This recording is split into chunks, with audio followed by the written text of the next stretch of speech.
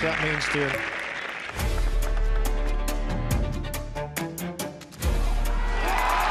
And Woods is home in 31. Rest of the day 65. 4 for Rory in the desert. His love affair with Dubai continues. The rhythm of the swing never changes. They're beginning to applaud, and quite rightly so. That is a simply magnificent shot from Colin Montgomery.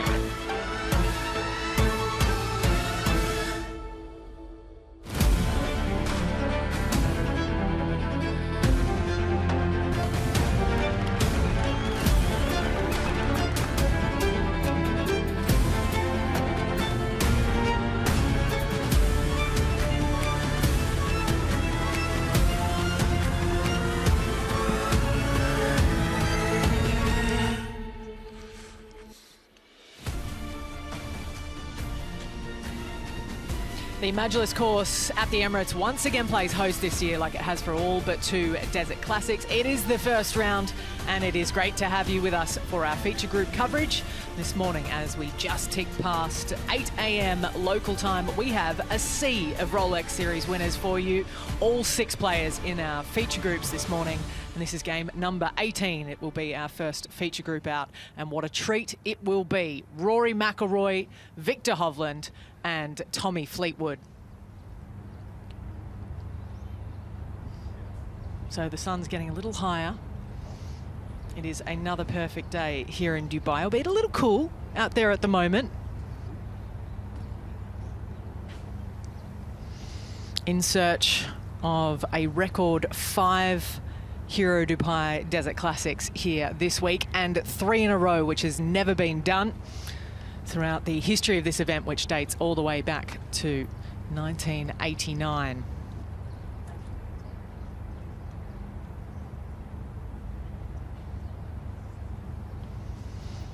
Got Alistair Scott ready to see our players out on the 10th tee. So bring on feature group number 1, McIlroy, Hovland and Fleetwood.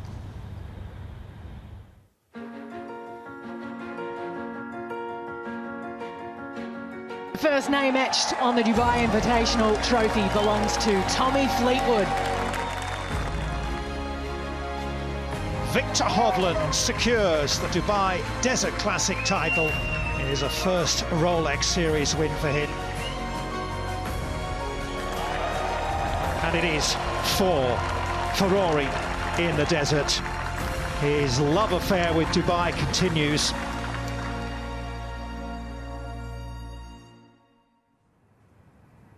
Will number 5 come here this week?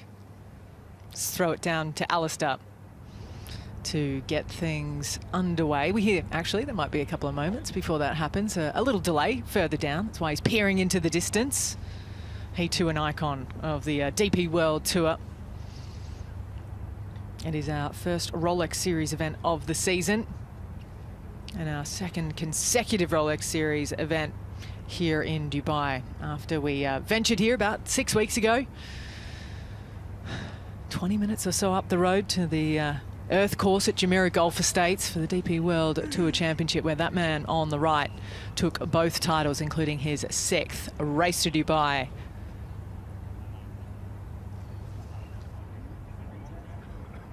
I'm Ali Whitaker. I'm delighted to have the company of Jamie Spence in the commentary box with me today. Little cooler out there for now, but we know it'll warm up, Jamie. Yeah, it's going to warm up, no doubt about it. The weather's set fine, there's no wind. It's a perfect morning for golf. They've taken off their jumpers, so it is starting to warm up now. Bit of a hold up here on the 10th, par 5. All the players can reach on this hole. You'd rather start on the first around this Majlis course, because the back 9 is the scoring 9. 3 par 5s on the back 9.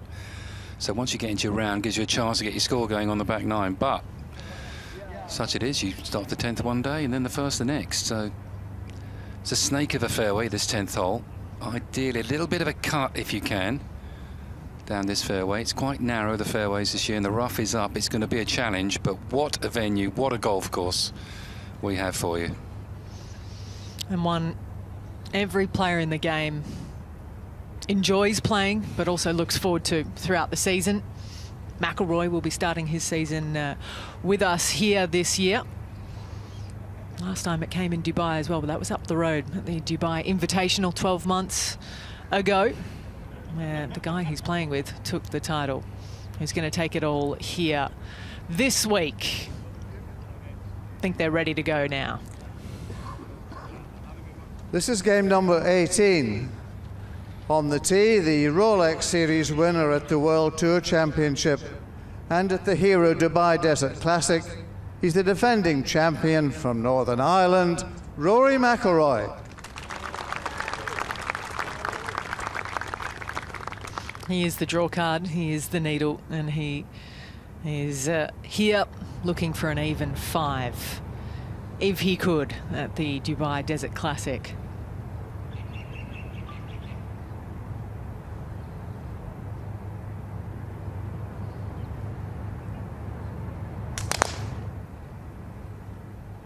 Into the sun for Rory. Down the left, is it? No, perfect for McIlroy. On the tee from Norway, Viktor Hovland. He too was taking a Desert Classic 3 years ago now. He said how quickly time has flown. Not quite at full strength. He's playing with a broken toe on his right foot at the moment.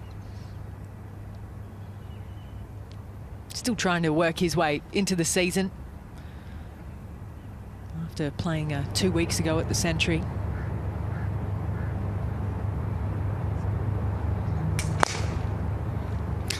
Trying to find his old swing.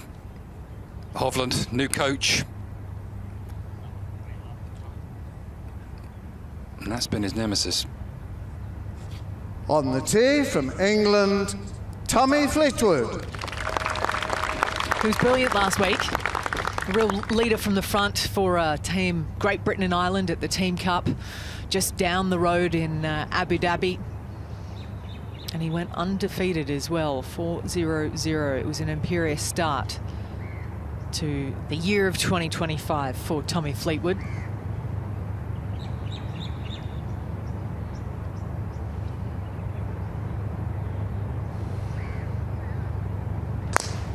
New driver in the bag last week. Can't see a thing. It's easy to hit it left here, yeah. And that's just chasing through. Oh no, Tommy. That is not the place to be. They're going to quickly rush over, try and get eyes on it. It's awkward. It's an awkward tee shot, 10, always has been.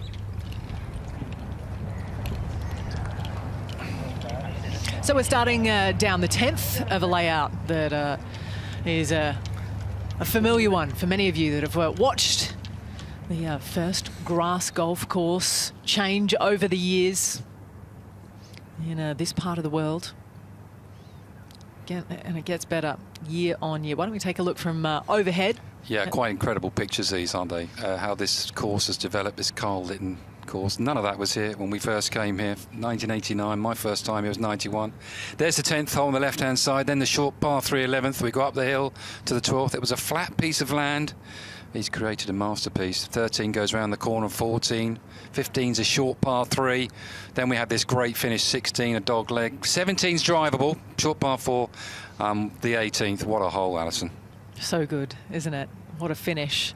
Both the 9th and the 18th, great finishing holes for either side, but of very different brands. The 9th, a tough par 4, as we see the front 9 here. Yeah, first 4 holes aren't too bad. 5's a birdie chance. Then we get into the tough finish. 6, 7, 8 and 9 are very difficult holes to finish, especially for this group now that we're watching our feature group coverage. They're going to have a tough finish.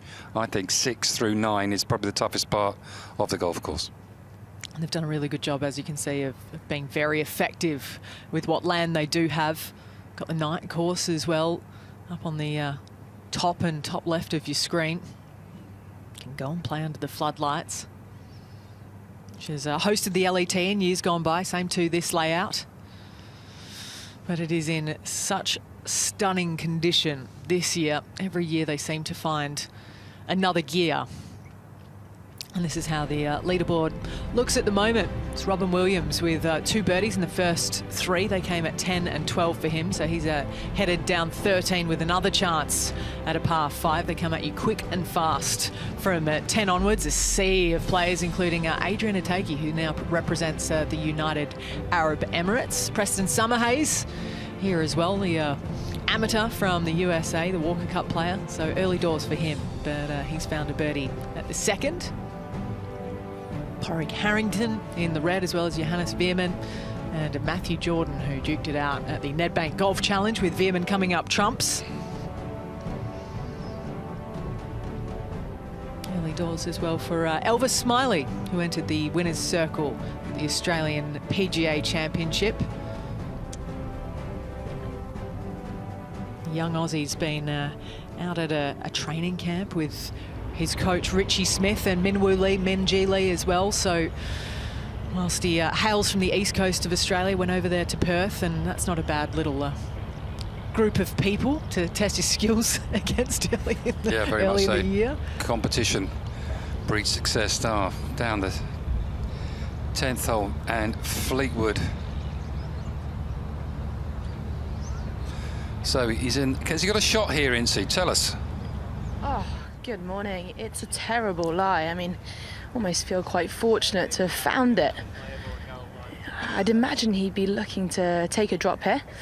Just got to be careful. If he goes further back, he can be impeded in that takeaway. Looks like he's eyeing up the route between the ball and the flag. And even the wasteland, it's not easy.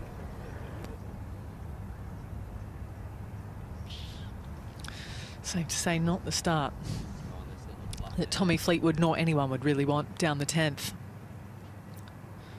Found the most penal grass down that left-hand side in that big waste area. You can see with those pictures, it's definitely, you just want to hit a little bit of a cut there, and both Hovland and Fleetwood just double-crossed it into that sun. It's an awkward tee shot this time of the morning, and they both found trouble. Fleetwood more so by the looks of it. Hole that you can reach in 2. Rory down there in the perfect position. Hovland now.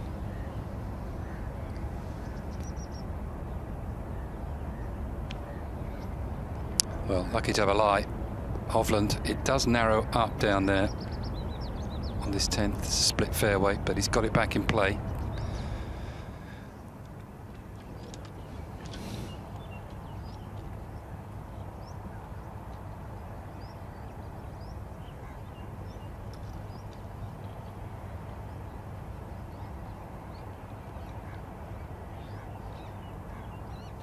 Great little green, slightly raised, but only really by a pace or so, surrounded by bunkers as well. Here at the par 5. Something high and soft, the order of the day, if you can, but naturally, it looks like his lie's fine. He's dropped it back on the line of sight. Good drop that, isn't it? It's a clean lie in the waste area, and they have let this waste area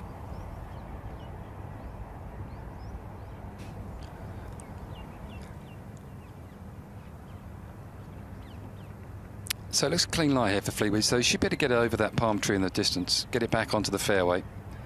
Sometimes if you can't really reach the green, you try and get it in the front bunker, which isn't a bad play, but I don't think he's too far back for that, Tommy. So he should be able to get onto the second part of the fairway and could still make a 5. Bit under pressure early.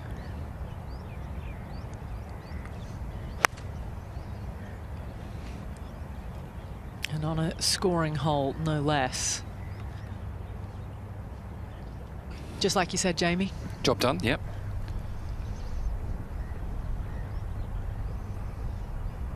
And with his pitching, Tommy, great chance with that pin back left. Great chance from here as well for McIlroy. And the one of the 3 that found the fairway.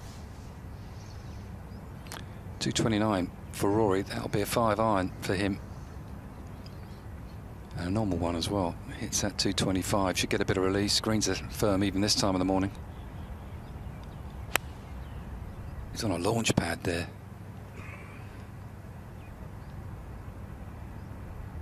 Oh. Just on the limit, wasn't it? That'll be in the bunker.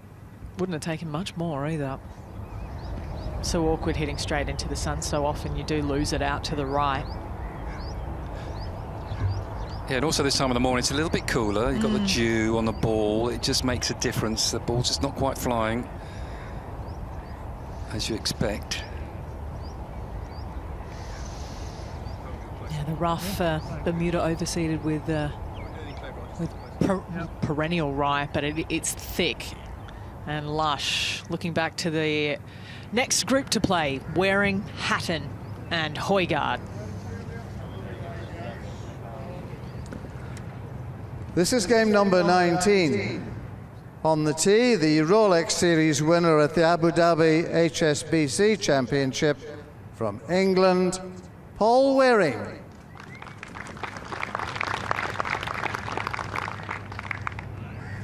A Dubai resident himself, practices where we were for the DP World Tour Championship, Jumeirah Golf Estates down at the Earth course.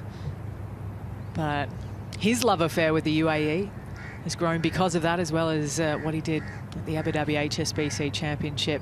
He got his first Rolex Series title in our penultimate event of last season. His game found another notch. Yeah, he's turned his career around, hasn't he, Paul Waring? Superstar.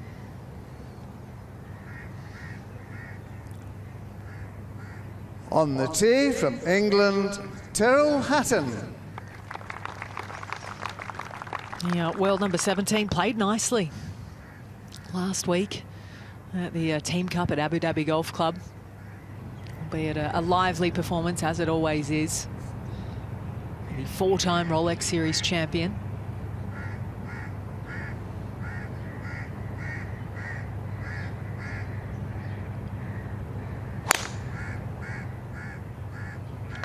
Always looks good over the ball, Hatton. His posture, set up.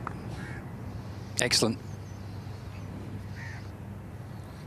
On the tee from Denmark, Nicolai Højgaard. Good to see him back ready and healthy to play. He too was meant to tee it up for continental Europe last week, but pulled out, and Julien Guerrier had to take his spot and take over like Rasmus, he did for Rasmus in the previous edition back in 2023. So a little bit of a sliding doors moment. But that really boosted his year. His performance there led to a Ryder Cup berth. That looked a little awkward. That wasn't good, was it? But avoided the bushes.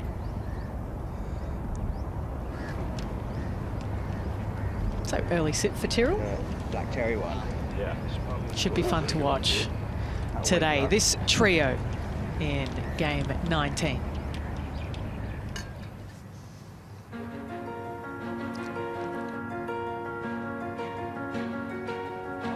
Nicolai Højgaard is the DP World Tour champion. Tyrrell Hatton thanks the HSBC. It's Rolex Series number 4.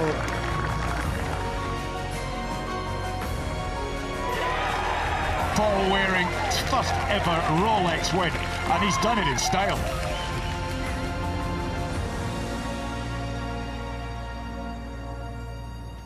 He went to Abu Dhabi hoping to get himself a spot in the following week. The DP World Tour Championship, Paul Waring trying to play himself from the top 70 to the top 50, ended up taking it all. Quickly down to McIlroy up ahead at the green. Yeah, good lie in the bunker for McIlroy.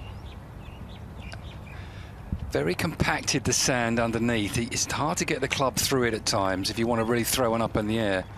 Always has been here. They're proper bunkers here, proper penalties. So disappointing he'll be with that. Rory. Not an easy time of day for the surrounds of the green that still have a lot of moisture in it as well. You see your shoes disappear pretty quickly when you walk into it. He's in the bunker with his fourth, we hear, so fifth coming next. So they're not looking in the bunker. No, stayed out.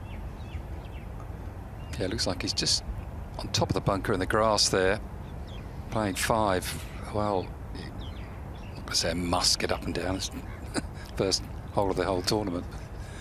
However, double bogeys on par fives, this is not easy. The rough's really up round the greens. This is where these guys are so good, though, I think, the modern player. Out of the rough with these lob wedges. Hit the flag. That was a tough one. There was nothing in his favour there, Fleetwood.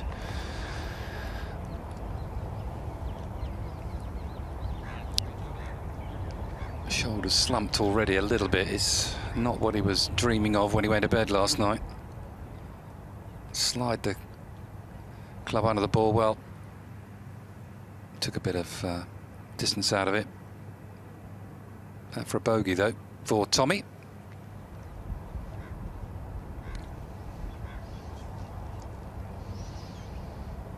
Now Hovland. Outside chance for birdie.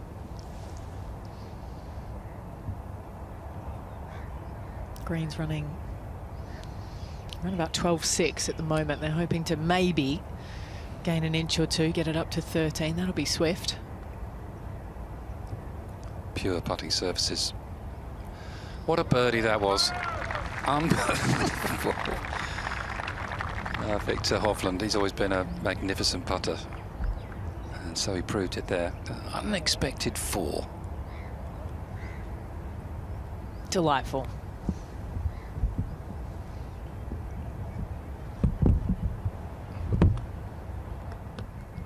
It's so picturesque, isn't it? This whole layout, the contrast of the sand, the desert as well.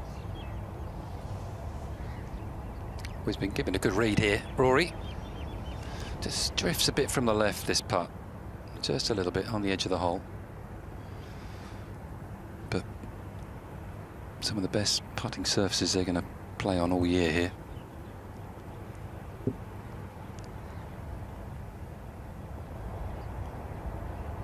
Well done. You're the only thing stopping you when you get on these greens. There's nothing else to blame, and that was perfect. An opening birdie from McIlroy, an opening birdie from Viktor Hovland. It's going to be a very different story, though, for Tommy Fleetwood, who has this for a 6. Led the putting stats last week. Up the road, Tommy, with this new putter he's got, he's designed.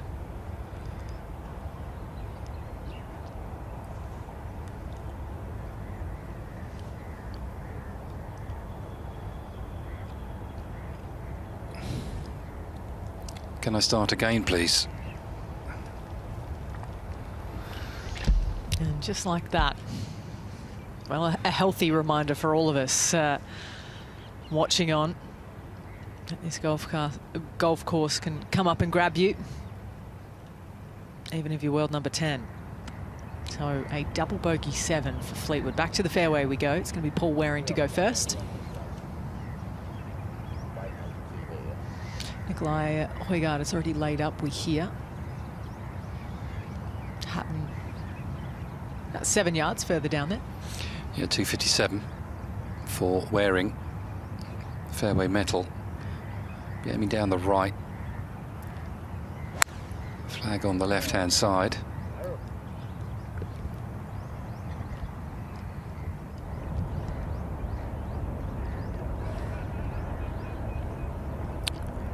Plenty of room to work with there for his pitch shot. It's so hard to see, even with the shades on, into this glare. In the go zone. 246. Less than that to cover the bunker.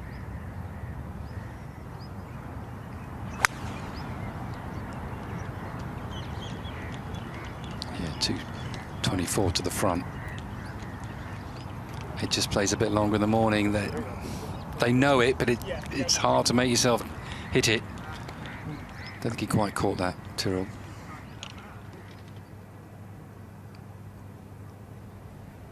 The debrief for Hatton continues. Let's go up to the 11th. 182 yards today. Yeah, pin tucked in the corner, as most of them are today.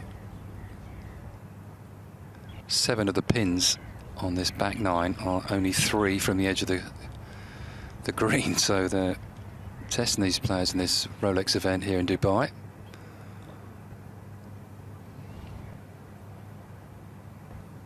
Just between clubs here for McIlroy, 8 and 7. Just pressed with an 8 with that back right pin. This is 8-180, so it is the yardage, but this time in the morning a bit cooler. Just want to be playing left of this pin, whatever club you hit.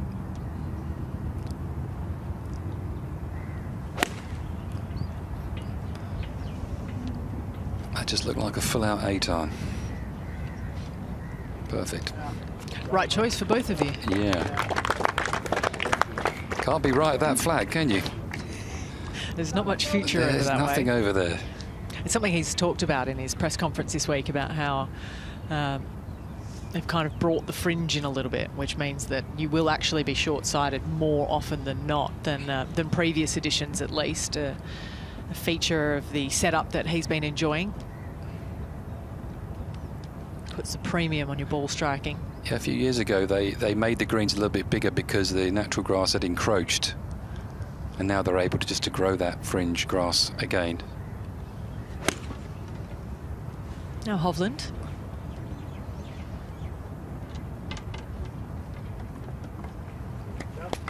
That's pretty good as well. There's a little tier to get up at the very back of this green. On 11 is 40 yards long. Had a little bit of a packing malfunction this week, Hovland. In Hawaii, he wore, with his broken toe, a size shoe that was half a size bigger than normal. He's left it at home, so everything's feeling a little bit cramped. He said that all the physios have been taping his foot to try and help as much as they can.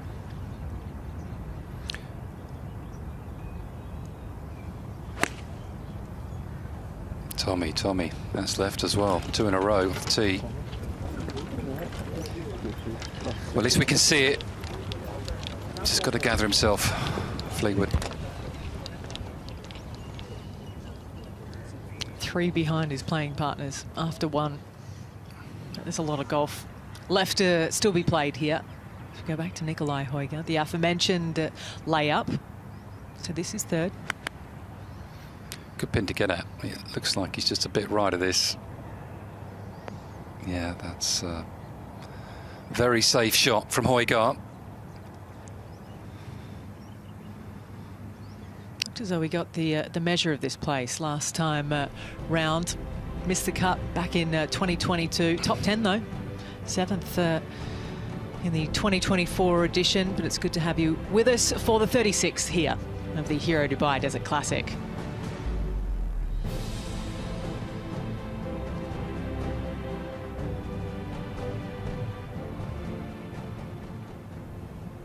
Well, Waring didn't find the bunker. Finished up short. This is perfect, this, with the flag back left. Should get some purchase on it. Yeah, lovely shot. Paul Waring under the hole. Very nice.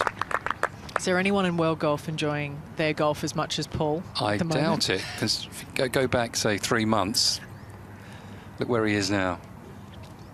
It's funny, I caught up with him at the Earth course at the end of last year, obviously after his win, and he said, my games felt good for a while. And I was texting Justin Rose saying, I really want to be on your Team Cup team. And Justin said, you've just got to show me something. I think he did. Yeah, he certainly did. Shot 61 in the 2nd round up at Yaz Links as well to get it done. Course record down there. Now Hatton. Let's see how this ball comes out. They generally come out quite low out of the bunkers here. Firm underneath. Hard to get that high floater. Yeah, see how low that comes out. It's unusual for these players, but that's a good shot. He played for that release, Hatton. They're not easy, the bunkers to play out of here.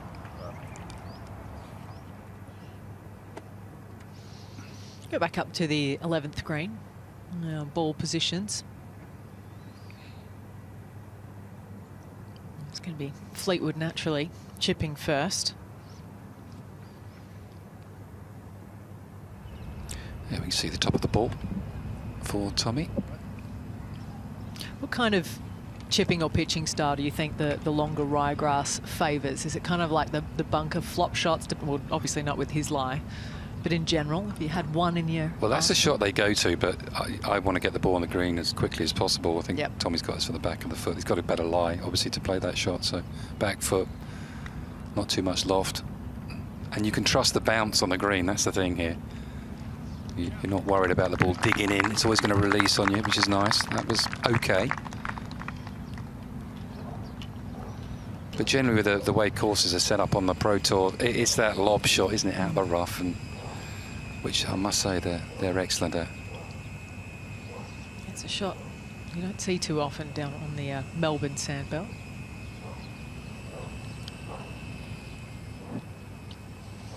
Shadows nice and long here this morning, just past 8:30 local time in Dubai.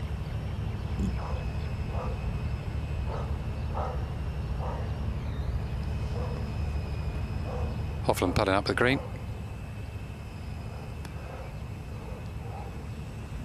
A little bit of break from the right here, up the hill. Got to play smart this morning with these pins. Generally this course it's just, you know, green light, off we go. Look for birdies, but there's just some pins tucked away here today. Come on, come on. Good try.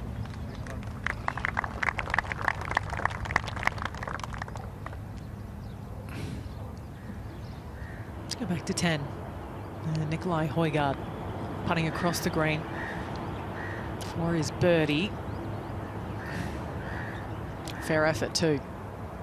I was just going to say, he's not hit a good shot and he's probably going to make a birdie. He nearly did. Jamie's got his crystal ball out. You're quite good, you're quite savvy with your predictions. Well, it's a long way to go. One in a row. Over to McIlroy. So nice to play the course early in the morning, isn't it? First day with the greens pristine, and you can see the line. You see where he's aiming way left here. He's going to just drift it into the hole. Never quite hit it. Hard one, that. Can't hold them all. Nice steady start though. Birdie par.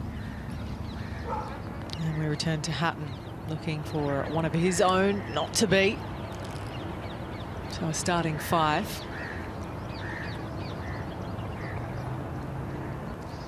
Another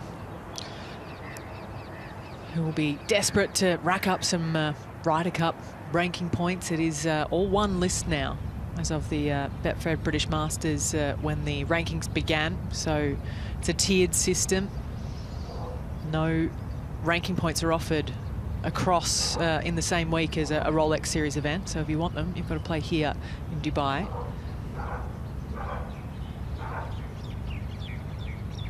Par, Fleetwood. Good par, Tommy.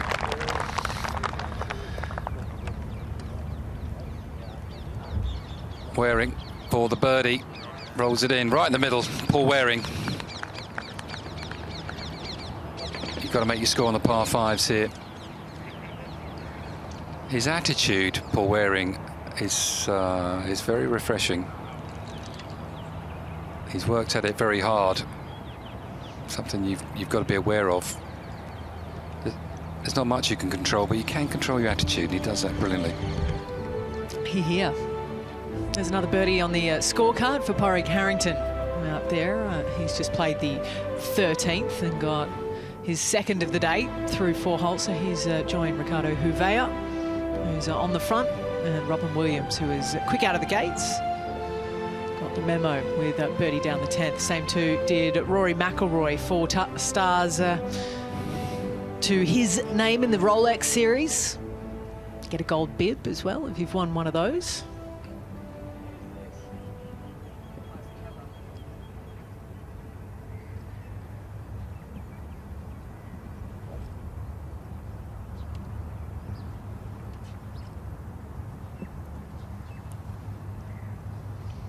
That is Dubai Marina in the background.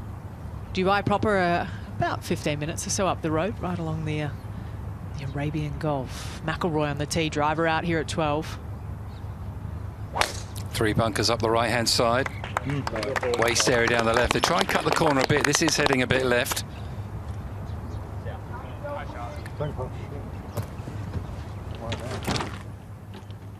Oh, that is miles up there. Flags at the front. That's just a pitch from there for Rory. It's not fair. This used to be a strong, strong par 4. These boys just make it look so easy. Now he's been fighting his swing. Viktor says he doesn't like the way it looks. He doesn't like the way it feels. At the moment, he's trying to go back to how it was and play the cut. Got the double pump going. He had a lovely fade going for him, didn't he, a few years ago, and trying to hit a draw can be a big mistake. And then didn't like the draw and now wants to go back to a fade. He's a handful. He said it himself, if you watch any of the clips from overnight. Be careful what you wish for, eh? But it is so easy to kind of get caught up in either shot shape or searching for distance. Trying to improve. Depends which way you do it, doesn't it? Paul Waring did it the right way. Hung tough. Took a little while, 6 years between wins for him. He's always been a good ball striker, though, Waring. It's his putting that's let him down over the years. 7-iron, 182. Very well connected golf swing. Worked with Graham Walker all these years. It's a good shot. So that just hangs on. Back to 12. Third to play here, Fleetwood.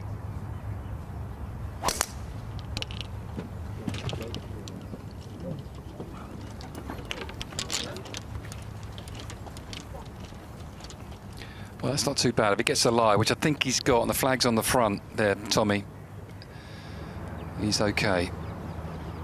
Back to 11. Tyrrell Hatton. Just a touch over 180 to that back right flag. Anyway, tucked in close, kind of pin high left is the MO. So pulled the right one out of the bag.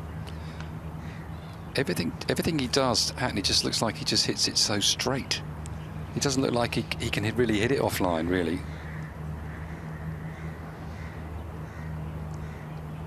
Two very different styles of game. He and Nicolai. There's many ways to play this game. I remember when he won in the UAE, his second event at Ras Al Khaimah. After already, I think he had won in Italy by that stage. He went everywhere, but it was magic, absolute magic to watch. Shaping the ball around from 250 yards out, eagles from out of position.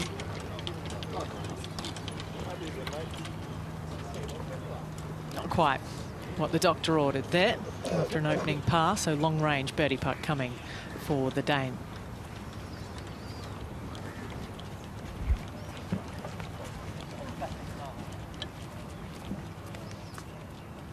A couple of extra practice swings there. Wasn't the perfect preparation down the road in Abu Dhabi, but I'm sure, like many of us, he is happy to be back in Dubai. We're calling the UAE home for 3 straight weeks on the DP World Tour, the Middle East, for the first 5 of the year. And what a place it is. It only rains for about 25 days every year on year on year. There's the Burj Khalifa, the world's tallest building, about 830 metres tall. It's a marvel, this place. You always remember your first trip here, head down to the marina, which isn't far from where we are. 15 minutes or so, only 3 kilometres towards the coast. You can go see the Dubai fountain as well. It's all flowing and choreographed with music. And it will host 2 of our 5 Rolex Series events of the season. We'll come back to the Earth course later this year.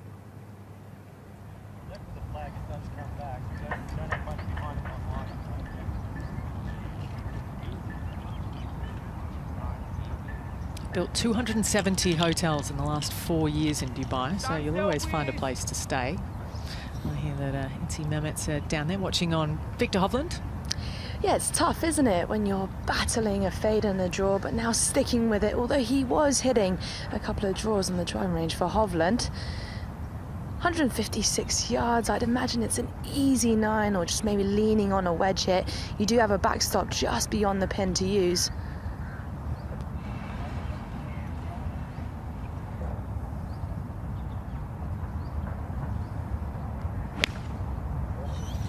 Gettable pin, this one, on the front. Yeah, right there. Super shot from Hovland.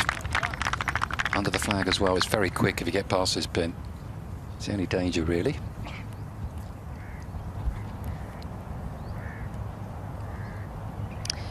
Well, that's 3 left in a row, isn't it, for Tommy Fleetwood? And over the years, they have fluffed up the waist area. A handful of years ago, it was a little bit more compact, maybe making these sort of shots a bit easier. But when it's fluffy, it's easy to catch it a bit heavy. So important to get a ball first contact.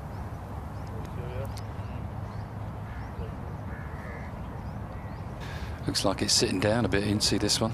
Yeah, ever so slightly, but it will suit that kind of ball first contact sort of swing where you nudge it in the back of your stance, maybe grip it down a fraction, and you hit down on that ball, just trap it, and like I said, you've got that backstop to use if you like.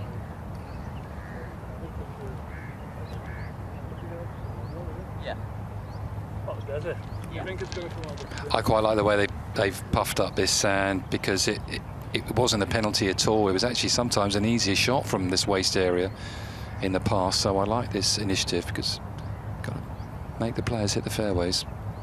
Not easy, this, for Tommy. Tough start for him.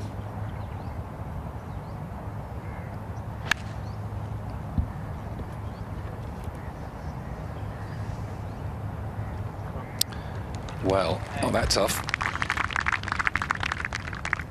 Exceptional from over there in the desert, Tommy Fleetwood. There were a myriad of ways that could have gone wrong, but it went all sorts of right. You can see the birdies today have come from either on the fairway or up the right-hand side. McIlroy's a long way down.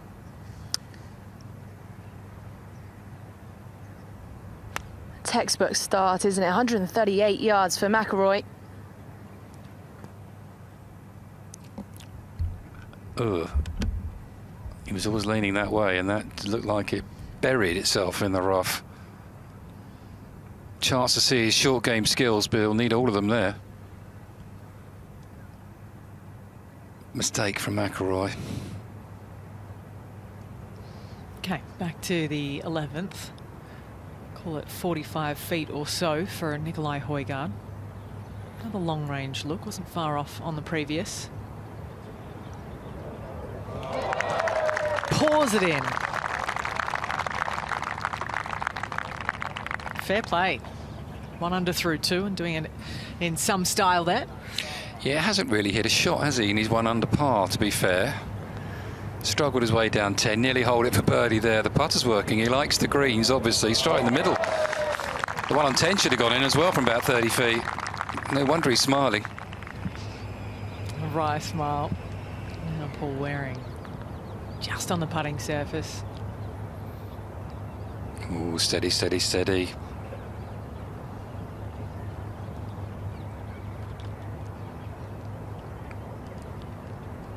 Impressed a lot of people last week, both with his demeanour off the course, such a team player, but captured some of the biggest winning margins as well. Out with Laurie Cantor, out with Matthew Jordan. Listen, he's had injuries, he's had lack of form.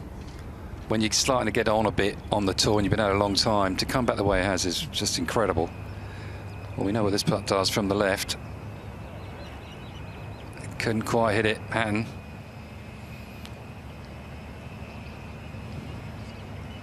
So it is going to be a par start. He's had 4 previous top 10s around this place without ever really challenging right to the death on the 72nd.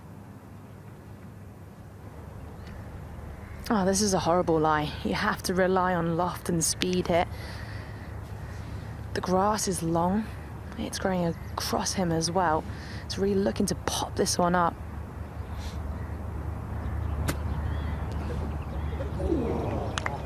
Not sure he could do any better than that. New lob wedge in the bag for Rory this week, 60 degreer. Oh, I needed 65 or 6 there. For par. Waring coming back. Rock solid. He's found a method with his putting, Waring, that he's comfortable with. He's been battling and battling and battling with his putting for so long. So never give up. Never give up. You never know what's around the corner in this game. 1 week, Alison.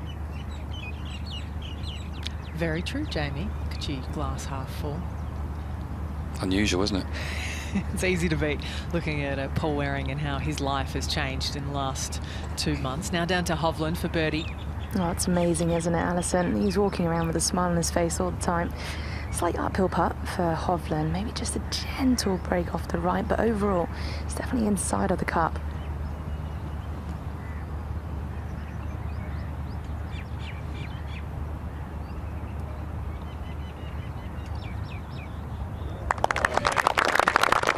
He's got another. Yeah, it's a stroke to copy, Hovland. That's his superpower, I think, over the years. Once he gets that fade back off the tee, he's in. Look out.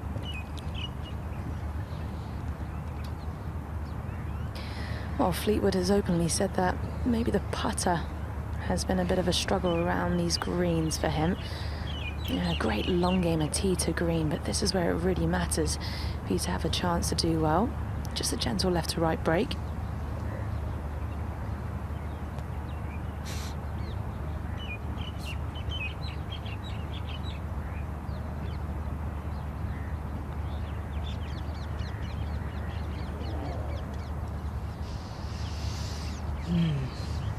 That one goes missing.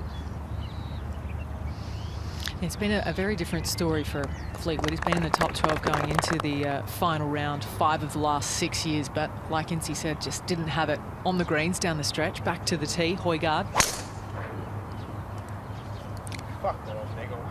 Apologies for the language. We hit one left on 10, he's hit one left on 12 with the driver.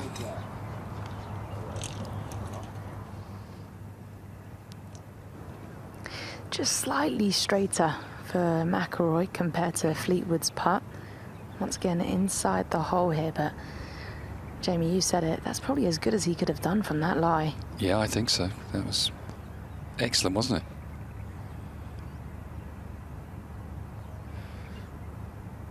But after that drive, you shouldn't be making 5. Just a flick into this 12th green, he makes 5.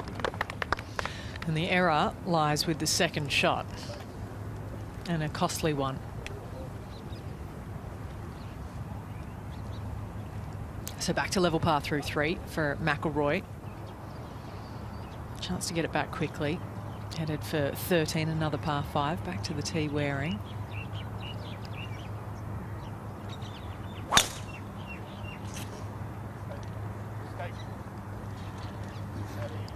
Three bunkers up the right-hand side, be aiming at those, and he's found them. Trying to just draw it off of those. Needs a bit of luck there, Waring.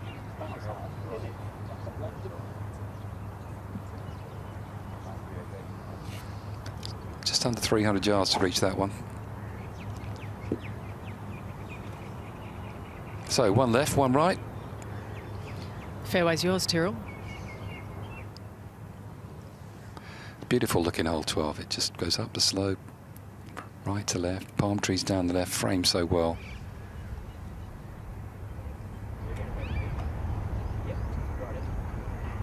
That's heading a bit right, not too bad I don't think. Difficult to tell with Tyrrell all the time. That's fine. A little bit softer this time of the morning, so it just sat down nicely for him.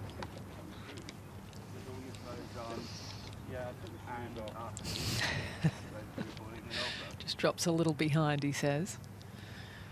Isn't it magic? Might even be prettier come the night time as well. The marina. As we take a look at the Fantasy DP World Tour, you see the favourite, McIlroy, the form horse, Tyrrell Hatton, maybe the wild card of Johannes Veerman. You can scan that QR code and play along with us throughout the year. Go to fantasy.dpworldtour.com for more information. You pick 6 players, one of whom is your captain. They count for double points. You can play against us, the commentators. We're quite easy to beat. We are rubbish, aren't we? We are absolute rubbish at this. Look. I've gone for McIlroy. You went for a real dark horse Yeah. review. I took a chance this week. A little more sunscreen for McIlroy. Need it out here. 12 hours of sunshine a day.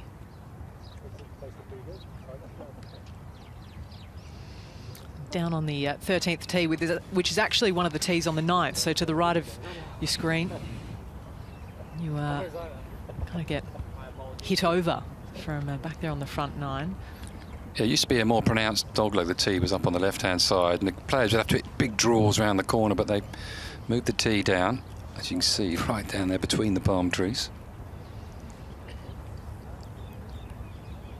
It's kind of like the social media handle, golf holes that aren't golf holes. You know, when you're standing out on the tee and you look at one from somewhere else on the course. I think this would make a pretty decent option. I feel like they've gotten a little creative here. Do wonder if they'll ever go back to the other tee, maybe play it as a par 4. It's a far more awkward driving hole from the original tee than it is from over here. Well, it's a great design, this course, and I wouldn't want to fiddle with it personally. It's nothing wrong with the players making plenty of birdies or even the eagles. It's an awkward drive. These guys make it look easy, but it's still a difficult drive to get it around the corner. There's some palm trees that frame this tee shot.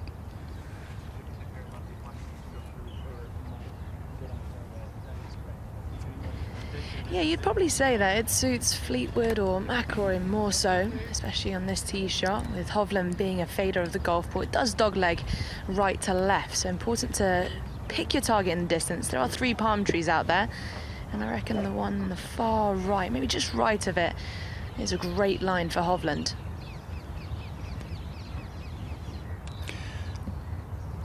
So what's the backswing? Slower, there's a pause. It's called a double pump.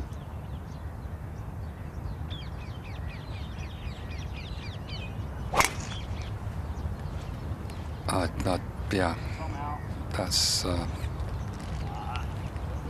not a thing of beauty. Hopefully he's got away with it.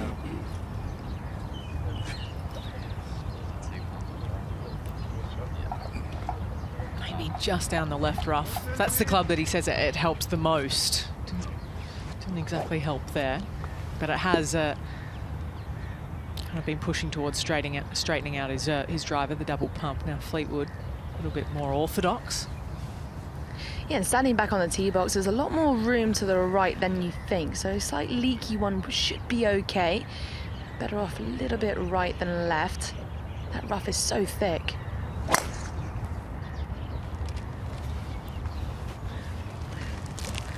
Turned away quickly, Tommy. No need.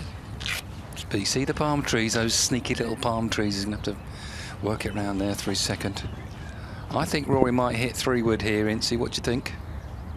I'm wrong, it's a driver. Yeah, I would have thought he's taking this corner on, Jamie. He's a big boy, plays the golf course differently. Yeah, I know. I'm too safe. You'd hit a 3-wood maybe out to the right. This is Rory McIlroy. Oh, he's gone left. Thing is, he hits that 3-wood 300 carry. Oh, needs some luck.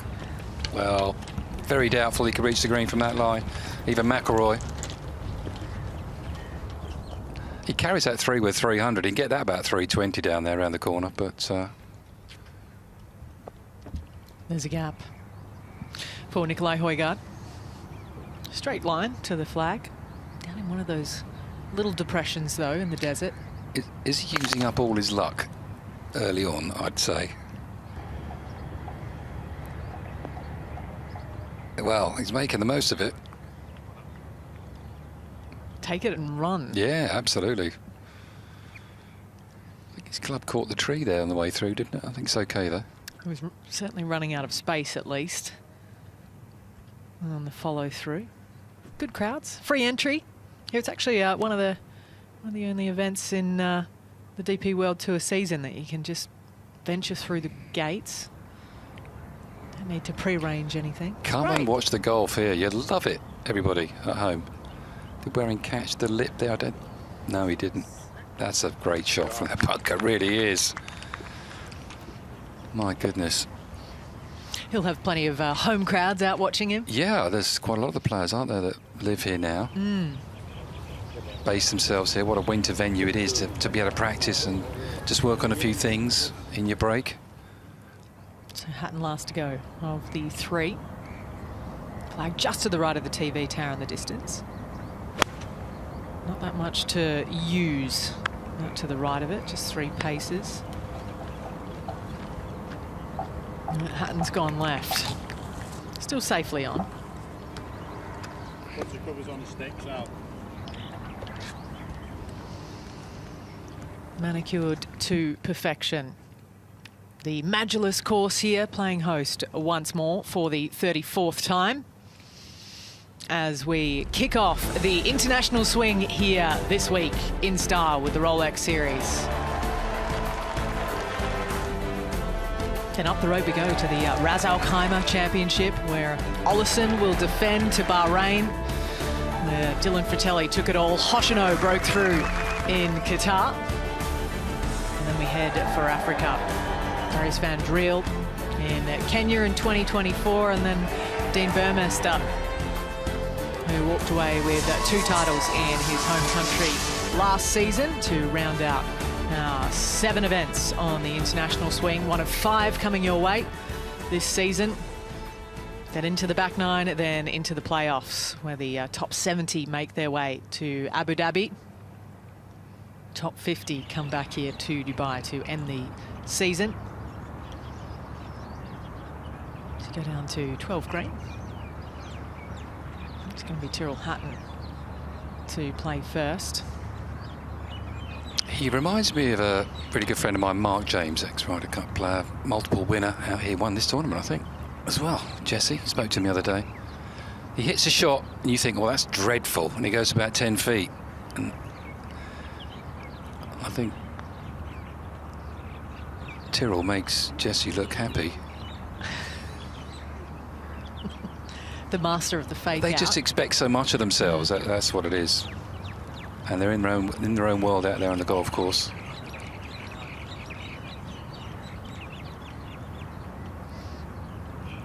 It has to be interesting to play alongside a guy like Tyrrell in a Ryder Cup. Matt Wallace, they put out alongside, tried to match personalities last week. Yeah, I'd like to be his partner. I'm not sure I want to play against him. No. I think that there'd be a lot of smiling and nodding within the team. Just let Tyrrell do his thing, because it's wildly effective. Yeah, just let him go. Well, interesting tee shots down here. None of them are ideal. This one, well, looks like the 5 would. A little bit off the right, very little wind. Yeah. Or is it the mini driver, Incy?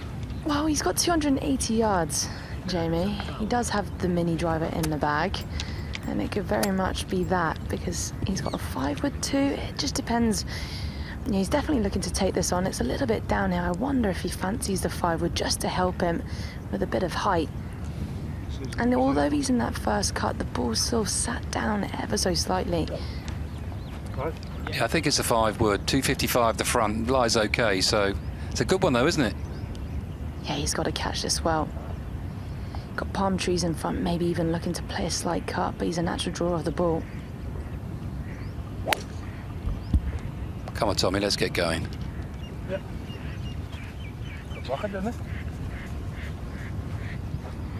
Where he was, that's not bad. He's so hard to turn the ball out the rough. So he's on the right side there, Fleetwood. Needs a birdie. Got a bonus birdie at the last. Nicolai Højgaard. It's about half the distance of that. Also for a dash of red. Middle off the left. Well, he's got his putting boots on. That was another excellent putt.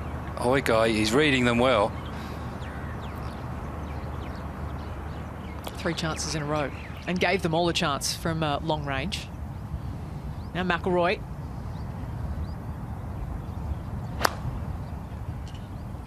You can hear how heavy that grass is. Hovland's laid up. Rory's done the same. You don't want to get too close here on 13. Flags cut on the right-hand side there. Just be a picture, Rory, from there. They're easy par 5s. You hit the fairways. Not so easy if you don't. Always been the way here. Already seen that lesson. Learnt by Tommy Fleetwood back at 10.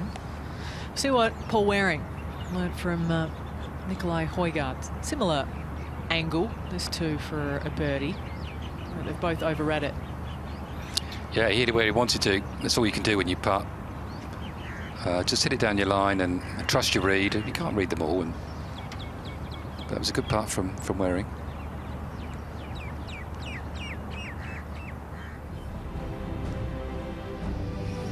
So that's how it looks at the moment. And that's Ricardo Hovland, who played beautifully, didn't he, at the end of last season in Korea. Top 3 there. He's 3 under par through 5, leading the way here in the Hero Dubai Desert Classic.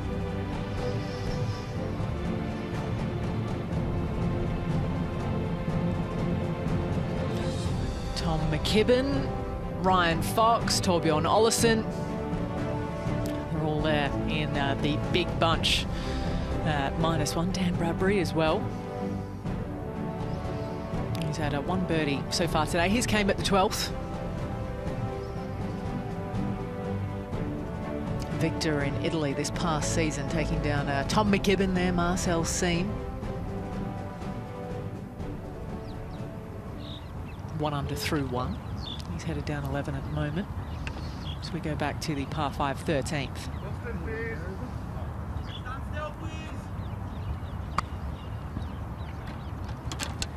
Just shows how punishing that rough is. I mean, Rory McIlroy is so strong, yet opted to lay up, which was the right thing to do. I've got this as just over 100 yards on a slight downhill slope to back pin too. He's good from this sort of number.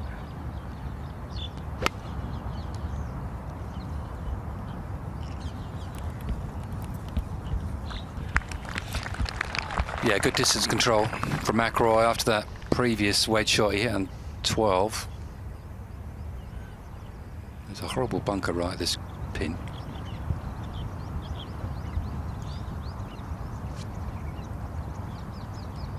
Just looking to feel this one in from 89 yards. Once again on a slight downslope. Just want to massage a wedge in, perhaps.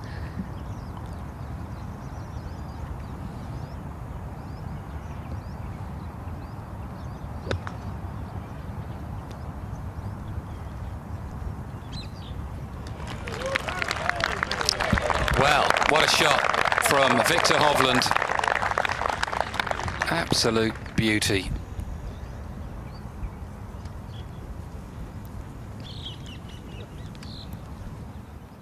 Won't have much left to join the lead in a few moments' time for Hovland. Back on the tee, Højgaard ready to unleash. 2 left with the driver. Got to be right, this one. No. That was a pretty good tee shot. Unlucky, just needed 1 bounce. It would have got on the fairway. Won't be able to reach from there. Better tee shot though from Højgaard. It's a beautiful spot, this 13th. You've got the 7th green just the other side of the path. A lovely pond there with all the koi carp in. They always gather under the little bridges there, waiting for little delicacies. Tap in for Hovland.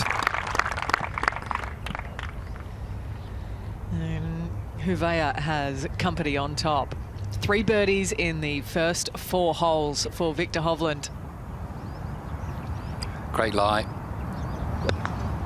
Sounded good, looked good all the way, didn't it, this one? So nice to see the ball release on the greens as well. Rely on that bounce. They're going to get firmer through the week as well. Stunning shot. Quick start out of the gates. So now Tommy Fleetwood. The rough creates a bit of a nest effect. It's long, but it's quite light in texture, so very easy for the ball to sit down. I'd imagine a bit of weight on that front foot, plenty of green to work with.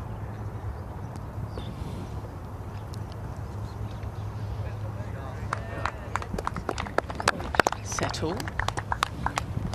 Looked better than that, didn't it, for Tommy?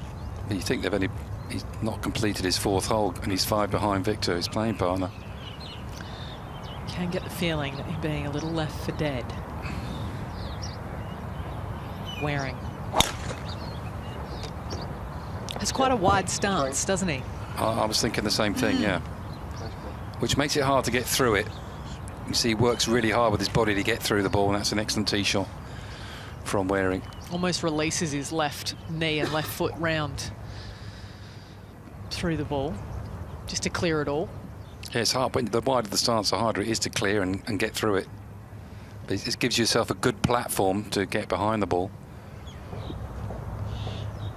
Well, it's obviously a right to left putt, but he did have a good stare at how Fleetwood's chip did release as they went past the hole. I think this is a ball and a bit, maybe just outside of the cup. But the greens are pure. Aren't they just? You can see what he does to the par 5s on this golf course.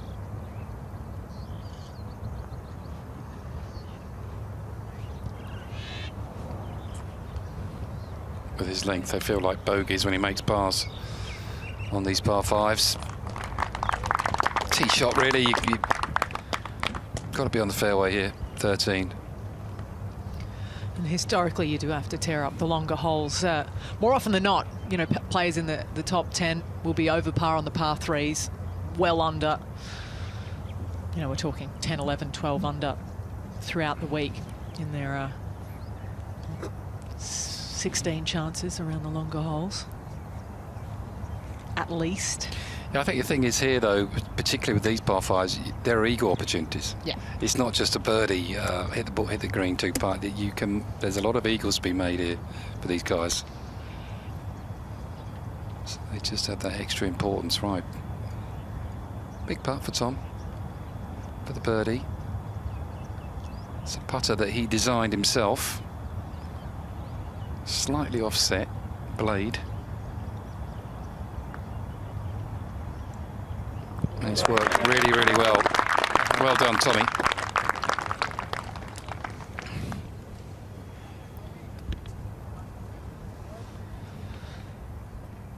So back to 1 over. First birdie of the day. Does seem to be a whole lot more comfortable with that club since the redesign.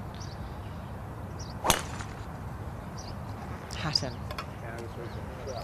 Well, that looked a good balanced swing for Hatton. Yeah, beautiful shot.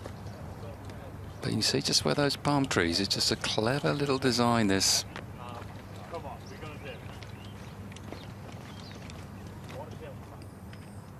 But it's an exciting par 5, 13. It's an exciting back 9. 3 of the longer holes on it, which we love come Sunday in the final 9 of 72 here at the Emirates Golf Club that we have to look forward to. And there is Viktor Hovland, who's joined the fray with back-to-back birdies at 12 and 13. Another that came before it down the 10th as well. See Keita Nakajima, the Japanese superstar, winner in India this past season. He started his day with back-to-back birdies at 10 and 11.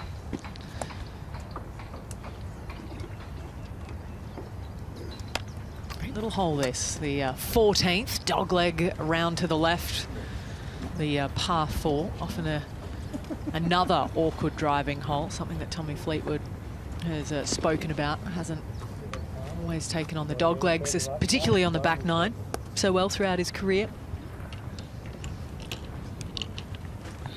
It's going to be less than driver for Viktor Hovland. Yeah, you've got options off this tee. Some of the aggressive players do take on the driver and try and cut the corner, but especially with where this flag is at today, tucked away on the left-hand side, you're better off laying back. And as it does turn in that dogleg, it gets very tight, and you've got the water in the distance too.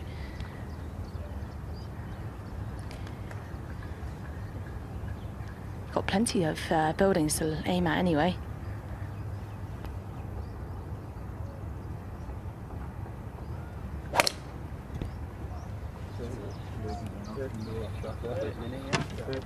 Well, it looks anxious after that one, leaking it a bit right.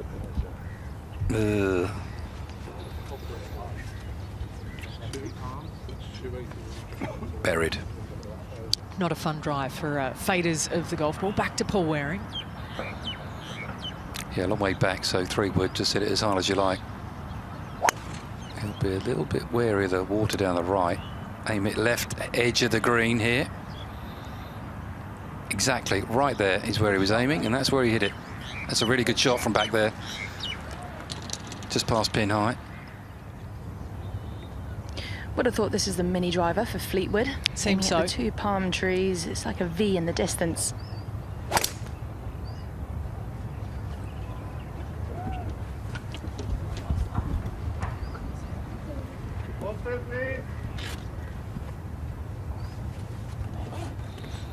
Not bad.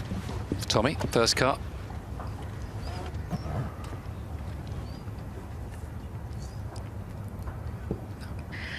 Well, we did say there's options.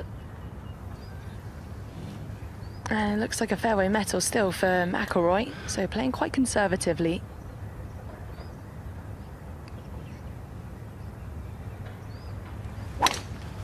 Ideally, you want to hit a bit of a draw, but he's come out of that, Rory. So hard to get it left off this tee. Uh-oh. There's water over there. I don't think he's up the tree, but he is in that direction. We shall see. Even more of a premium on the fairway when the pins are tucked in the front, just over those 2 bunkers. It's 15 on today. 3 off the left as we go back to Hatton. Can see just the left half of the green. Needs a little bit of a cutter here. Tyrrell, 262. Well, he's got some green to work with, but that's going to be quick from there for Hatton. And we hear that Rory has found the water down the right, 14. As they make their way down the raked path. Højgaard from the rough, laying up here on 13.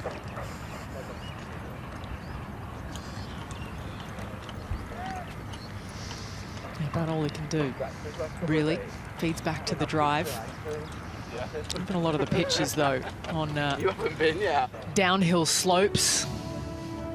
Nothing straightforward, so you do find yourself 300 through 4. It's because you've earned it, even with a couple of par 5s to start off the back 9 that come at 10 and 13. Like Hovland does, it's Ewan Ferguson alongside him now, who's birdied his first 3 holes today.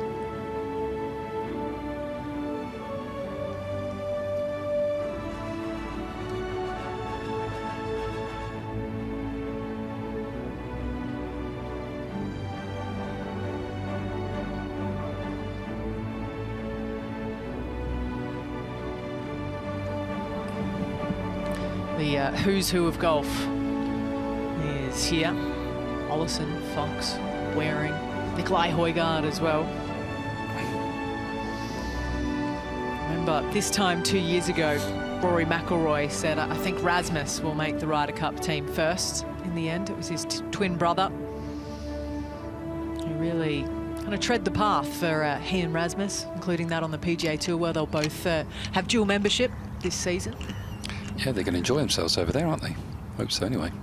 They're going to make history come Augusta. They'll be the first set of twins, apparently, ever to play.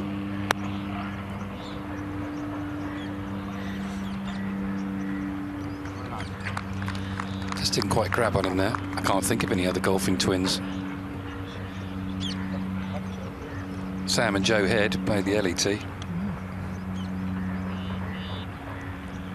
that's a good point. Well, Rob Lee played with our colleague. Rob Lee played with Nicolai Højgaard last year in an event, and he just couldn't believe how good he was. He was blown away by him. Well, there's a great view of 14.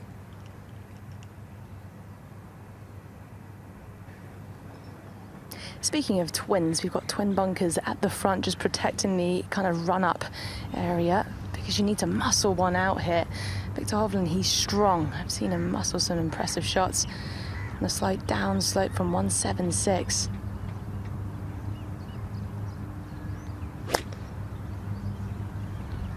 There's a tiny gap. Well, he was up the gap as well. From where he was, it's a good shot. This rough is thick this year. Really is. I don't think the scoring is going to be anything like it normally is here. It's difficult. Did Rory find the water, Incy? Unfortunately, he was swimming, hence taking the drop right now, but it's very compact. Plenty of spectators walk on this part of the waist area.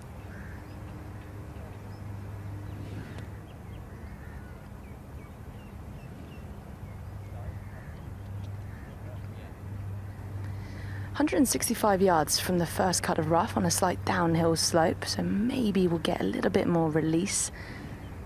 Should be looking to lean on a 9-9 here and eyeing up just right of the flag. That pin is really tucked away on the left corner.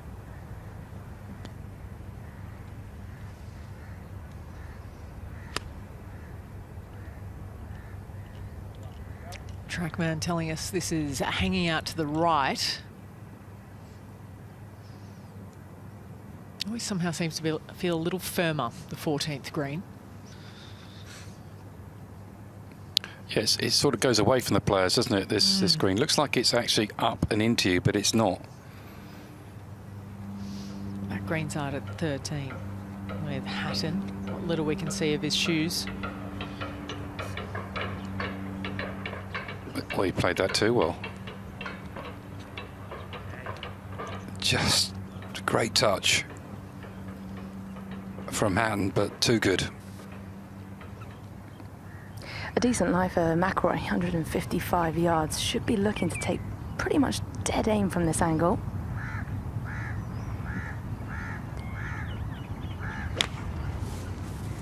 And 3 from the left-hand side. This pin here on 14.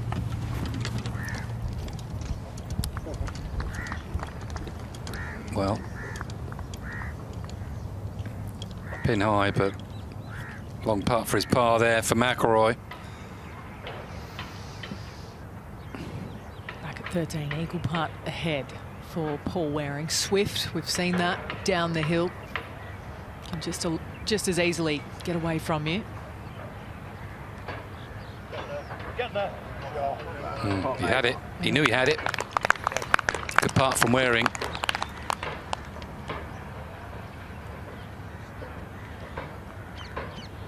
Thinking about your twins. Oh, you keep thinking. Because of the Maguire sisters, but Lisa no longer playing. Leona on the Solheim Cup team, of course. One of Ireland's best.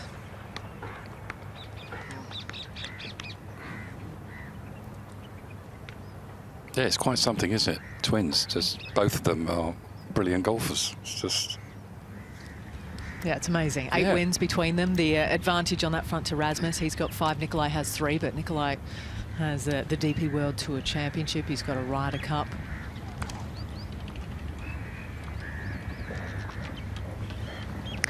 This doesn't look easy, Incy. Yeah, it's a little bit fiddly. It's a good lie. I mean, the lie's quite tight, so you can gauge a little bit of spin. However, it's still ever so slightly dewy, so it might even skid. So Hovland, I actually spoke with TJ, his new coach he's been working with for the last month or so, but he only touches his long game, and Hovland focuses on his short game just by himself.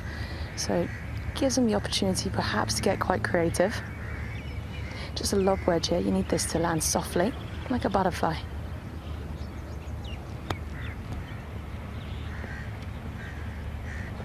Very good.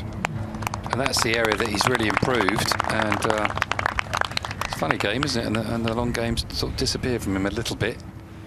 But that side of the game has become excellent. Putter's been working well so far today for Nicolai Højgaard.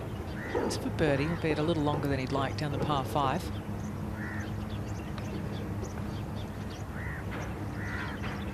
You think that's going to go left down this green, but it just doesn't. It's just some of these greens just go the other way here. And you sort of know it, but you just can't make yourself do it. You think, I'll go really soft down the right, it's got to go, but it didn't. I think a lot of people get caught in that trap from past the flag today.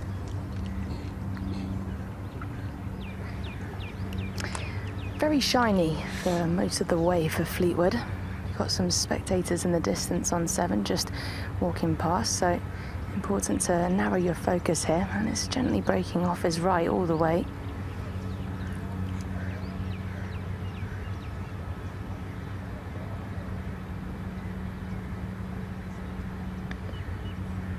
Little colour, grain change about 6 feet in.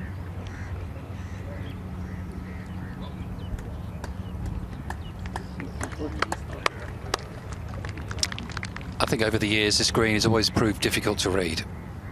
14. It just plays a few tricks with you. Generally it's straight. Quite the enigma. Now can Hatton get into the red here at 13? Not yet. So it's 4 pars to start his campaign here in Dubai, and 1 less golf ball. Yeah, that one wasn't working, was it?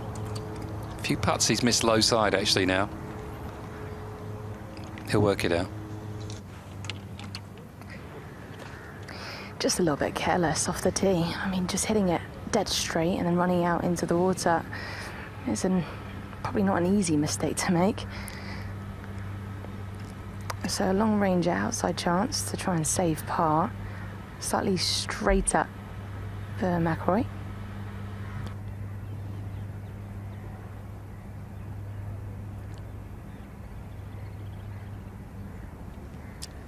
He's forgotten to hit it. Maybe scared a little out of it after Fleetwood's effort running by. A little bit of work in that one.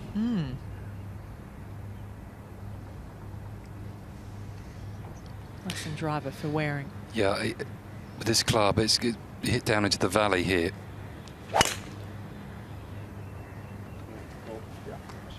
He's taken it over the edge of the trees. Said he hit off the bottom a bit. I'm not sure it's gone out of the rough. On the left. Might have just hung up, making attacking this flag a little different if it stayed in the longer grass. Well, work to do for all 3 players. Here on 14.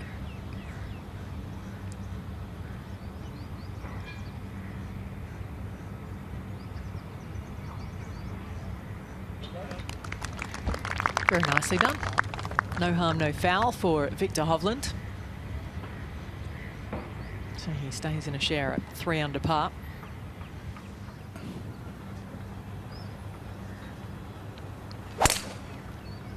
Nicolai.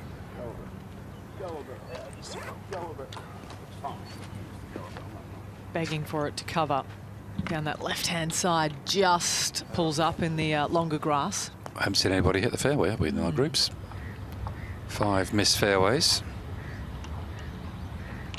Tommy for par. Just run it by a bit. Don't leave the hole with this one. Well done, Tommy. Stays at 1 over. Ugly double bogey, 7 on the first hole he played, the 10th.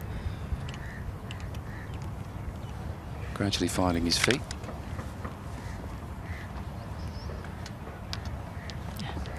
Just warming up after the conniption at the first. The 10th hole today. Double bogey there, working his way back into it. This 4 bogey after the errant 3-wood off the tee. So it just costs him 1, McIlroy. But it is 2 drop shots in the last 3 holes. Execution error down the 12th with the wedge in. Execution error with the tee shot here on the par 4. Both proving costly. So a step in the wrong direction puts him over par at the moment. When there is a myriad of fast starts to be had, including, like we said, Ewan Ferguson, who's had 3 on the bounce from 10 onwards.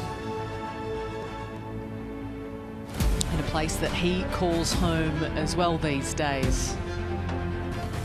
It's majestic. The dunes, the city that flanks the coastline of the Arabian Gulf, the Burj Al Arab, Burj Khalifa, the Dubai frame, biggest frame in the world. If you can dream it, you can find it here in Dubai. And it absolutely glows at night. Just as pretty as it is during the day. So much to see and do here. And a very easy place to get to these days as well. Real hub of travel. Paul Waring will be making his way to and from Dubai over to the US. No plans to get a place to stay over there. Maybe he's got to fill a week, but aside from that, he's going to go back and forth. Yeah, direct flights now, isn't it, to New York from here? I think to LA as well. To LA as well, that's a long one. It is a very long one.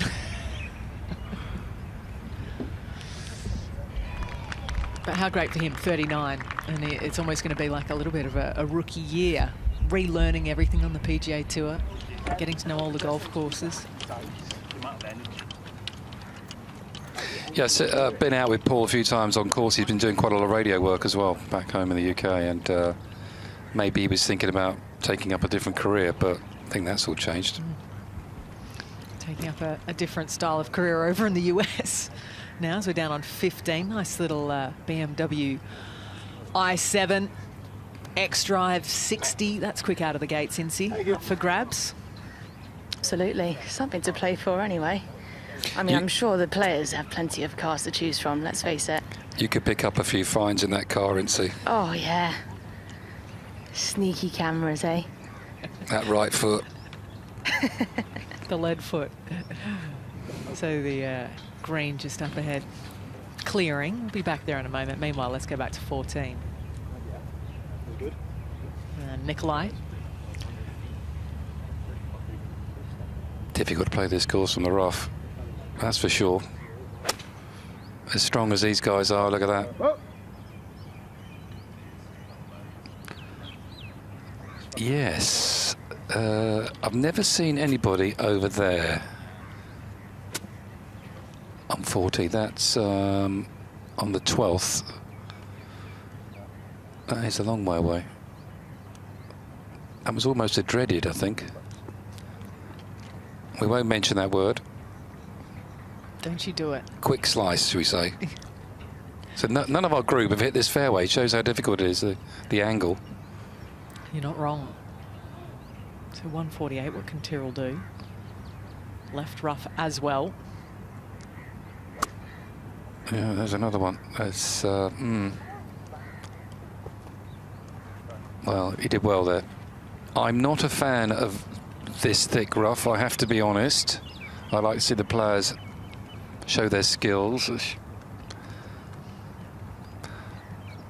Let's be careful what I say, Alison. We can talk about your dream setup in a moment as we go to the par 3 with Hovland here at 15. Well, there's a BMW up for grabs, 180 yards. Long right is the fat portion of the green. Plenty of trouble left.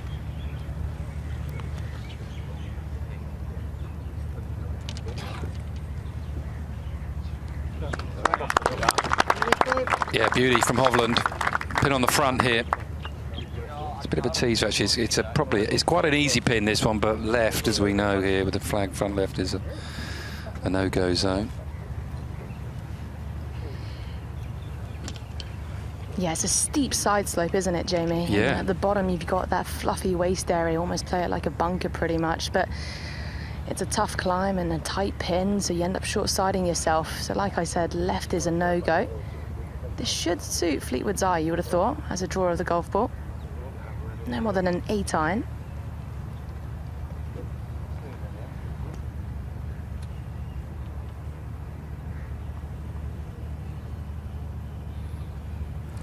Yeah, quite a narrow entrance to this green. There's not much green to hit at the front.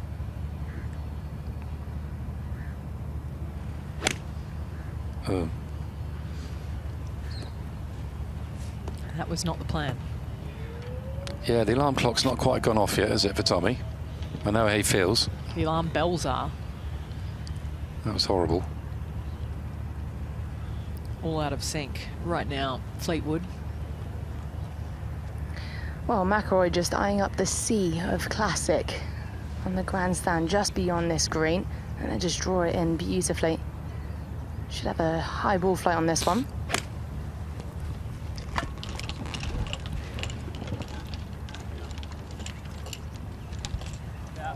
Yeah, right at it. For Rory.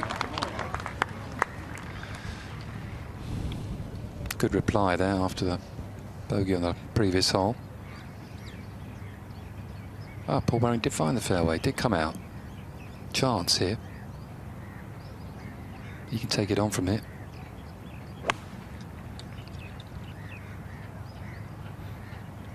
Making steady progress today. Got it about 14 feet or so for a chance for birdie number 3.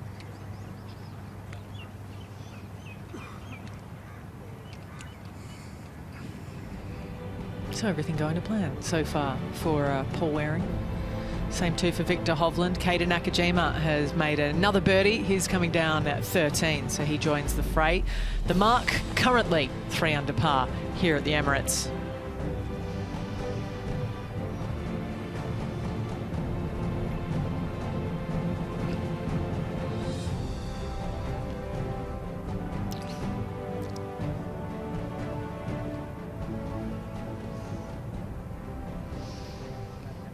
Well, Virtual have their work cut out for them at the moment with Nicolai Højgaard, 62 yards. Still left ahead. I've never seen anybody over there in all the years I've come here. He's on the path, so going to take a drop. It's quite firm there, so, you know, normally when you're dropping in sand, it can plug, but this shouldn't. It's quite firm, but plenty of green to work with, but not ideal. He's got the Chief Sheriff with him, Mark Litton over there. Yeah. I think it's Mark. Yeah. Yeah, there he is. Become a renowned worldwide referee now, Mark. Used to play the tour. Throwing in the footsteps of the late, great John Paramore, God bless him, and Andy McPhee, our chief referees in the past. Mark learned off of those. There's nothing he doesn't know about the rules of golf. He's a real hit at parties, Mark. No, he's a good guy. And that's what you want as a player. You want a referee that comes along that knows his stuff. You feel confident in what you're getting. 100%, especially with a guy like Mark. We're very lucky out here on the DP World Tour with our referees. They're all part of the family, aren't they? Yeah, they are, yeah. Listen to the sound of that. Yeah, I love that, don't you? Firm. This has got to spin, hasn't it? Got to stay on top of this one.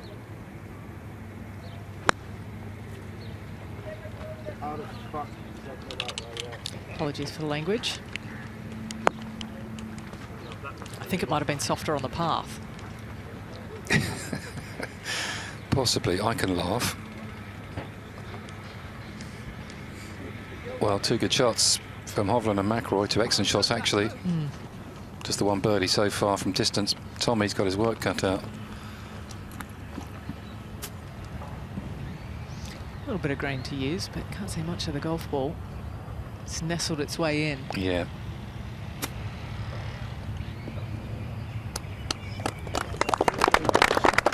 He's really good at that. Fleetwood out of the rough. He just has such a soft touch. Doesn't rush at it. I hope you got your sun cream on, sir. Didn't mind that from Tommy. Well, Fleetwood made that look so easy. It was a horrible lie, so beautifully played. And for Hovland now, it's actually steeper downhill than what it looks like when you're over the ball. When you stand on the other side, whole side, you can see the climb and it's shiny as well. So this will be quick. A longer spine to start off with and will break to the left.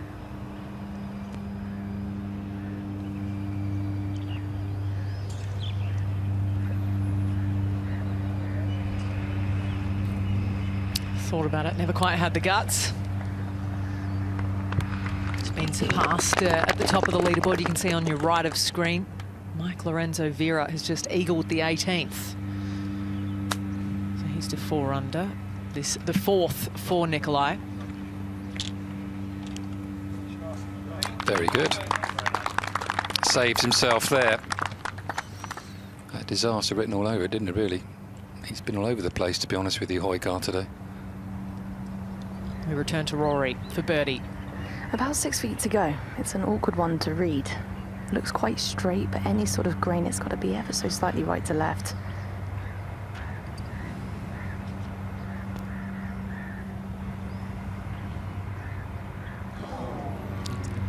Yeah, it did go a little bit misread, I think, from Rory. I think he hit the putt he wanted to.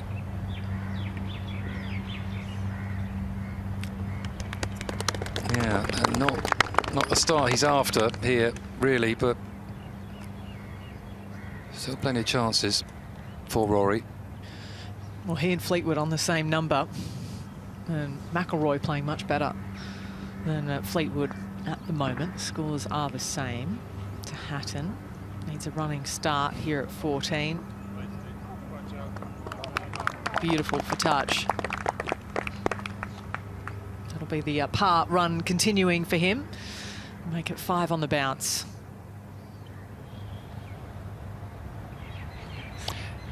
Yes, you need that 15th club in the bag today, don't you? Patience, I think.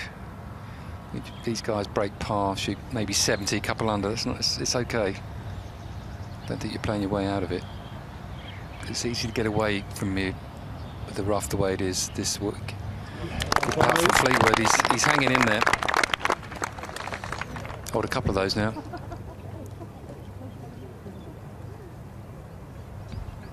So off they march to 16. We'll duck back to Paul Waring for birdie. To get within 1. You want to put a big sign at the front of that green. This green putts straight. It's just flat. They all know it. Flat from everywhere. It's a true enigma, the 14th green. You can talk yourself into a lot of things, but hitting it straight at it from near on everywhere is a little harder done. So just the par. It comes with history as well, doesn't it? Playing this course, it's just anomalies to golf courses, and this is certainly one of them. This green. A lot of amassed knowledge over the years here at the Emirates. So it is a bogey for Nicolai Højgaard. His first of the day, so he's back to level par for the round. Early doors. Keeps him inside the top 25, but won't be long till the sparks catch, I am sure. What a delight it is to kick off the year of 2025 here in the UAE. Let's walk you through what we have to look forward to again this season. The DP World Tour's season-long race returns in 2025 with greater opportunities and rewards than ever before. This is golf's global tour across 5 continents, as every week counts. Players gain points based on how they perform each week, which contribute to the season-long ranking on the Race to Dubai. The goal? Make it to the final stage to battle it out with the best players and emerge victorious as the Race to Dubai champion. The 2025 schedule features 3 distinct phases. Firstly, 5 global swings, which then lead to the back 9 in the autumn as the race intensifies towards the 2 season-defining DP World Tour playoffs, where our champion will be crowned. The race is on. 5 global swings showcase the different cultures and courses the DP World Tour visits, each with their own identity and a host of opportunities and rewards to play for. The 5 swings offer qualification spots into phase 2 of the season, the back 9. The 5 swings will also offer qualification into the first 3 Rolex Series events through their respective mini rankings. With the global swing complete, the tour season enters into phase 2, the back 9. The race heats up with 9 illustrious tournaments in consecutive weeks. Featuring national opens and historic venues, the back 9 has a lot at stake, as well as a chance to qualify for the DP World Tour playoffs. The top 70 players in the Race to Dubai rankings at the end of the back 9 will advance to the DP World Tour playoffs. The final sprint, 2 consecutive Rolex Series events in the Middle East. The race to Dubai is coming to a close and the DP World Tour is ready to crown a new champion. These are the DP World Tour playoffs where champions are made. The first event sees the Abu Dhabi HSBC Championship at Yas Links, where the top 70 compete for the iconic title. From there, just 50 will advance to make the journey up the coast to the majestic city of Dubai to compete for the season-ending DP World Tour Championship, where players will make one last sprint to the finish line in a bid to be crowned the Race to Dubai champion. This new schedule brings in exciting new opportunities for players to elevate themselves and their careers as the competition across the 3 phases is increased so that every week counts.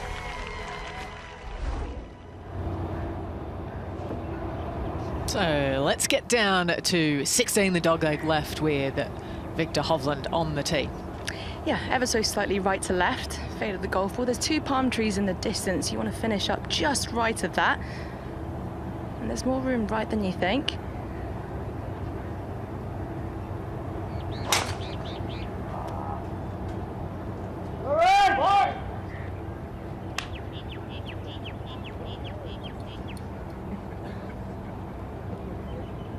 Just stays inside the foot line of many flanking this fairway down at the dog leg.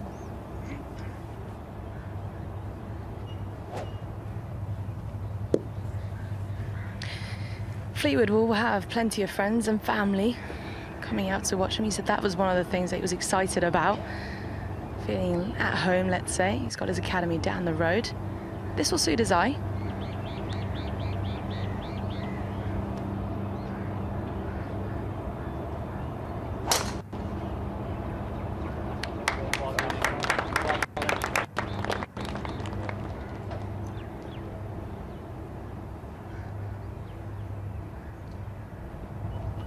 Safely on.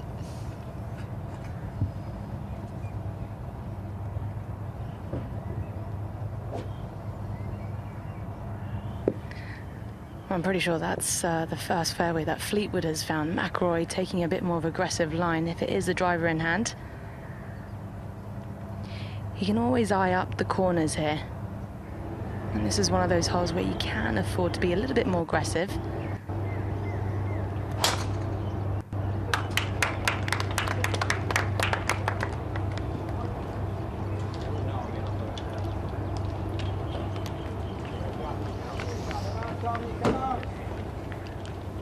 Perfect spot. Down there at 16. As we go back to 15, welcome Anthony Wall to the comms box. Yeah, thanks, Ali. It's lovely to be here. It's one of the best weeks of the year, this. It is one that everyone looks forward to. Yeah, it's just, it has everything. It's a great golf course. The environment is amazing. Always the conditions are fantastic. Paul Waring just comes up a fraction short, but that won't do him any harm. He's been checking boxes nicely so far today. Yeah, he's a good driver of the ball. He's pretty straight. He should have a good week this week. Should have a good year. Yeah, I think he'd enjoy it over in the States. Lots to get used to. Yeah, Hatton was playing well last week, wasn't he, in Abu Dhabi? He seems to be, any rust has certainly disappeared.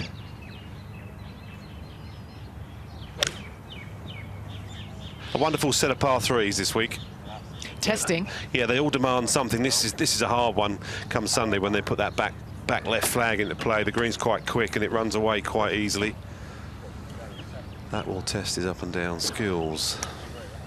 Yeah, we'll see if it's down in that little kind of waist area, whether it's hung up on the face. I think it will be some form of sand. Not much to use from down there either with the flag today. They were telling us, you probably mentioned it already, how they're just sort of fluffing up the sand a little bit. I think that's a good idea. Otherwise it gets a little bit firm, and so often if you miss these fairways into those sandy areas, it runs through and you can gain extra 50 yards, which is almost a little bit unfair. It's been a lively ride so far for Nicolai Højgaard. Where's this one headed? Yeah, looked a little out of sync, didn't he? The club looks a little bit trapped under him, but plenty of green to play with. Anything but the perfect preparation for him, coming down with a bit of a bug last week, not able to play the Team Cup. Yeah, he wandered around a couple of times in the buggy. I saw him while I was on course, and He didn't look great. I'm surprised he played as much golf in practice as he did. He was only going to do an hour or so a day, but he played the Pro-Am on Tuesday, so he's clearly feeling a little bit better, but his preparation would certainly have been affected.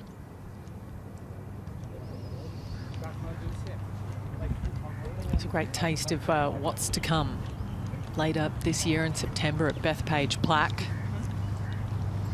It's quite the 1-2 punch to start the season with the Team Cup, the 20 players that teed it up there, and then come here to the Emirates.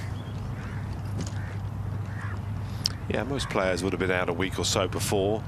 You know, you go back a few years, people came out the weekend before, and as years gone by, it seemed that their stay is definitely getting longer because the facilities are so first class. Why would you not want to be hitting good balls in the sunshine, rather than maybe based in Europe or further afield, than having to deal with jet lag on the tournament week, where they can get it over and done with the week before.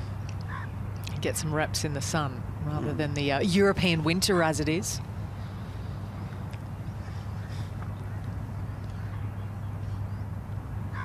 Pins are over on the kind of middle right today.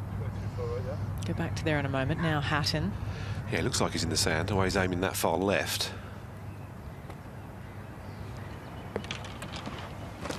And that's the thing with firm greens. You short side yourself, you're going to struggle.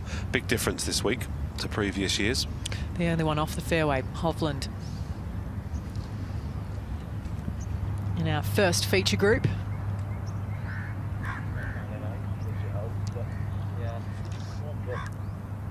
Nice little sneak peek at the flag.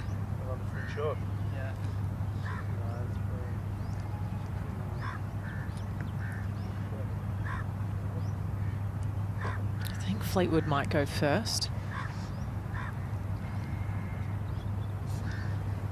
173 yards for Fleetwood, the furthest away, but has the best chance of getting this one close.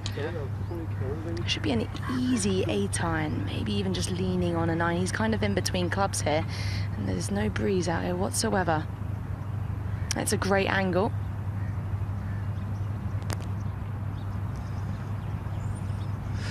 Interesting stat. 2 birdies inside 10 feet. Chances in his first 6 holes for Fleetwood. Not the ideal flag, being a draw of the ball on the right, but he's judged the distance nicely.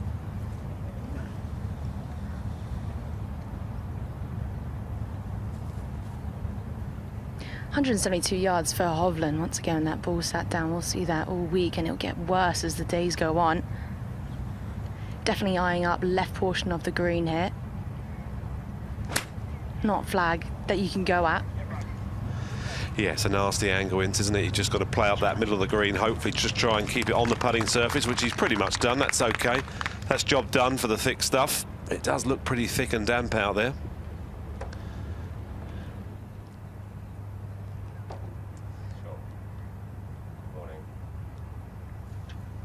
Perfect tee shot. Already missed a couple of wedges to the right. Can't afford to do that here. Should be no more than a gap wedge.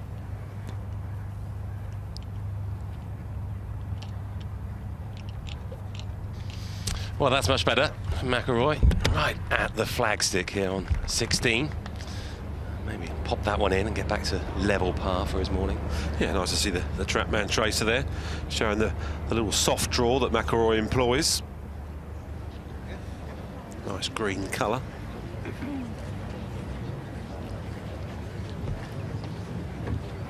Conditions out are always absolutely spot on, aren't they? Oh, aren't they just? I've never seen this looking better. Par 3, 15th with his tricky little pin position. Højgaard, the Nicolai sort.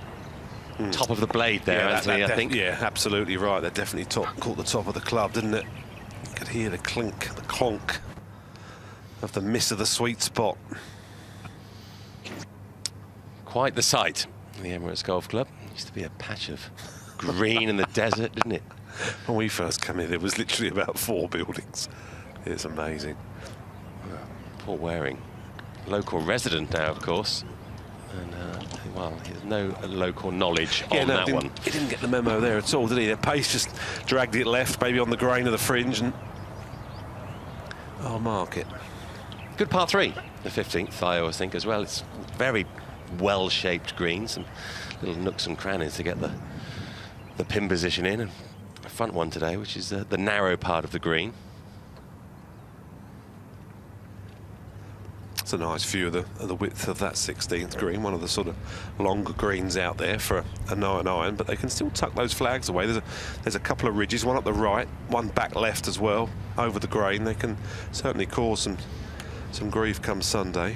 And fast greens this week as well, close to 13 on the stimp meter. That is speedy. To have them first morning, firm and fast at 13, I think is absolutely where they should have them, because they are a beautiful surface. Immaculate. Yeah, look closely there at that green. You can just see the little patches, the way the grain meanders and just changes, the way the water flows at times. Hovland just putting from the fringe here, so can't take advantage of marking it and lining it up, which he normally does. Instead, you've got to trust your read and your line breaking left to right, but the final 15 feet or so, the colour of the green does switch. So he'll gain a little bit of speed in that final third.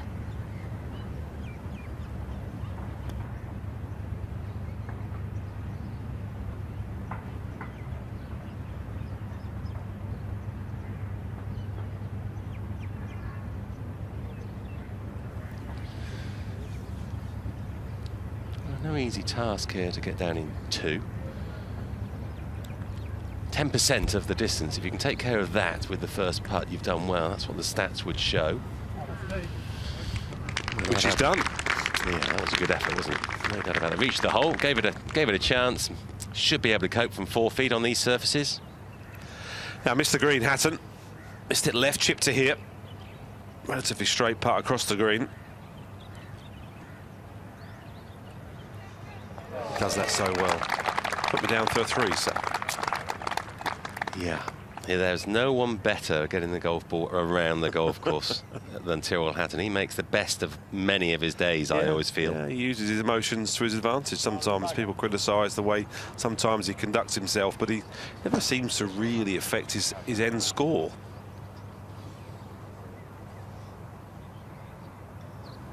Slightly straighter for Fleetwood on this angle.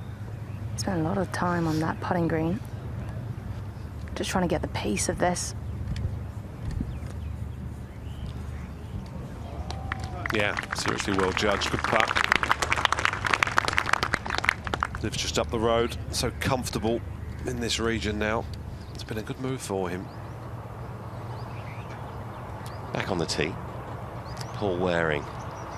Nice start for him. And if you do find the fairway here, it really is a birdie opportunity. But it's funny, David, because that back tee's been there for years and they never really used it. I think they tried it about 3 or 4 years ago and went back to the forward tee. Now it's found its home again off that back tee, and it has made that tee shot a little harder. Yeah, there's no doubt about that. Can't go round the corner at all. But it's very subtle. Barely can see any break on this one.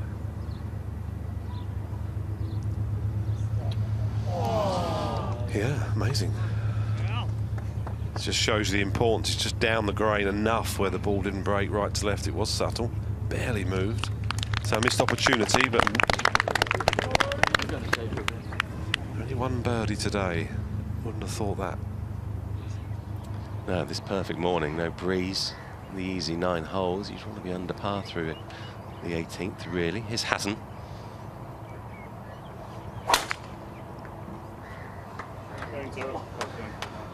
Looking sort of right half in the morning. Maybe this afternoon you're probably trying to test that left side, but the morning dew and the air quality can be quite heavy sometimes, so you're just looking straight up the middle. The tidying up from Hovland. Straight in, you would think. No drama there whatsoever, Victor. It's amazing, Dave, isn't it? He's not feeling that great about his swing. He's had 3 birdies, no bogeys. He's clearly a nice position to be in. Yeah, he's in an interesting period, isn't he? Just questioning everything, trying to find answers that maybe he doesn't need to find. Hindsight's a wonderful thing. Not sure there's any need to change that ball flight. He knew exactly where it was going, which is not that easy to to keep going in professional golf, so to try and complicate it, it's a bit of a strange one for me. Or will this find the edge of the fairway for Højgaard? Pretty much. Good drive. Long one.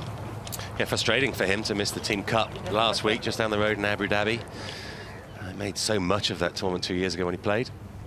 But he's fit and healthy this week, and well, he's making a reasonable start to his 72 holes on this beautiful Thursday morning.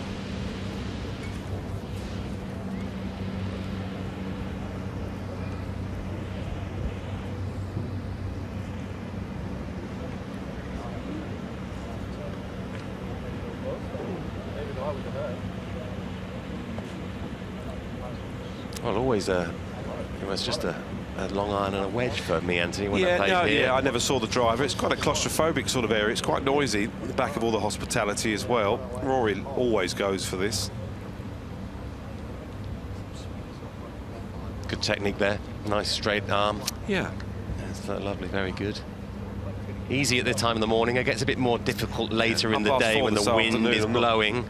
She might end up using the left arm, just give the right one a rest. Yeah, see if she's up to the job. Doing well so far, though. Prime position to watch all the greats come through. Yeah, it is interesting, though, as the players have learned. Oh, there we go. And yes, time in there, did that just like that, as if by magic. So the drivers will come out, one would think, but maybe not for Viktor, Incy. Yeah, it looks like a fairway metal, doesn't it, Howler? You've got the bunker on that left corner. It's about 250 to reach, so this could be a hybrid or with 5-wood. But just looking to start this on the right edge of it and just cut it back in. It's just a flick from there. Yeah, that's left.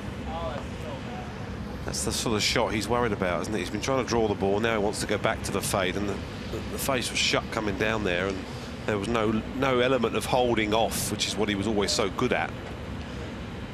This looks like a fairway wood for Fleetwood. Yeah, he's got a few drivers in the bag, or woods, let's say. You've got driver, mini driver, 5-wood, then the 9-wood too. So this could be between the 9 and the 5-wood, but same intentions, just a different result is the goal for Fleetwood. So annoying when you back to Hovland there, you missed the fairway. I mean, it's just a nothing shot when you lay up, isn't it? Lack of concentration, perhaps. Let's see what Fleetwood can do.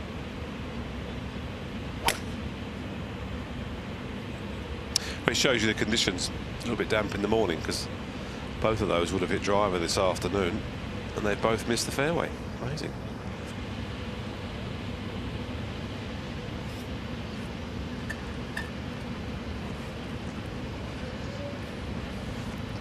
Well, Anthony Wall said it. McIlroy always pulls out the driver here. Makes sense. Average carry is about 3.25 with the big dog. And when he tries to gain a bit more distance, just takes a wider stance. But don't really need much extra here. Taking an aggressive line over those trees.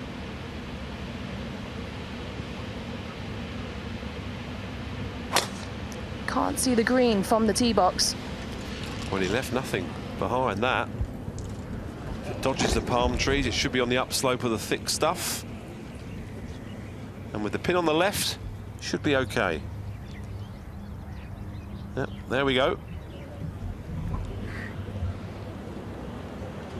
Off he marches. Rory McIlroy up at 17.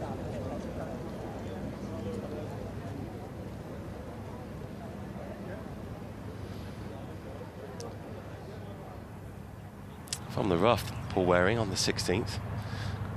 165 yards, so distance shouldn't be too much of a challenge. Up the heart of the green, he'll be happy with.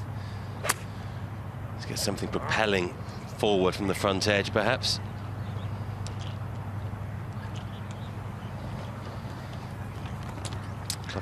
Club face just wrapping over in the... Yeah, it's the right miss, isn't it? Up that left side, give them a chance to get up and down, but with quick greens, they are going to get harder and harder all week. Such a premium on hitting the fairways. From here, this is no doubt for Tyrrell a birdie opportunity. I I mean, you've obviously played it hundreds of times, like I have. Are you a fan of the heavy rough, or would you prefer to see it a bit more sort of lighter, so you have to hit a shot? No, I think with the quality of player we have on show, I'm more than comfortable with the heavy clag. Hit the fairways. Yeah, hit the fairways. I think they're so good and so long nowadays. There's so many dog legs where they can carry. It's pretty good. Doesn't like it. Yeah, it's about as bad as Tyrrell gets from that distance. I also like the rough. I think it's needed. I think otherwise it becomes sort of mid-20 unders, which the Majlis is far too good of a golf course for that. It's one of my favourites in world golf. Well, here we see it. This is one of the more challenging par fours, and it's just a drive and this can't be more than it's definitely not a 9-iron wedge. Nicolai short backswing. Looking quite different from his brother nowadays, which is handy as a commentator. Half a club short. Maybe a hair heavy. It didn't sound the cleanest of strikes, did it? Ball and turf at the same time, I fear. Well, here we are. It's round 1 of the Hero Dubai Desert Classic, and in these early skirmishes, Michael Lorenzo Vera and Keita Nakajima lead the way at 4 under par. South African Robin Williams just tucked in behind, 3 under, and Harrington, the father of the house, he's also 3 under par. Great start to his year alongside Hovland, Scott, Ewan Ferguson, nicely tucked in there at 3 under par as well. Paul Waring, we've seen quite a bit of this morning on feature groups.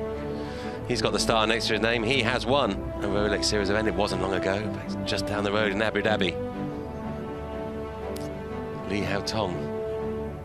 He came close to winning this a few years back. 1 under par through 9 holes.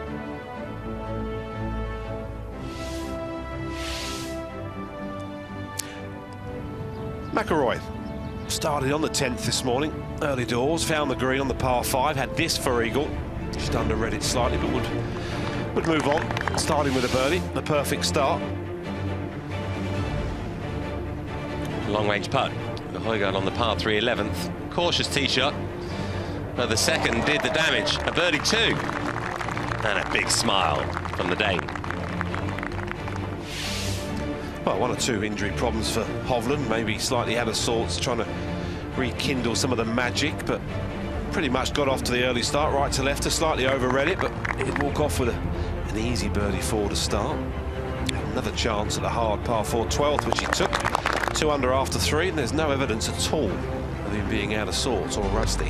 Laying up on the par 5, just a wedge, attacking this pin, which he did. Well, absolutely stone dead for Hovland. He can relax and soak up another birdie.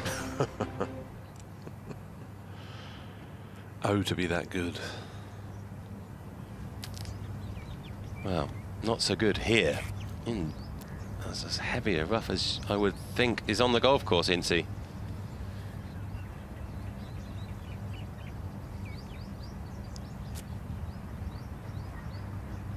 5 yards.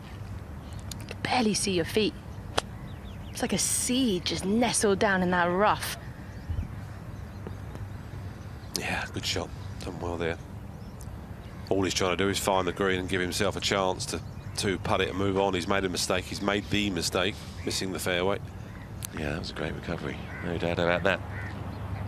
Right to left early in this putt for Nicolai Højgaard. Let's try and move into red figures.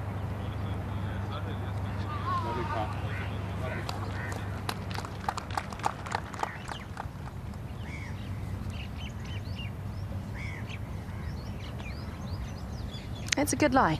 117 yards. Just eyeing up right at this pin once again. Just trying to get that ball first contact. Nudging that ball just a fraction back in the stance.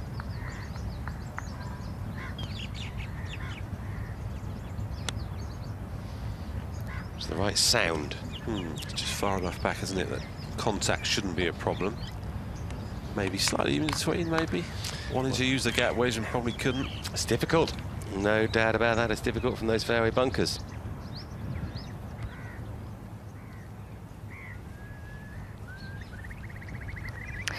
Yeah, it's really thick here for McIlroy. Slight good news is that he's on a slight uphill slope. But the rough is so long, just looking to open up the club face here, leaning on that front leg, just trying to pop it out.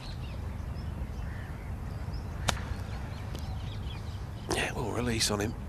Loads of green to play with. Just visually hard to judge, isn't it, when you only really see the top of the flag.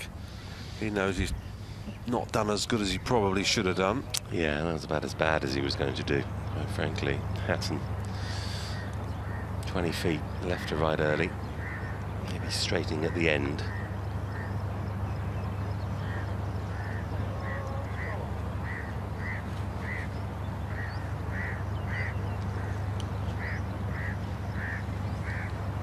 He's really fulfilling his potential, I feel. He came out on tour 10 years ago. He looked like he could be really good, yeah. and he is. Yeah, I played with him his first year out, and he was brushing them in from 4 foot to make the cut. It was almost like they didn't matter, and I thought, oh dear, this is an interesting mindset. I think I'd be disappointed if Tyrrell Hatton doesn't win a major. I'd agree with you. Feisty competitor in Open Championship, any of them, really. You could imagine a US Open, difficult conditions. If he can keep his emotions in check and not get wound up, US Open should be right up his alley. Yeah. Drives it great, his iron plays are strong, putts amazing when he's going. Just needs to stay calm and not worry about anything. He should win in the US Open for me. But he is a great scrambler. Yeah. You know, he has that mindset. He doesn't mind scrambling around in 69. Others just fritter a couple more away, and it's 71, and that makes a big difference.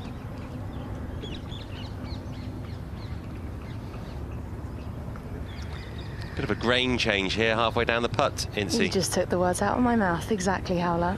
It's pretty much all uphill into the grain for the first, let's say, 30 feet or so. And it's just the last 8 feet where it just switches the other way. So it makes it always difficult to judge the pace with those ones.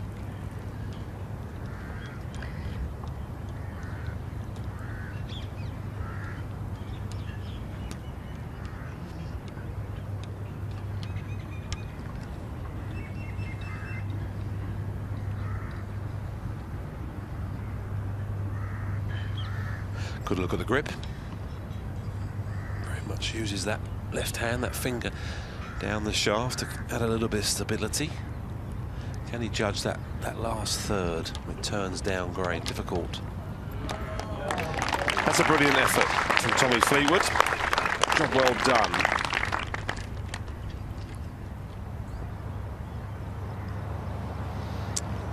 Paul Waring did a good chip, I would say, to here from 30 yards away. This is for par on 16.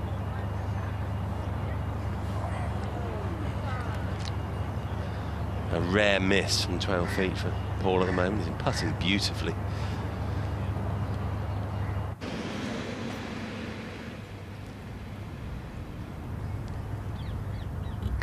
Similar sort of story, but just on that kind of collar between the fringe and that first cut of rough, so maybe forced to get a little bit steeper on this putt, so it might just bubble a little bit in the first couple of feet.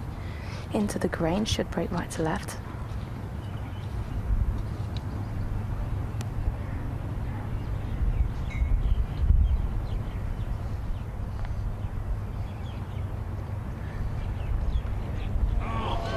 Excellent try. And the tee shot was poor, but the rest has been very good. It's just a par. Threatened the birdie, so the good start continues. That's key, isn't it, David? You miss fairways, you still walk off with pars, you're going to nick some birdies here and there. You're going to end up shooting 68 or something. Yeah, no doubt. This is the easier of the nines, of course. Generally, you build your score on the back nine and try and hold on the front.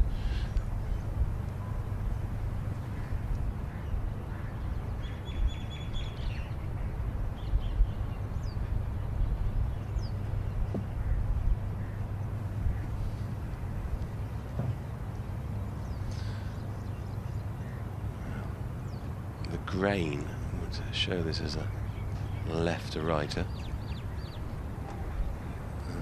Half a chance. Another one goes begging. Disappointing. Reach the green in one blow and take 4 to get it in the hole. It's always a little frustrating. 17th tee. Trying to just cut one around the corner. Looks a little anxious. Never know with Tyrrell. Trouble. That's a strange choice for me for Tyrrell. He can't reach that green, and the fairway's 7 yards wide at that point. He's going to be hacking from the flag 40 yards short, no control. It's a 4-iron and a pitching wedge, and there's no one I see in it the that way as world well, better. David. I see it that way as well, but I'm a fossil. You're still playing.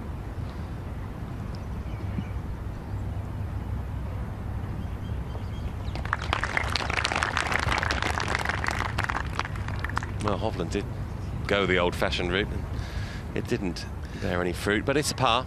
I think fairways are at a premium this week. What we've seen already, the rough's up. Here we go. See, old head. Yes, old head on old shoulders. Yes. Very wise shoulders they are too.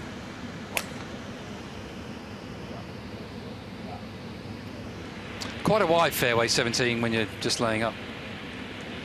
Quite an easy fairway to hit. Just be a pitch from there for Paul Waring. 1 under par.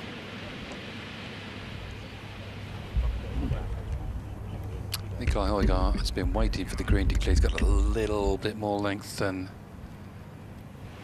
Hatton and Waring, so he's going to have a go at it.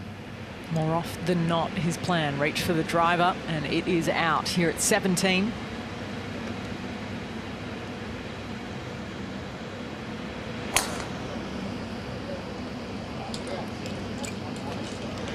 Line looks pretty good. Like a 155, like 185, 55 today. Like. I think it just caught the rough. Our direct line is about 323, the front. 17, but you can't see it, you're blind. Hitting across the corners, you've got to trust the lines that you've seen there. You can see the green right in the middle of the screen there. How much you've got to go over that sand and waste area. Could put it on your mantelpiece, that picture, couldn't you? Especially if you've won around this place. 17 right in the middle of your screen there. You see how sharp the dogleg is with the 18th coming next, round to the left, flanking the lake.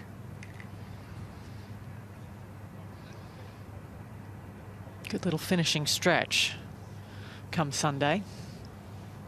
Yeah, back in the day, you used to be able to go down the left on 18, down the waist area, and the guys were hitting medium irons to the green, but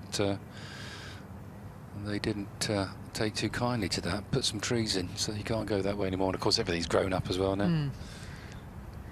Grown up and grown in. The first grass golf course in this part of the world.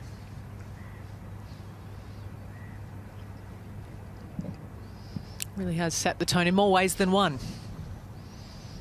This golf course, this event, since the late 80s.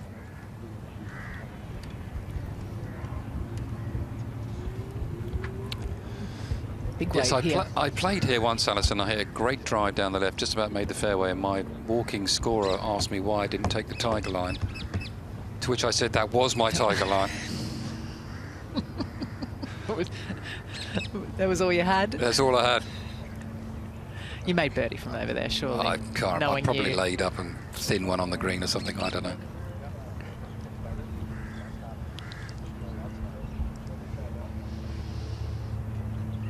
What an end to the season it was for Rory McIlroy. Last time we were here in Dubai to see out his 6th race to Dubai. And we hope you can come along for the ride this year as we travel the globe in search of our best player on the DP World Tour.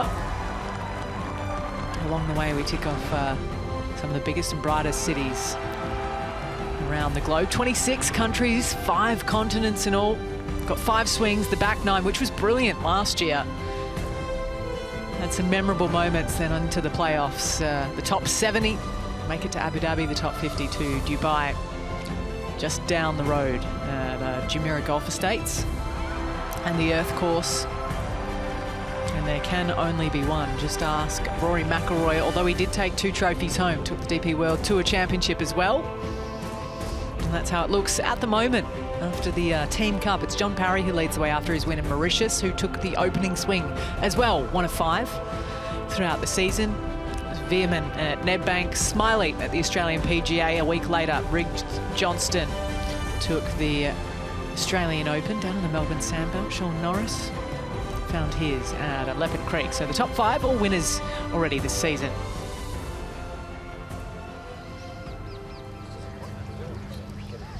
So still waiting, have a little snack there down the 18th.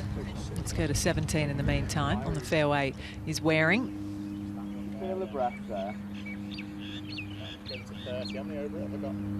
Just feeling a bit of wind now. A little bit of air up there. Not much though, look at it. I just feel like I'm overhitting that. He's just going up a club here. Just going to nudge it. Just felt something in his face.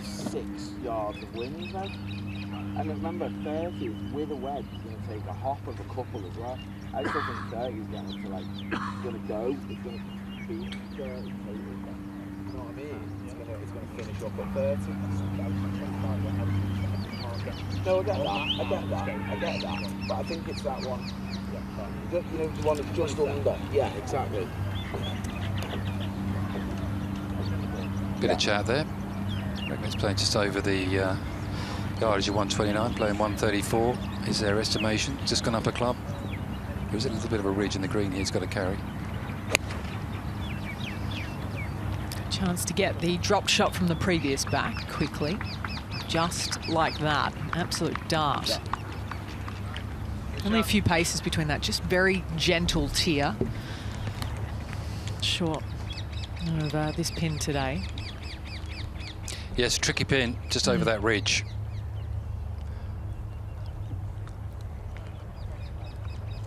Cut tight on the left-hand side. Only 3 from the left-hand side. Hatton's in the rough. Well, they're both in the rough. Need good lies here. It's doubtful they're going to get them. So there's going to be some release from these shots. Generally, some of the thickest grass on the golf course over right of 17. Looks easy on the virtual, doesn't it? It does. Hmm. Reality getting in the way. Yeah. Not so easy. When you've got the controller in your hand and you're playing virtual golf, it's quite easy, really, these shots. So this has just got to pitch a couple on the green. It will chase on.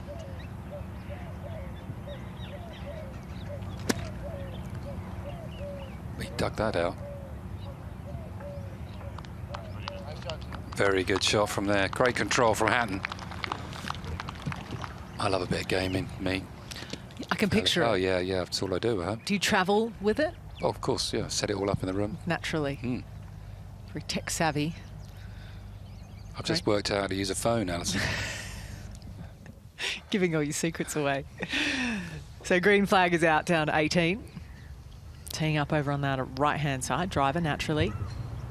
Yeah, absolutely. It's an awkward fairway to hit. Pretty challenging, to say the least. It's a tall building with the UAE flag in the distance. And for Hovland, perhaps the left edge of that is your line. Anything further left with more distance, you put the water into play. So it's a very shallow target.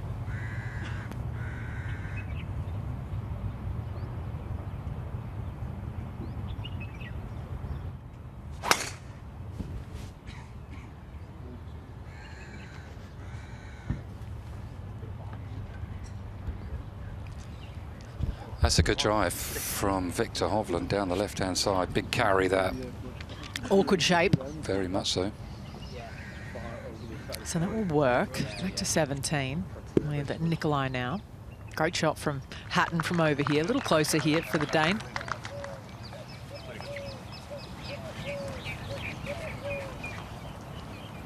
Looked a better lie than Tyrrell Hatton's. Managed to get a little bit more of the ball. Again, pretty good from there, really, to control it out of the rough. It's almost impossible.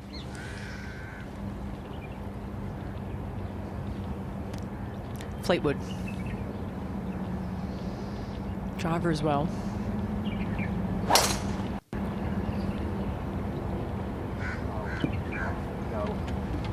Trackman showing us the way. And straight down the fairway.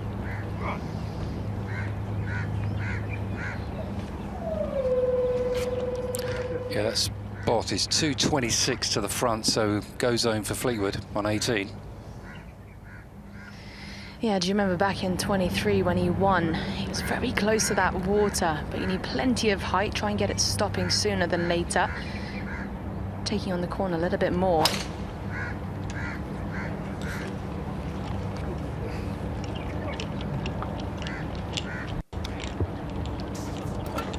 Three would not quite enough to cover the corner. Not far from it, though.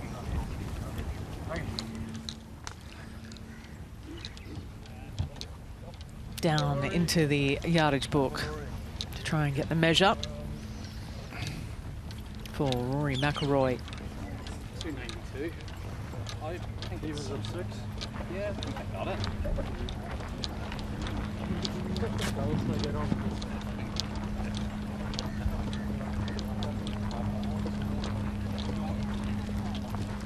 So 5 under, setting the pace so far, coming from Mike Lorenzo Vera, who's just made a birdie.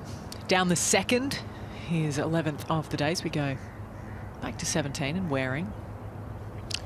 Probably down the green. Paul Waring for the bird. Again, it's a green that doesn't do much. You think it's going to go and it doesn't. He can't believe it. It's just, it's what this green does. It's similar to 14. You just think it's going to fall away and it doesn't.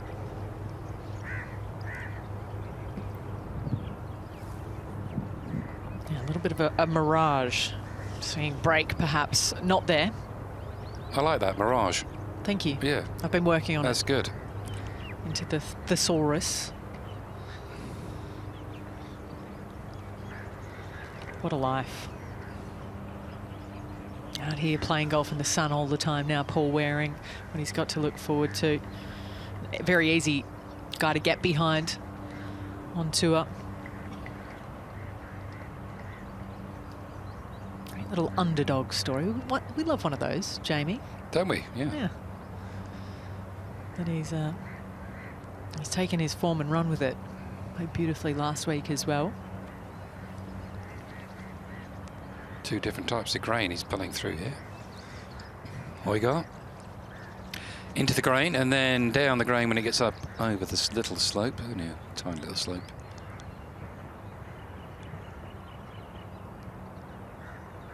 So an awkward one to read. Just aiming down the right.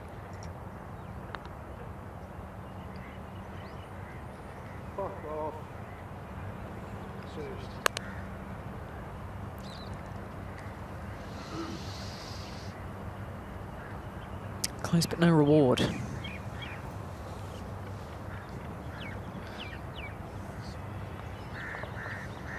So just the par.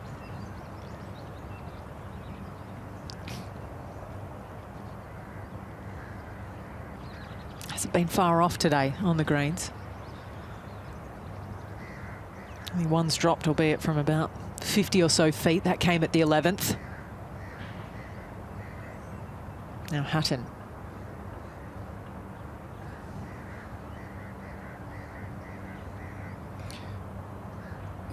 He's overdue for a putt, Hatton. And he makes it. A bit more speed on that one. I think he decided I'm just going to go firm and straight. And it goes with the 18th to play suddenly and turn the day around quite quickly here. Opportunities quick and fast from 17T. Just ask Mike Lorenzo Vera. He went birdie eagle on that stretch. Hatton has one of those and has broken the par run now. So he's into the red, into the top 17 at the moment. You can see the group ahead of Jordan Smith, Ryan Fox and Torbjorn Olesen. Up ahead on the green. They're all under par so far today. Fox and Olesen 2.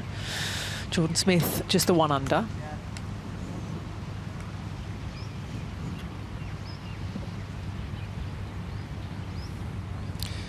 Look at that, Fleetwood. 91 under on the par 5s. Par 3s are tough here. They're just good par 3s here. Not overly long, but test you. pin's only on 5 here, on 18. It's a tester. Look at that backdrop. That looks sort of like AI, doesn't it? Brilliant. Speaking of AI, or virtual. Is this virtual or real? Is this? This is virtual. Yeah. It's getting realer by the year.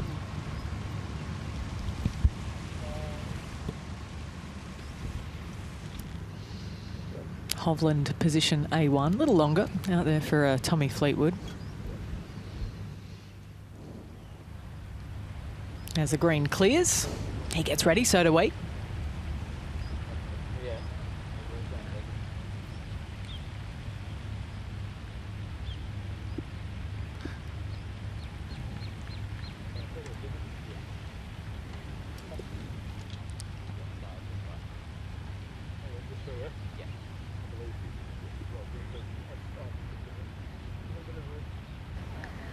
Just a little bit of traffic out here on the golf course. Tommy Fleetwood to go first, 231 yards, and he's got that 9-wood. It'll come in handy, and it should soar just past that flag, but we'll have enough height to get this landing softly enough. Pin's right at the front. We've got water shy too, so short is a no-go.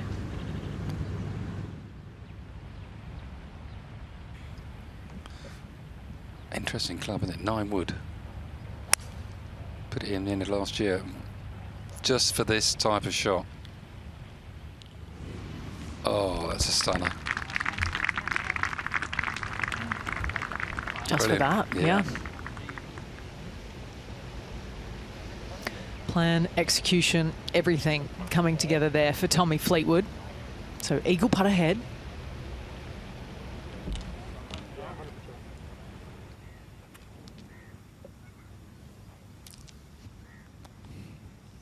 .218 yards for McIlroy.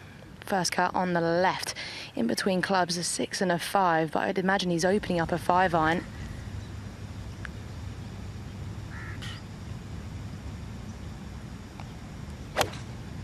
Oh no, that squirted out right. Please carry. I think it's jumped, doesn't it? Yeah. Oh. Well, it could have been a lot worse. It's not an easy shot, as you can see, but pretty difficult out that rough going to this green. Extra yard or two on the tee shot would have made a world of difference there in terms of control. Absolutely. It's one of those holes you can never quite feel relaxed, whether it's the tee shot or the approach over water. Hovland's got 200 yards. It should be the perfect 6-iron, to be honest. You couldn't place this ball in a better position. And you can't see that flag flutter because you've got hospitality just surrounding this green. But if there's anything, a little bit of hurt perhaps. It's a good point, though. You can't always feel it from back at the second or see it.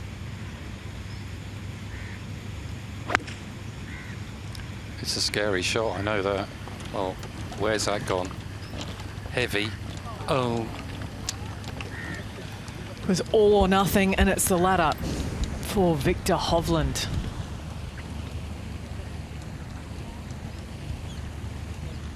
Waterbound.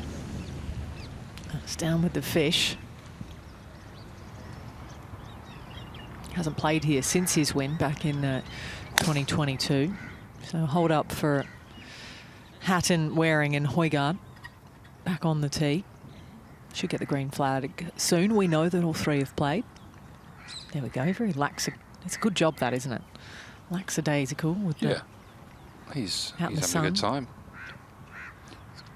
He needs to work on his technique a bit, I think. Hands a little low? Yeah, I'd like to see the hands a bit higher, maybe. A bit more vigorous waving. Yep. Because, look, they don't know they can go, you see. That waving needs to be improved. Got to make a little bit more of a point of it. Touch more rhythm. Well, the 12th tee is... there he is. Come on. A little higher. I'd like to see that right arm straighter. A bit higher. Yeah, it's an unorthodox method. There we go. That's better. He's put the arm up, see. He's committing now. They're actually waiting for the 12th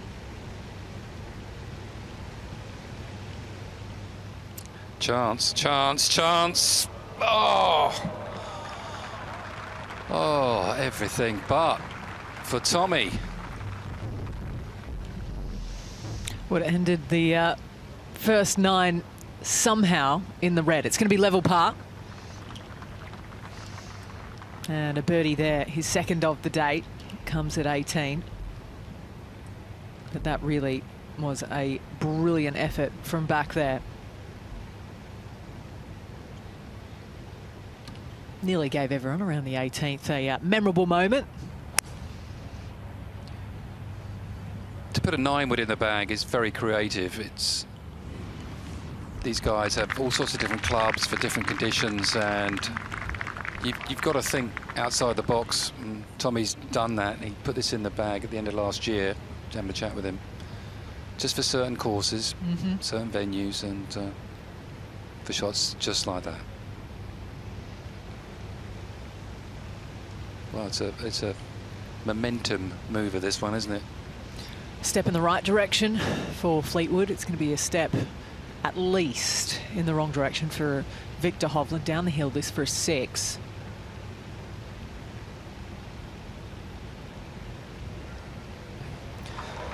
And a 1-putt 6. Well, I feel a lot better about that than if it missed. I can tell you that. 7 on the 18th of that tee shot would have been a real kick, so be feeling slightly better about that after that putt, but hard fought bogey. Yeah, just an execution error, presumably, if I can say it, with the second. And McIlroy for a sublime little up and down from the back right bunker. And rolls it in, Rory. Out in 37, even par. Not what he was expecting, not what we were expecting, really. It's the scoreable 9, he knows it. No, punished really for 2 loose shots, safe to say. Think about the second shot at 12, the tee shot at 14. There's 2 bogeys. Hasn't looked too bad, though, out there. McIlroy, maybe that birdie will boost him into his second 9 today.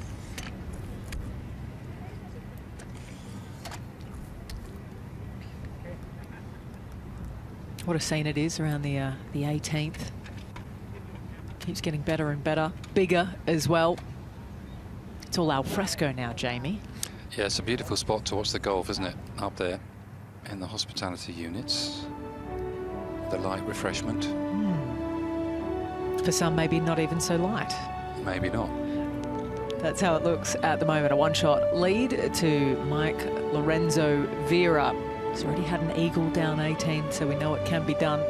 Robin Williams and Keita Nakajima tucked in close, 4 under par. Look at that, previous champion of Haotong Li. Quickly out of the gates for him. He's in that big group at 3 under par. Jordan Smith, David Micheluzzi, who won the Order of Merit in Australia the year before last. Ryan Fox, who had the company of Rory McIlroy over the December break, when McIlroy and co went down and had a mate's trip to play some of New Zealand's best golf courses. So that was enjoyable. Jordan Gumberg, winner last season. He's just into the red.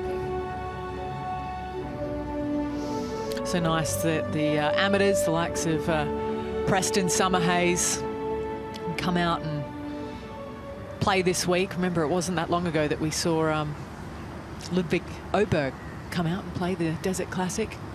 A trio of years ago. Now Højgaard, his 3rd. Easy. Quick. That's an inch away from being in the water, that one.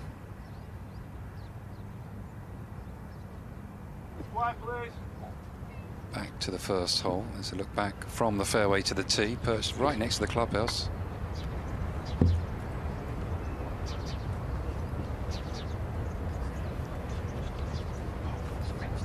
Dogleg left, the first.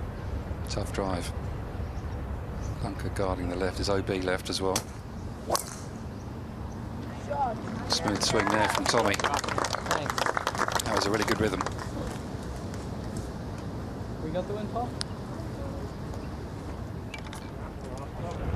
Tees all the way tucked back. It's actually not far from the balcony of the clubhouse. You can see people from watching there just behind those here at the first. Beautiful clubhouse too. Beautiful, absolutely stunning. Yeah, they put this tee in a few years ago over the other side of the path, which leads to the range and the clubhouse. And it's a beast of a hole now, 469 for Rory.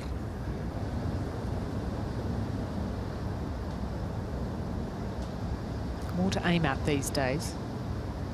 Down there. And in 1989. Doesn't have the cover on the corner for McIlroy. Why did we even question him? He's got an extra 20 in him when he wants it. Doesn't he? Rory with the driver. It's quite incredible, you know. He does speed training. And his cruise speed with the driver is about 121 now. But he's got like 128 clubhead speed at least in him if he wants it. He really has a crack. Hovland, last of the three. Double pump, the only one of the three that's under par. All right. He's going to add a little to the second. Apologies for the language. So get a spot on it pretty quickly.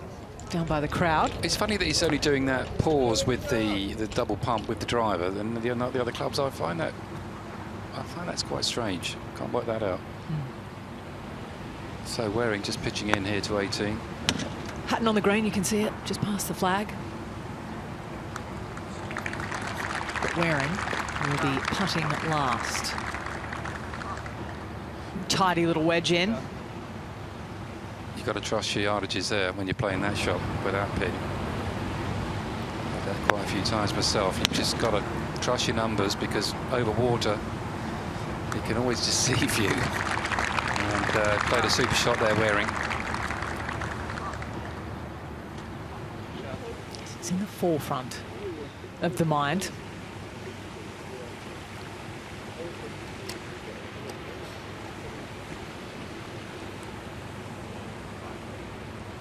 I think it might still be Hatton over Højgaard from the looks of it. And it's easy to do what Tyrrell's done, hit it, just put a bit more on it with the pitch shot. Especially if you're just between clubs, you can't quite hit it hard, you know, you've got to calm your swing down. So long outside chance. Path has not been hot. He hot one on the last.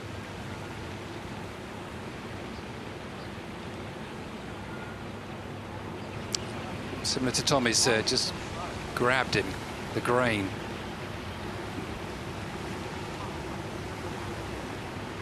It's been slow out of the gates here the last 2 years. Hatton hasn't broken 70 on either occasion.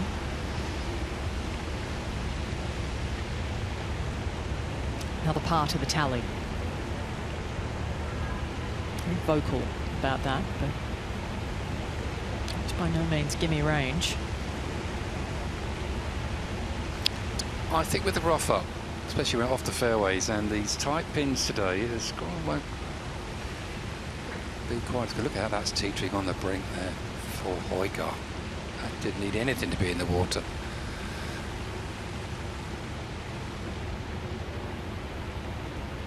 Needed a little bit more on that though to give it a scare.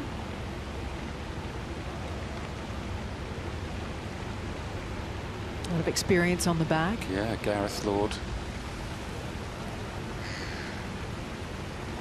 Good player in his own right back in the day. Gareth fancied himself as a player, actually. But I think he's a better caddy in his career. I think he made the right choice. Won an Open at True, at Stenson, and many other events. Very well respected out on tour. And Waring to make it 2 under at the turn.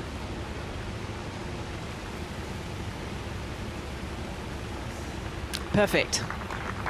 No trouble at all. Third birdie of the day, only offset by the one drop shot that came at 16.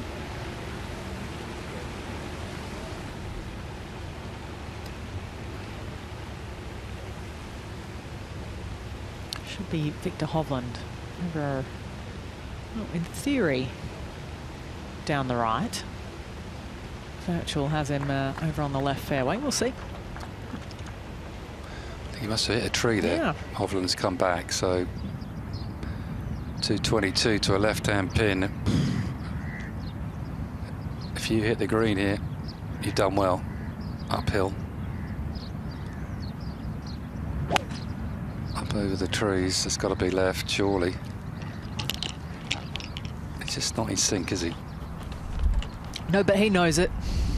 You know, he's gone back to the double pump drill because it's a familiar pattern for him that he's done over the years. Used to do it a lot over the winter break back in Norway. It was always a go-to feel for him. It's always a difficult thing of working on something on the range and then letting it go and going to golf and just playing golf.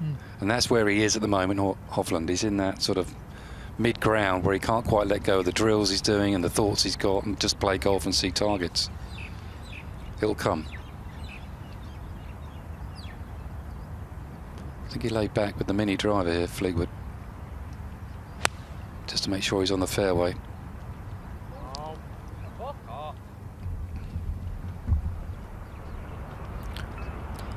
Some very patchy grass over on the left. Apologies for the language. Won't have much to work with the next coming either. It's about near on as good as it can get off the tee. You've got that extra 30 yards in your bag as well, down where McIlroy is.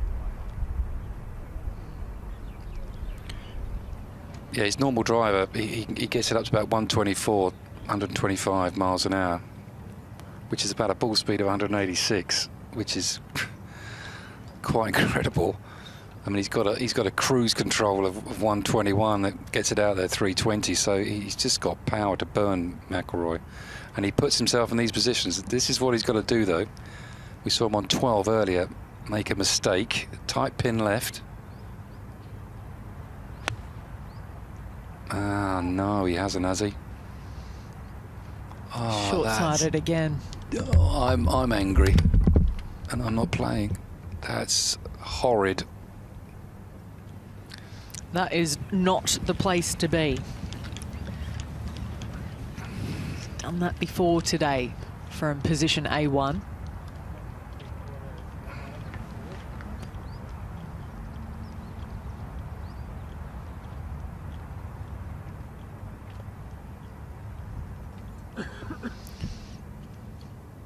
It's not a miss, is it? I wish he could have driven for me back in the day.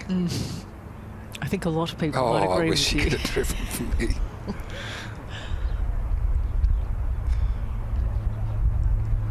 It's a hard mix, so when you're hitting the ball that far, then you got to take it off with a wedge. It's a battle, which is improved, got to say, massively.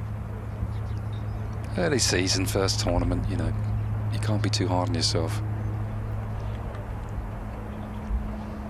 But the misses here now with this rough, they're sort of accentuated, aren't they, Alison? They're penal by design in terms of course setup.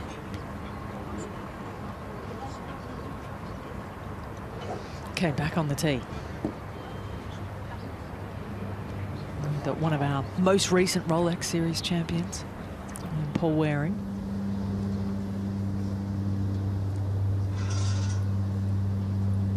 Just on the edge of one of those buildings, Jamie. Yeah, there's plenty of room up the right-hand side, actually. Paul can't carry the left-hand bunker. So a little draw. Very nice. Straight up the middle.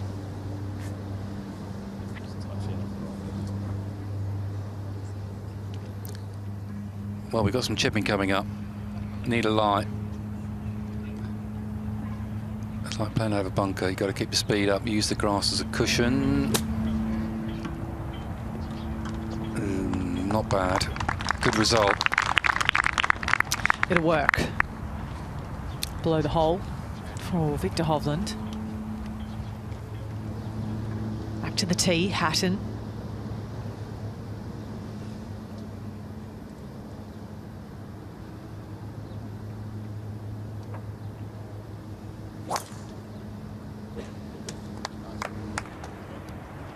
He's not a tinker, is he, with his golf swing, Hatton? It just looks exactly the same every time.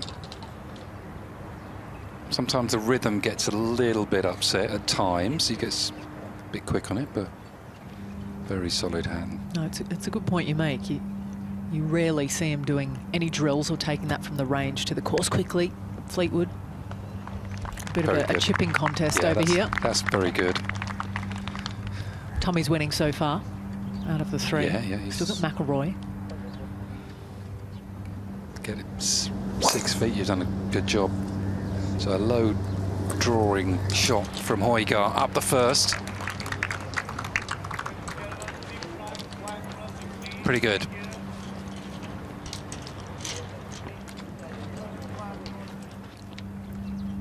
This looks like it's in a bit of a cuppy bird's nest type lie.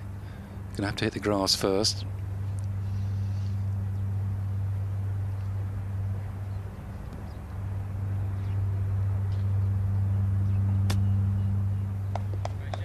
What about that? What about that from Rory McIlroy?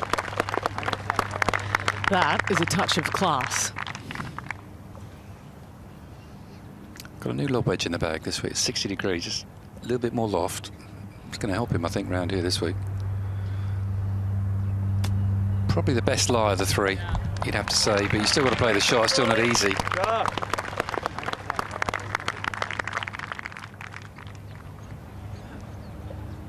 Should be good enough for a surefire 4 for McIlroy. Fleetwood and Hovland still hoping for one.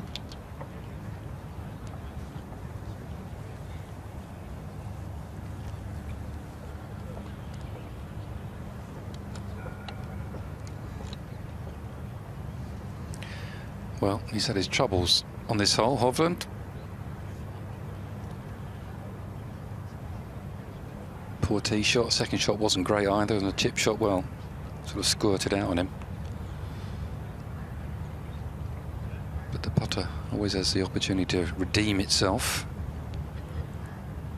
And he's one of the best with this club. Yeah, often it does for Hovland. Be a good 4. Get out of here. Run to the next, the scoreable second.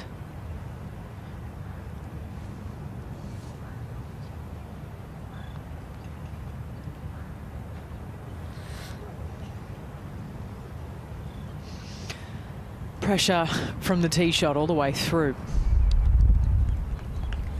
And it's a 5 for Viktor Hovland. Second bogey, back-to-back bogeys. It'll be interesting, the take for these 3 players when they finish for their interviews, what they say about how the course is playing today. Be interested in that. We've had quite a wide array over the years of winning scores. 2 years ago it was 19 under par for McIlroy. 3 years before that with Lucas Herbert it was -9. It's been a polarising course in years gone by. Bryson won with 24 under. It really just depends on whether that wind gets up. Yeah, the wind gets up, it's hard, really hard. And this year with the rough it'll be even harder. Now Fleetwood, just a little bit of right to left across the slope for the par. Well done, Tommy, makes it, stays it even. Chances next few holes. 2 through 5, you've got a chance.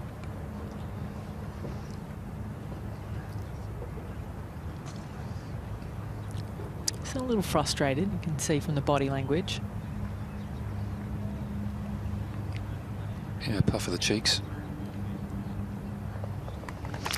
Good 4 as well from McIlroy.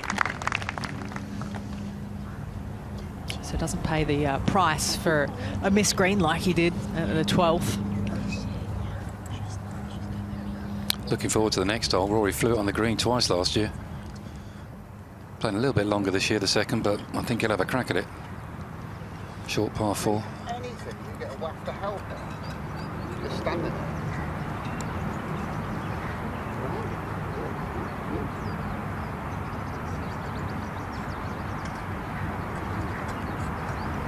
discussion between Nicolai and Gareth Lord here.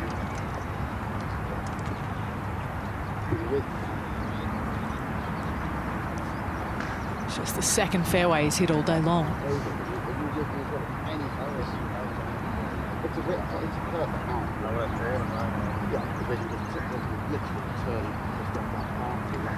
Just a little bit of breeze now, just to catch your attention. But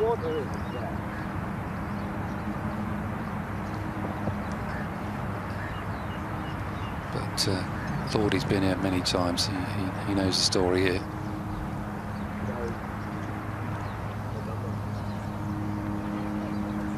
Lots of shaking of the heads here.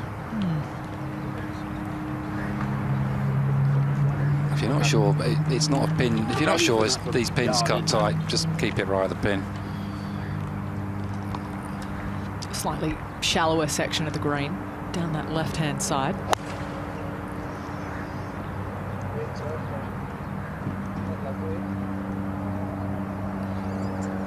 Another miss left. There's a world of green out to the right, albeit a bit of a tricky putt from long range. Back at 1 to the second tee. Fleetwood, driver out.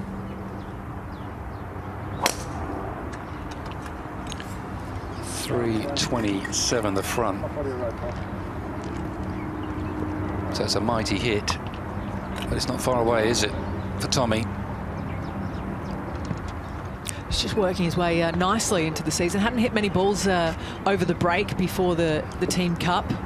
Said he was a little rusty. He was surprised how good the game felt. That one will work as well. Now Rory on the tee. 357, it plays about 10 yards down. I mean, it would take a big hit to hit this green, but nothing's impossible.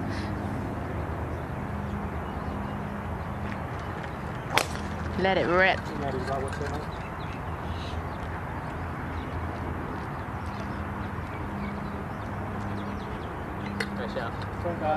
Yeah, there's a little extra in that one, wasn't there, from McIlroy?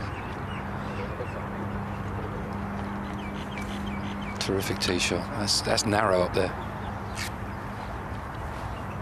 Makes it look easy. But you're not wrong. It's a tiny little avenue.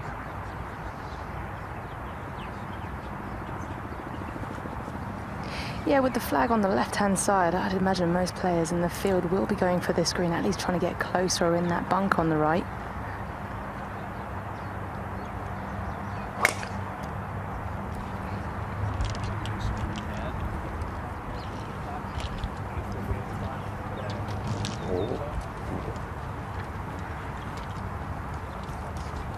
Not the path for Hovland. Pin's only 3 off that right-hand side as well. I beg your pardon, it's off the left. We're on the other 9, Jamie. Yes, I had to have a double look at that myself. Just pushing that tee back 12 yards this year just makes a little bit of difference. I remember when we first come in, that very few people hit driver here. It was always a 5-wood type short through or a long iron down to the base and then a wedge. Now then, Hatton, they've all been missing it left here. 170 for Tyrrell.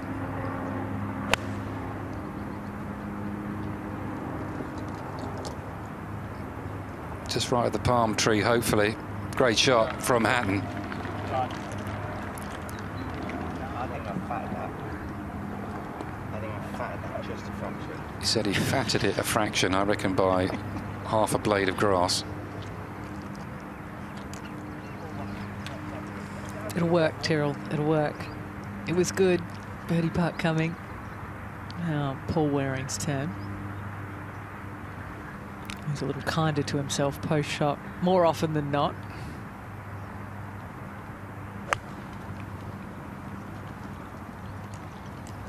His lower half works really well, Waring through the ball. It's where the power comes from and the consistency. That lower half leads the top half.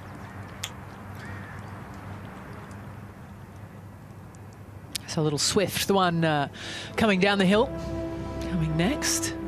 They're all stacking up, including the likes of Porrick Harrington, who's in that group at 3 under, Tom McKibben, who's 2 adrift of our leader, Mike Lorenzo Vera, who's just got another down the 5th, so he's at 6 under par. He's 2 clear of the rest here in the Hero Dubai Desert Classic.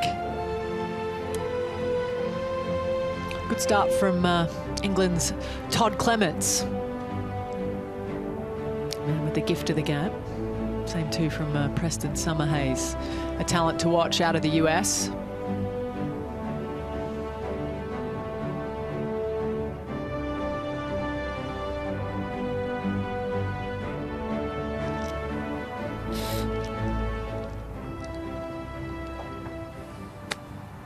Get down quickly to Højgaard. A little thatchy, that rough coming through it. Well, when Gareth said that's pretty good, he's at 10, 12 feet by, you know how tough it is, so just can't go there, can you? No, in the yardage book, put the X where you don't want to go. The one over there to this short flag. So really in the hands of the gods in terms of your lie. There's a lot of foot traffic over that way. So all 3 of these players have won in the UAE. Top 2, Waring and Hatton. Both of theirs came down in Abu Dhabi. Højgaard's up to the north, Ras Al Khaimah, where we'll go next week. Yes, I'm looking forward to that next week. It's growing up there, isn't it? It is, yeah. It's a good course. Year on year. Hotel by hotel. They're building more penthouses for you, Jamie. Yes, I'm not sure that's where I'm staying.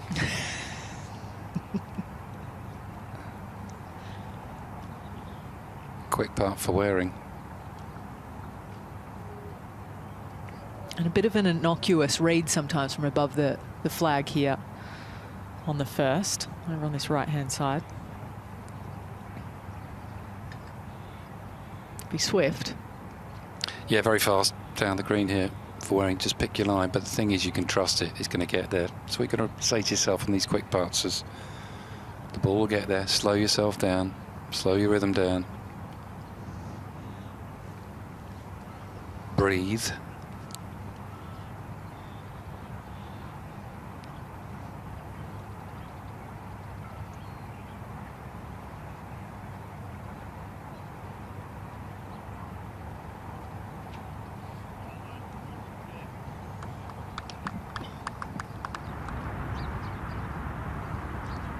So no joy for Waring, who nestles it's down there. Quickly to Fleetwood, his second.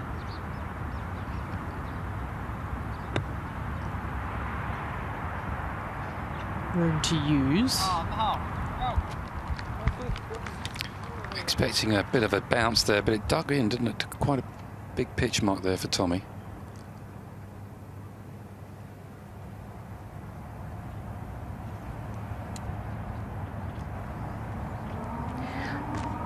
Hovland's ball just ended up in that cart path, so taking free relief from that.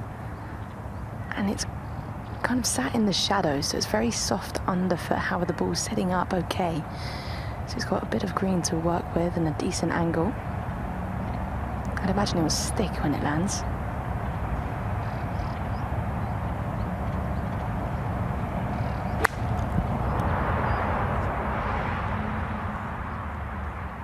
That might have bounced on him. Didn't sound crisp, the contact.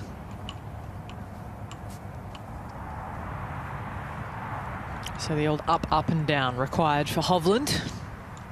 It's going to be a different story for Rory McIlroy. Once more in the go zone. Yeah, McIlroy's had a good walk up, so he's been stalking what this shot has to offer, and it's relatively straightforward. Looking to pitch this into the green, so one hop and stop.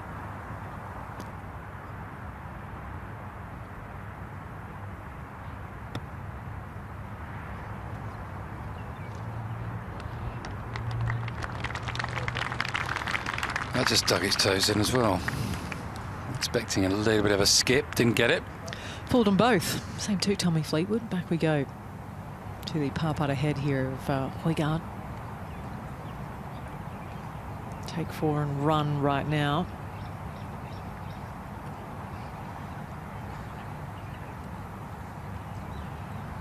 Going to be his second bogey of the day loading.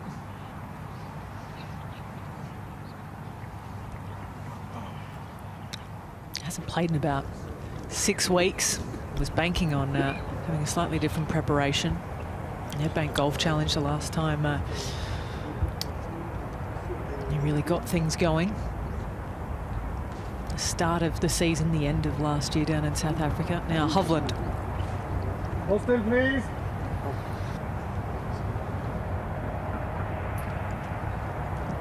Lie looks all right for Hovland, but still short-sighted himself.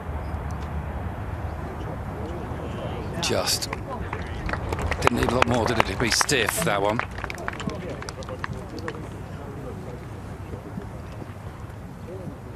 It's a shot you don't always learn around the world. Taking, you know, a third of a swing so close to the green. Now Hatton. Can he? No. It is par.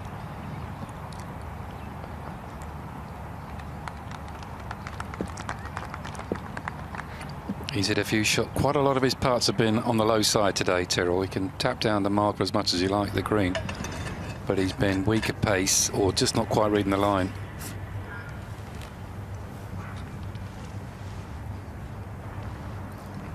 It's a real entanglement of grain change in this portion of the green. Just the last 5 feet or so, it does a little bit switch. It should move left to right at the very end.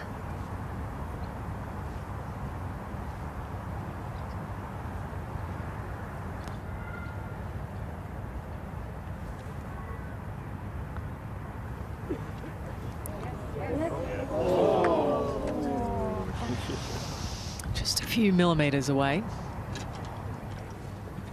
But it's an opportunity gone missing. They all know it. Tommy does. Second, a bit of a sitting duck. If you can dial in the short game.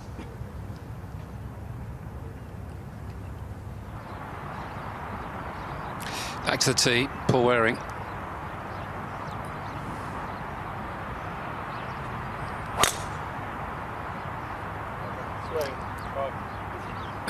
There's a pond down the right-hand side, but the driver, well, the hit driver takes the water out of play totally. That's perfect for Waring.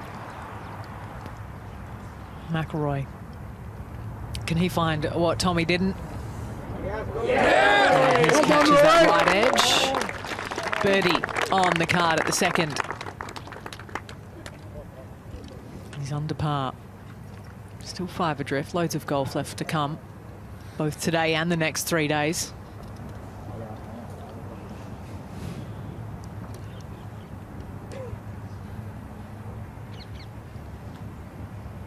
Yeah, par 5 third to come. Be 2 big hits. It's a 600-yarder, but they can reach. A couple of lovely par 3s on this front 9, 4 and 7, going opposite directions over the pond. 2 lovely par 3s. Got a good mix, this golf course, and there's some strong par 4s on this 9 as well. This isn't one of them. This is a birdie hole, but unfortunately this is for par for Viktor Hovland. Bogeyed 18. He bogeyed the first. You don't want the hat-trick. Can add another to the count, though I'm afraid it was straight left from the get-go.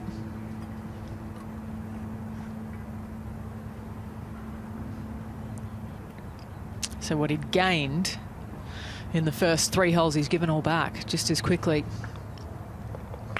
After being 3 under through 4, back to level par, courtesy of the last 45 minutes. Yeah, it's quite a long way in now, the last 7 holes for Viktor Hovland. What can Hatton do off the tee? Has that little lead with his head almost on the takeaway. He stepped on that one a bit, Hatton, I thought. Terrific shot. It's very narrow up there. It's only about 30 paces wide, tops. Probably 20 where he's hit that. He just doesn't look like he can hit it offline to me, Tyrrell, this swing. A reliable action. Pattern he doesn't mess with too much either. Why would you? Very different signature, the swing of Nicolai versus Rasmus. Different length, different pace.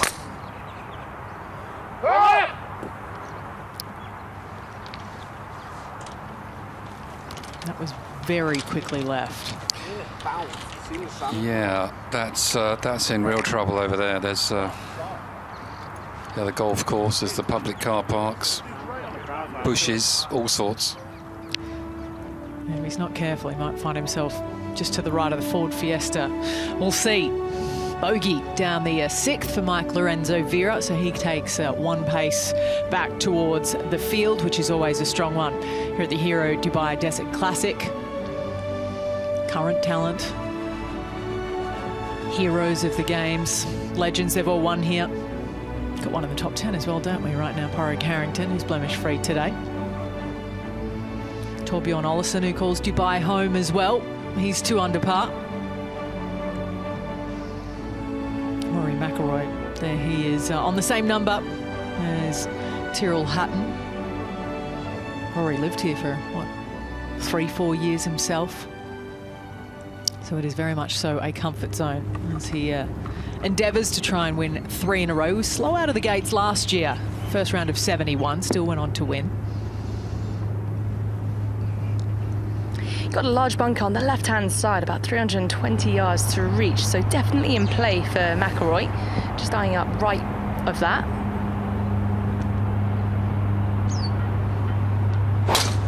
He'll take 2 big hits today.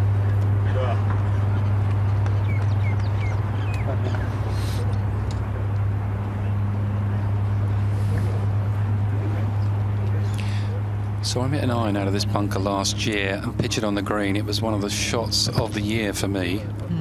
It was quite incredible. I remember saying to Harry, tell me that was good. He said, yeah, that was good. Yeah. That was it. Yeah, that was it. That's the reason for Rory. That must be in a long iron, Jamie. It was an incredible shot in Seattle. It was a 4 iron out of that bunker and pitched it on the green. That is unbelievable. Yeah. A lot of these fairway bunkers, they're quite flat, but they do have a bit of a steep climb on the edges.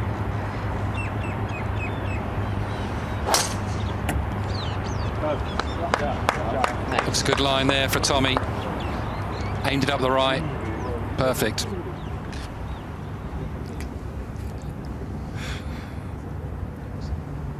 Stand still, please, guys.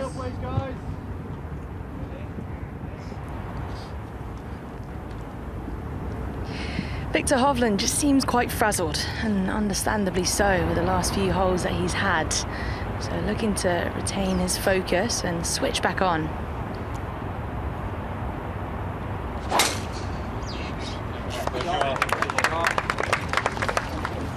No, he's trying to compete with his B game. His A game's imperious, but he was the last guy to leave the range on Monday and Tuesday night, so he's working hard for it. Viktor Hovland. And that one finds the fairway. So maybe fates will turn around after 3 consecutive bogeys here at the par 5.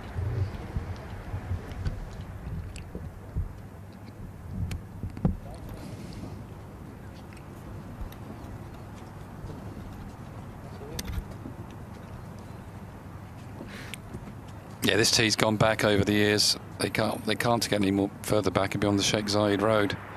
600 yarder back to the second. Got lucky here, Højgaard. He's had a bit of luck, hasn't he, when he missed the fairways? Yes, and there's more. I think he's used his 3 wishes though now. I think he has, yeah, yeah. The genie might have one birdie left for him there. We'll have a decent look at it. See the ball of Paul Waring and tight as well. Now Hatton. Dazzles. Just had a feel about that one. He was going to hit a good shot. It just straight up and down with a wedge. Beautiful shot from Hatton. One of the best iron players in the world, without question. He's some golfer. He just hits it so straight. His iron play is good. His distance control is right up there. That's the key thing when you're hitting short irons, and his distance control has always been brilliant, and he's genuinely a great putter. Putter hasn't worked for him today, but this was Paul Waring's effort to the same hole. And compared to Tyrrell's, that's pathetic. A pathetic 3-footer coming next. Opportunity to break into the top 10. Should that drop for Waring? 3 good shots there from all sorts of places, but if you're not holding the putts, guess what? Stiff it. That's what Hatton did there.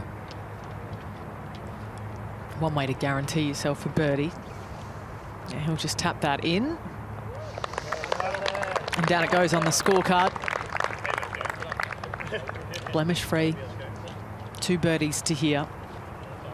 Hasn't done much wrong today, Hatton, aside from just seeing the ball stay above ground on the green a little more than he'd like after hitting it in tight at the previous. Makes no mistake here at 2.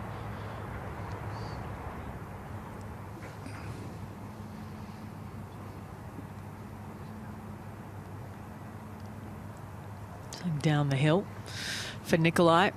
Did very well to afford himself this for a 3. And should it go in, it'll be another ball for birdies. Once more, we're donating golf balls to grassroots golf projects all around the world. 1 for a birdie, 2 for an eagle, 100 for an albatross on the DP World Tour. I think we're up over 7,000 already this year.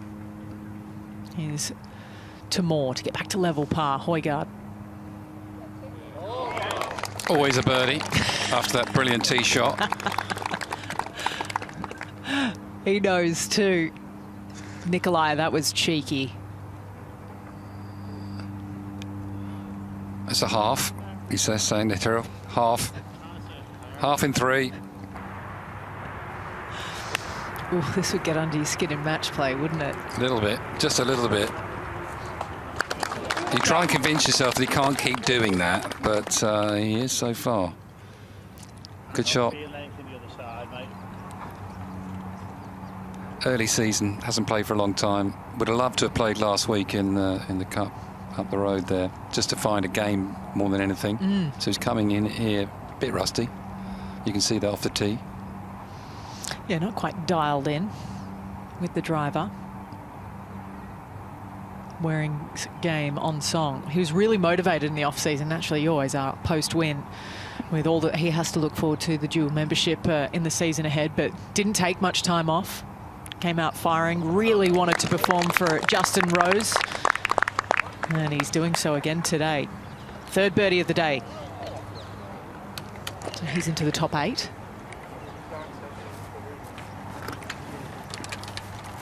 4th, in fact, isn't it? But 3 under.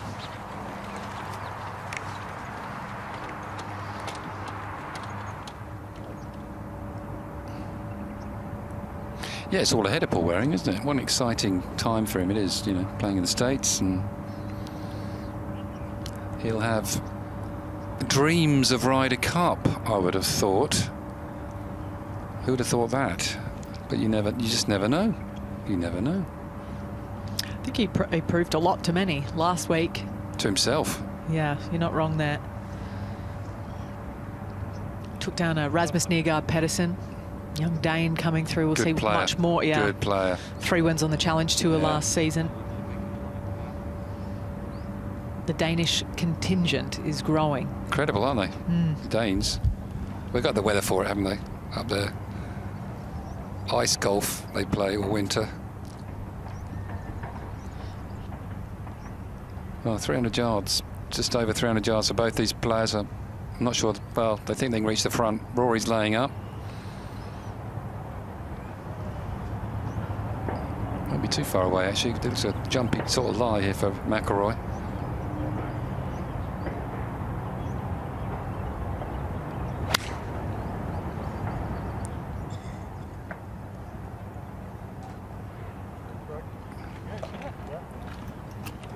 There it is, just creeping up on the backs of the group ahead. It's been a lively day up there for Jordan Smith. All 3 of those players are under par. He's had 4 bogeys, 5 birdies to be 1 deep. Jordan Smith, same to Ryan Fox. A little topsy-turvy, much more steady for Ollison. He's had 2 birdies, no drop shots. Now Hovland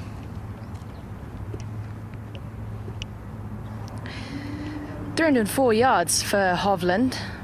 A fairway finder off the tee, absolutely having a crack at this. Need to carry it all the way. You got 2 bunkers just protecting the front portion. Ball a little bit above his feet, maybe counteracting that fade he's playing with. 270 the front, and a look of disgust from Viktor. Is it a little bit left, is it? Not sure. Short right, Incy is sort of indicating to us, is that right? Yeah, I mean, I'm quite far down there and I'm quite surprised. I'm not sure if he was going for it or laying up. I'd imagine his intentions was to go for it because he was waiting, but that's a good 100 yards shy. Short right over to Fleetwood. Can you do better? Same yardage with the mini driver.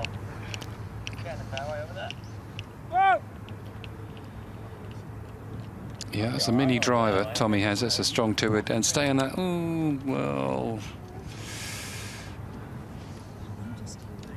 Pins 34-4 right there it is. He's got a little bit of room there, Tommy. Lie looks, we'll see. It's going to be near on head high as well, isn't it? Sits above you, that green, especially from down the left of the valley, which you'll be staring into the face of. Strange shot from Hovland, wasn't it? I mean, Tommy got it all the way there, and Hovland's miles short. It shows his struggles at the moment.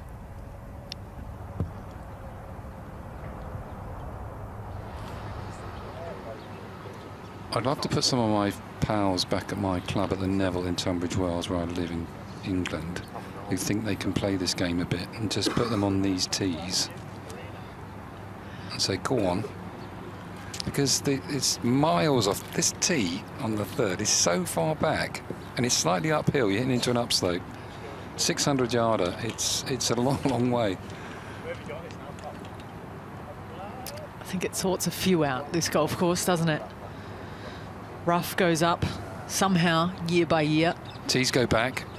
Fairways come in. Yeah. It's all well earned. Those that have taken home the Dalla Trophy. Beautiful trophy, one of the best trophies in the world, isn't it? It's stunning. Yeah, an Arabian coffee pot. Huge too. Now Waring.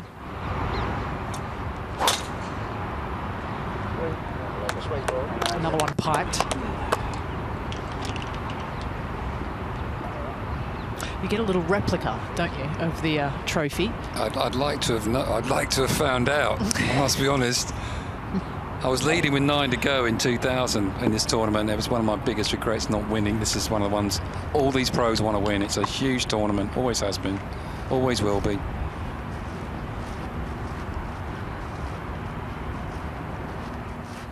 It is a real icon of the game.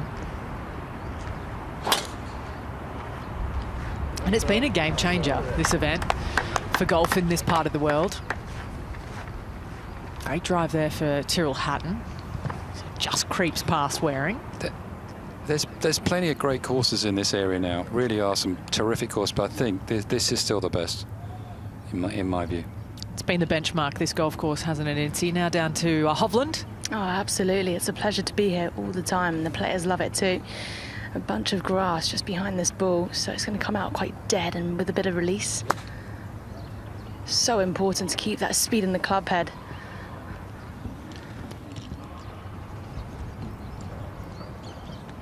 He took a toupee of grass on the way through with that. Just when it looked as though he turned things around with the drive, Hovland finds himself a little on the back foot again. Stay here for McIlroy. Yeah, it's a bit of a battle, isn't it? This was smart play for McIlroy, just laying up, no point going for it. And just a little flick. He's walked up to the green and it's slightly elevated, so landing in a much flatter angle.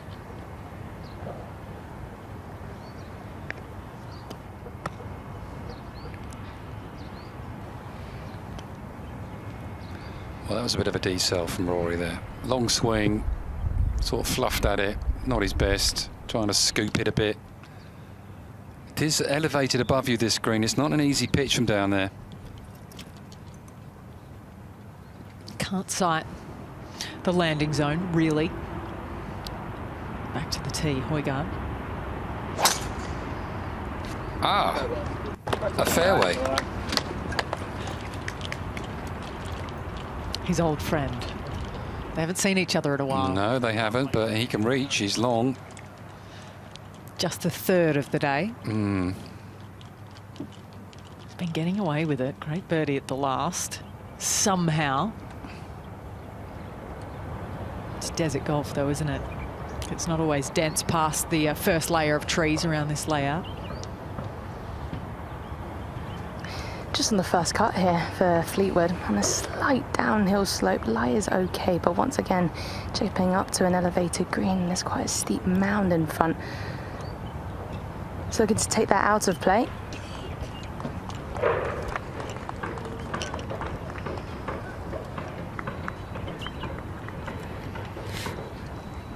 Just couldn't get any stop at to go over the knuckle of that bunker, and tricky.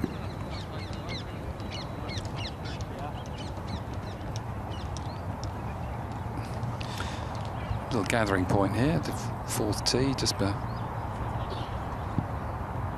ahead in the distance. Seventh green on the right there, and just see that, and there's the eighth tee, the iconic eighth tee, just above this third green. Halfway hut. What a halfway hut that is. Look at that. It's a beautiful little building. Brilliant, isn't it? The Majlis, that's what they're called. It's where the namesake of this golf course comes from. They've done a brilliant job, Carl Litton, the design, in almost kind of drawing sections of the course back towards itself. There's another... a flat piece of desert, and look what he's created. It's quite incredible vision to do this. Yeah, from past 8 green, you can see number 1, number 2 as well down the par 4. A couple more little meeting points on the other 9 too. So we look at McIlroy for birdie here.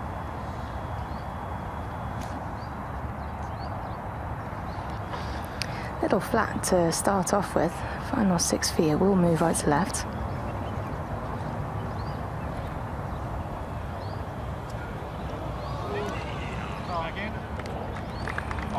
Well, it's a good try from Rory, a bit too far away to be giving it too much of a run. Yeah, don't do things too silly. He was tempted, wasn't he, Jamie? He was, yeah, he was going to give it the strange one there, but...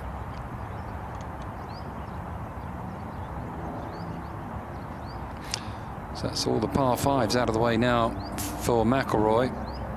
He's 2 under on them today.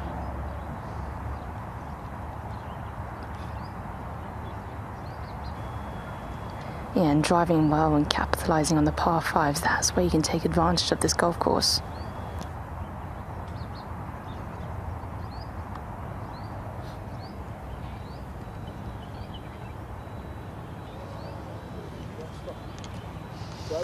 It's almost like he's trying to sort his game out as he goes. It was impressive early doors. Looked like everything was on song. Now Fleetwood has a wedge in his hand. I don't think he's going to try and chip this one. Instead, try and blade it. He just try and strike the equator of the golf ball with the leaning edge. I think. I could be wrong.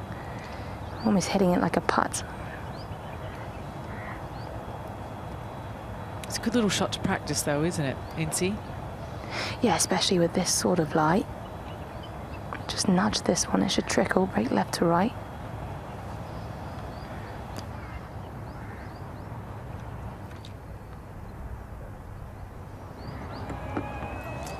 Nearly, nearly.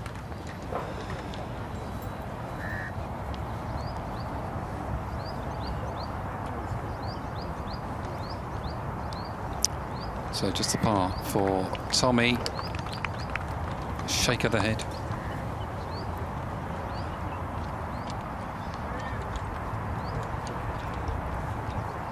He's level par for the par 5s, Tommy, now. They're all done. Birdie 2 of them, but after the double bogey at 10, it's always going to be on the back foot.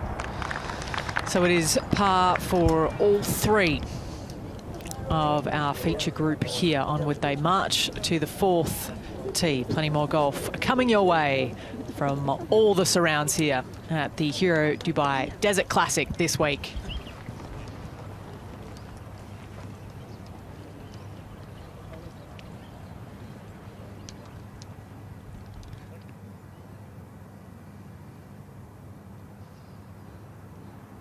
Back down the fairway. Waring, second shot. Pin's just on the right edge of the buildings in the distance. Kind of in line with the tallest of the three. Always on the upslope with the second.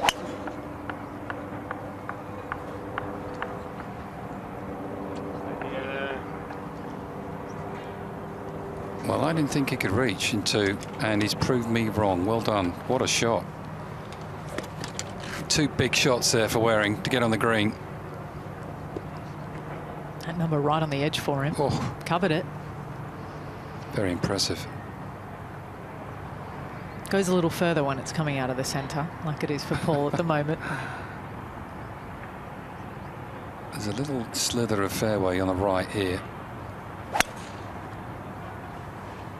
It's a big, big shot to carry the middle bunker for Hatton.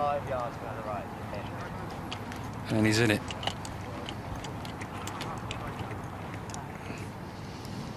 Looks to be down in the flat, but we'll have some sand to carry to a green that sits above you as we go to the fourth tee. McIlroy on it. That's 187 yards from an elevated tee box, so you're playing downhill, at least half a cup or so. Cup? Half a club or so. Either or. Exactly, and you've got a bunker long, which of course you want to be missing. Pitch is short left. It does typically release to the right.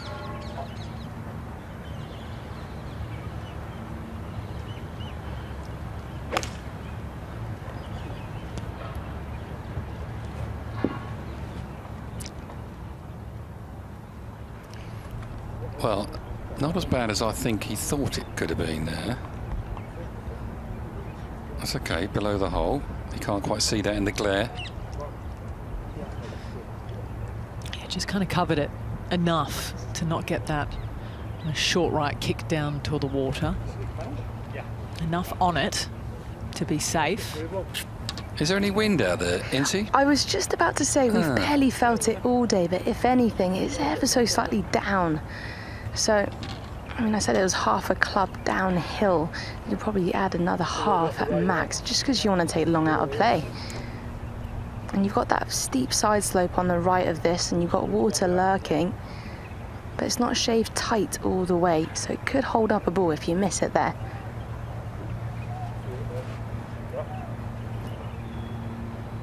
I'd imagine this should be the perfect 8-iron for Fleetwood.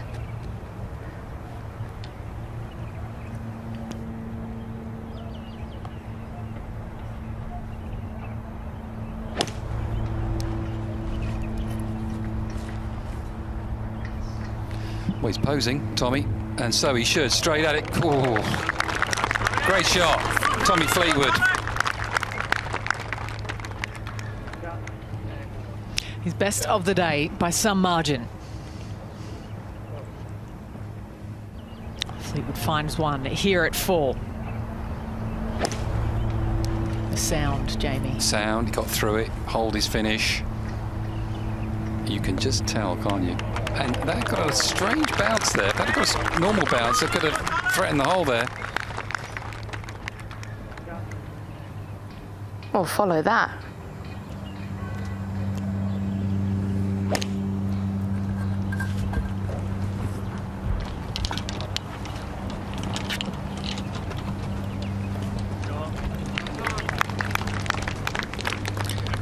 Well, they can't see that one from the tee, but obviously we can, and that's sitting down in the bunker. That's what that flag is all about, trying to draw you towards the sand at the rear. Back to 2, just under 300, 287 left ahead of Højgaard. He has that in the stable. Big advantage when you get onto the top of the flat of this third hole. You can see everything. And that's okay. Didn't quite get it, did he? But anything on this third green in 2 is excellent. I'm sure anything regulation, a welcome change as well for Nicolai Højgaard, who's been very adventurous today, albeit he's level par. Should be something a little better for him up at the green, but look at that, they're stacking up. Birdie down the 5th for Veerman to reach the mark of Mike Lorenzo Huvea has got it back on track. 3 birdies in the last 6 holes for him. He's headed down 17 as we speak after picking one up at previous. Paul Waring, there he is in the top 10. So we quickly get down to Tyrrell Hatton. He is in the flat. Green to use. The question is whether the shoulder off the bunker will give it a nudge, and it didn't. Not far from as good as he could have hoped for, with the wind trailing. Got to remember that, because you get down to the 4th tee and you can't feel it. You're sheltered from the wind, but it is trailing down the 3rd here.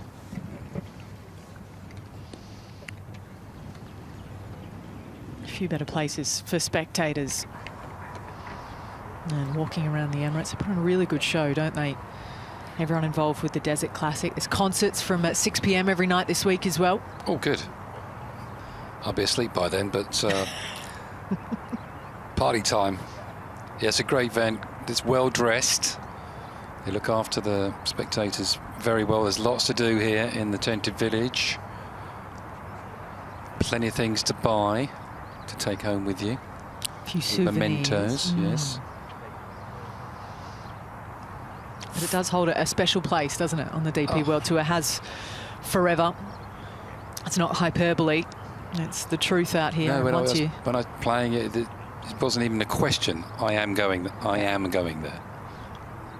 All the players feel the same. Because of the practice facility this time of year as well, the practice facilities are excellent. It's just a great place to come to. So, Waring says for eagle, but it'll take 2 parts really, won't he, from here?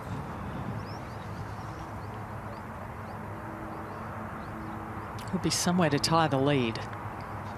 Like you say, he'll take 4 and run.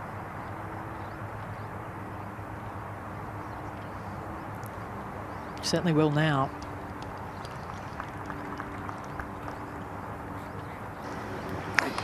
Yeah, that breeze is definitely starting to pick up a little bit now compared to earlier this morning, and that dew has dried off on the greens. It's a gentle climb uphill. It's got to shift left to right.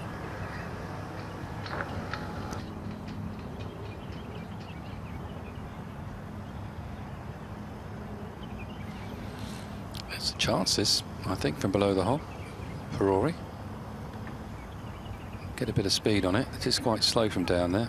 Didn't quite break though, did it? Pretty good putt though. Kept it top side.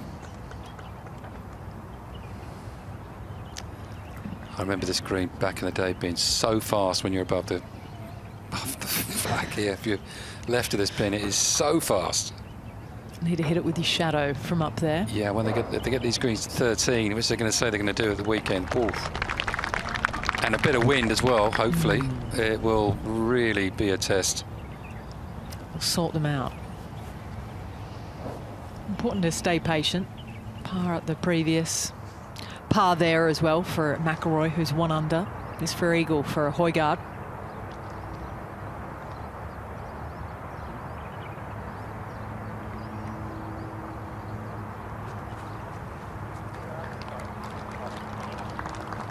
A little bit of work to do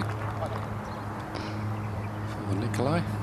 Well, birdie chance. This whole green slopes left to right, so from here it's the other way.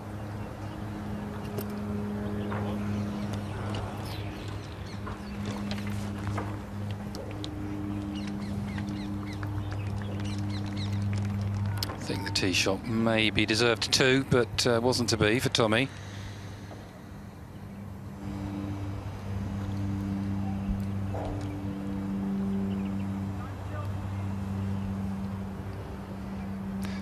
Now going to walk around the lake and over the 7th green to the 5th tee. Now Hovland bunker shot was a bit Short yeah, it was there, a tough one. Yeah, it was sat down a little bit, short-sided as well, so a difficult one to judge.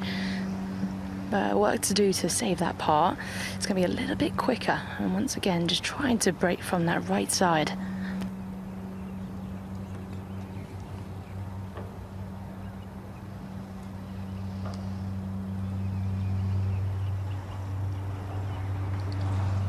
Rips left.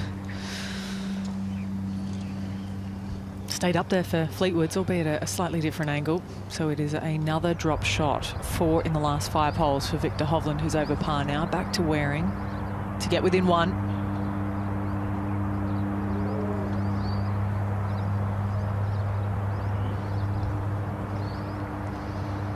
That too a little undercooked. I think he liked it. He thought he had it. Just dived across the hole, didn't it? Just went sideways.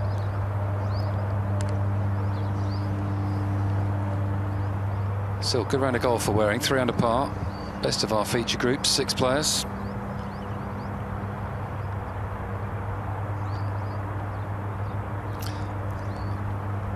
For now. They'll be aware though that they'll be aware that 5 under's leading, so they'll know that the scoring's maybe not as low as it normally is on the first day here.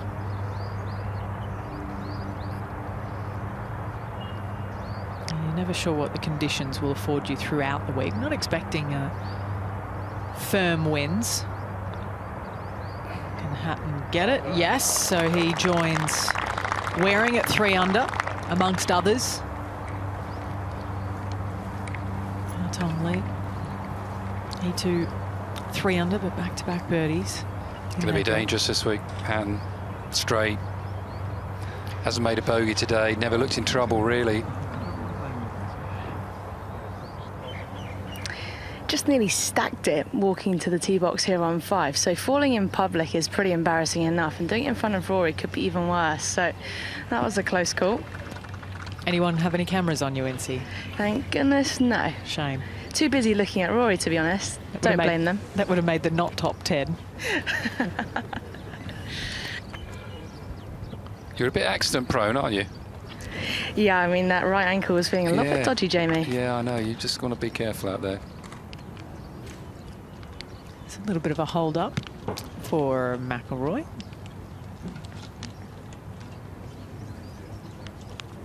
Go back to there in a moment quickly to Højgaard to get under par for the day.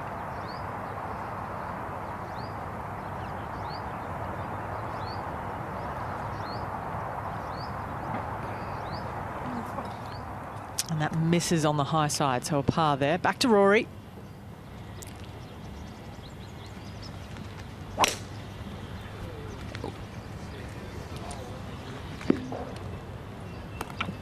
Is it leaking?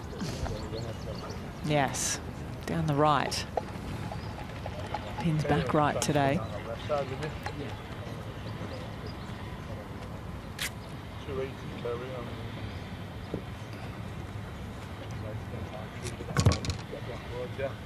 Fairway campers just gently from the high right side. Yeah, McIlroy just clubbing down to the fairway metal there because you've got water lurking at around 330 yards, but maybe a bit of a stretch for Fleetwood. Once again, this does camber a little bit right to left. It's a fiddly hole, the next 2 holes anyway. And next one's firm, 6th. 5 can get in your head as well, Jamie. Yeah, some trees down the left-hand side. A little bit of a right to left hole, but that, stay there, it's perfect. Once you get your driveway on 5, you fancy it. Yep. The second shot. 3-tiered green. Back to the 4th, Tyrrell Hatton. Up on high. Look at that. Ball striking's been good. He's only missed 1 green today.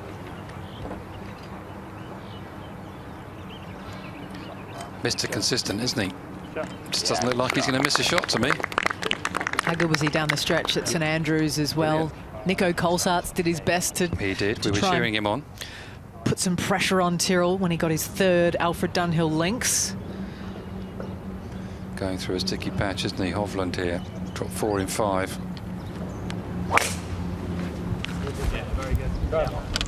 Oh, they like that one. The double pump work there.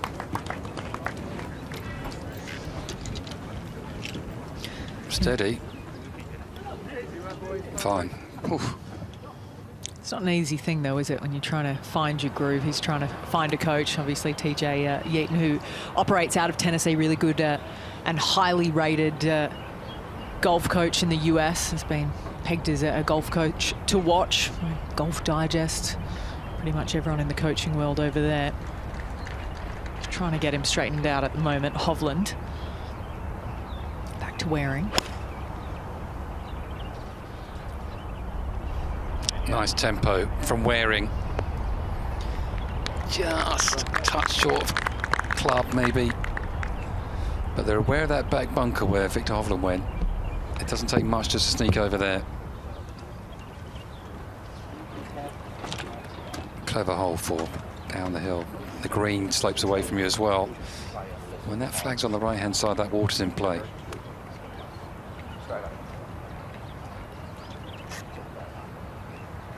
It's a little tier that bisects the front and back half. So often it is on that left-hand side, landing on a bit of an awkward downslope, angled to the right. And Højgaard.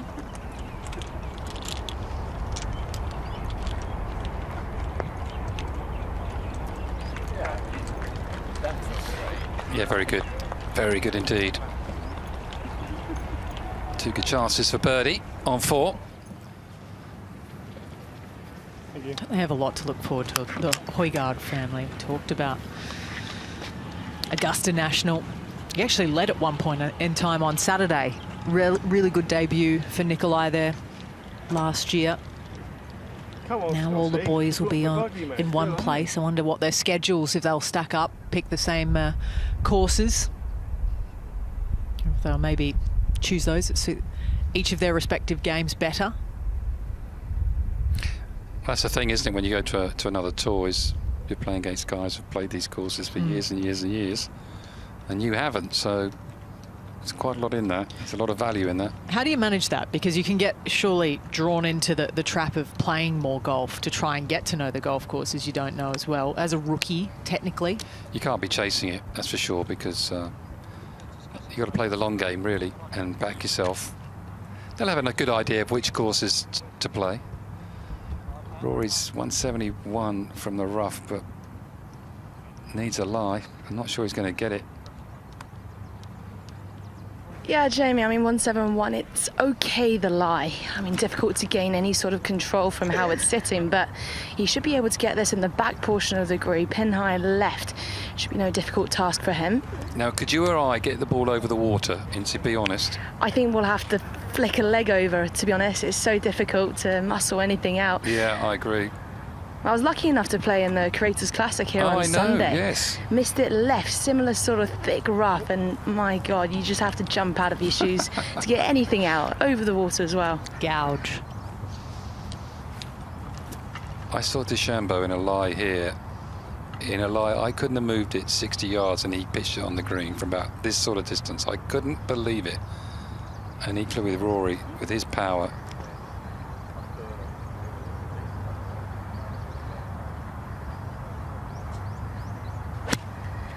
Probably helps it's a 9-iron rather than a 5 for us. That's true. Yeah. Perfect. That's where they're so good. It's a huge advantage, isn't it? It's just so good.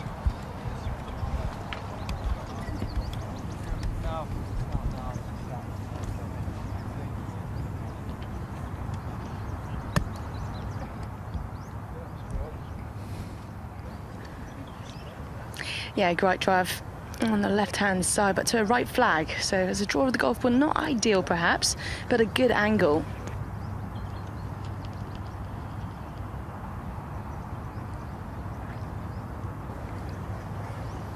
Any sort of breeze, it's just a hint off the right as well. So maybe looking to hold this one off.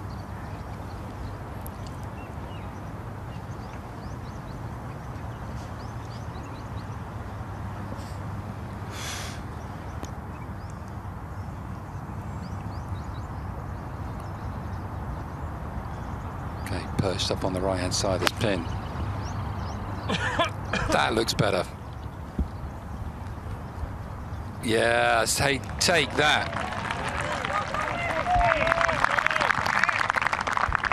An absolute pearler from Tommy Fleetwood. Tucked in close at 5, back to 4. And Paul Waring. Little slider.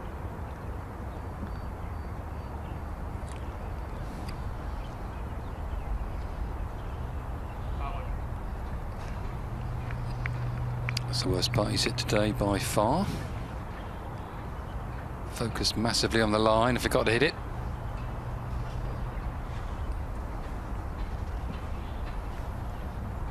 Do they take some getting used to, Jamie? The greens around here, are they pretty straightforward? No, they do, because a bit of grain on the greens. You just have to take that into account. They were relayed a few years ago as well, but still kept their characteristics. Yeah, I think they made the changes, didn't they, back in 2021 as well, to the size of the greens. Now Hatton filters down toward the water, but how much from up here? He's been low. He's low again. I'd say almost 90% of his parts have been like that. That was a cracky, whack that one in. Yes, I'm hitting it low, hit it higher. What are you doing? So those that have found a 2 here have done it from in close. It's a bit ominous though that Hatton's 3 under par, 2 behind, and he's 3 behind now. Actually, Gavay's 6 under, but he's hardly hold a thing. He'll work that out. Yeah, it doesn't take much to tighten the screws on the game of Tyrrell Hatton at the moment. He isn't far off. So this for 2 birdies in the last 3 holes for Højgaard.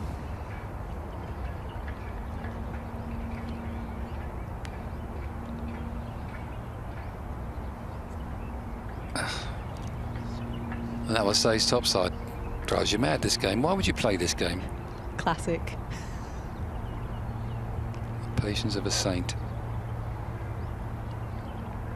A good putt for Højgaard. You've got to say to yourself, that was a good putt. You can't... If you hit the putt you want to hit and it doesn't go in, you've got to say, good putt, and move on. And just wait. And they'll start dropping in. You hope. Fingers crossed. Eventually the talent, the athleticism kicks in, hopefully before you start overthinking things. What a view. Down here at 5 green. Yeah, and it's McIlroy to go first. I must fancy some macaroni cheese or something. I'm getting hungry. No breakfast, that does the trick. Anyway, back to the golf.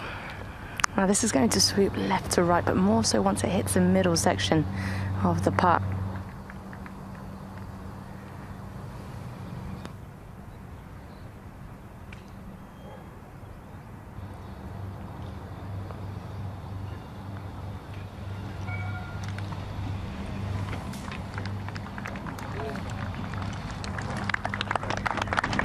Well, after the tee shot, really, to take a 4 is a good thing there for Rory on the 5th.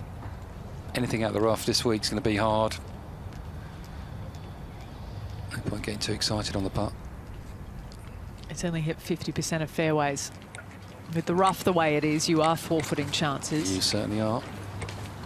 Yeah, and it just proves it's a big premium hitting these fairways. Just lose all that control when you're coming out of the rough. Once again for Hovland, a little left to right at maximum 2 cups.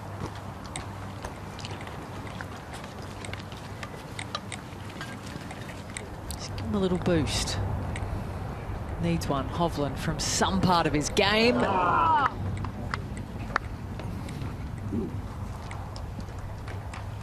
Not to be.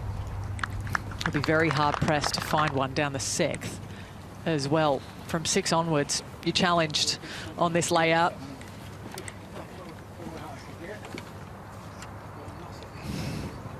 Go level par through the next stretch. You take that most days and run 8 and 9 as well. Yeah, tough finish on this front line. 6 through 9. He'll grab you.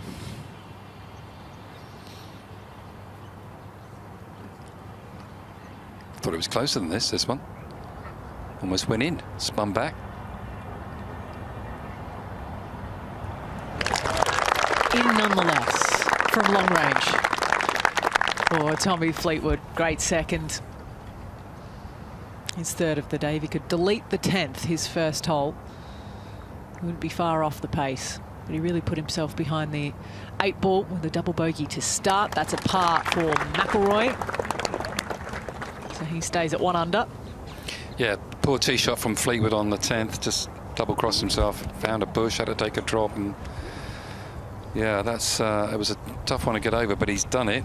3 birdies. Can he get one more? He's back in the red. Fleetwood back on the tee. Hatton less than driver here at 5.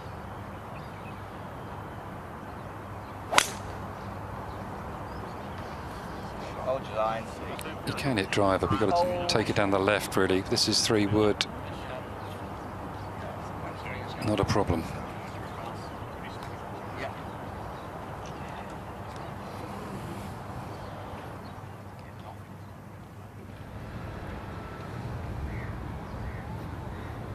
Some deep rough all around the 5th driving zone. It's a wide enough area. You can see even the best can still miss it down there. That is perfect from Paul Waring. Yeah, I think on 5, if anything, you want to aim left. If you miss, should be left on 5. You've got a chance, and you can skirt the water. But if you go down the right, where Rory was, it's a tough shot. So good drives there for those two. Well, Fleetwood said he struggled with the dog legs, and I'd imagine this is one of those holes where it doesn't quite suit him as a drawer, working it right to left. This whole canvas left to right, so that corner, it really shallows out, making that landing area difficult to hit.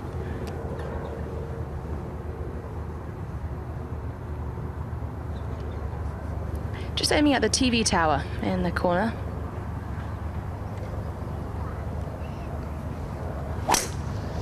It's awkward, dogleg right, but it's an off-camber fairway that kicks to the left corner.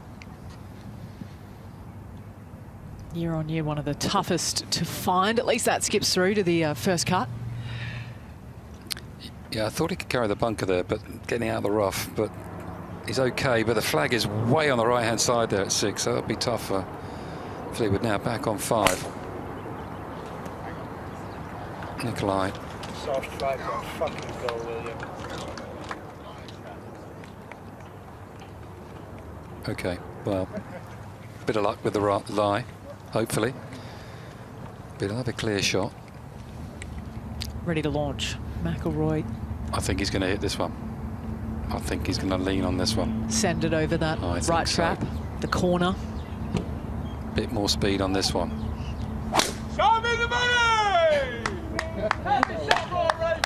There's a village missing one of their residents. Let's go!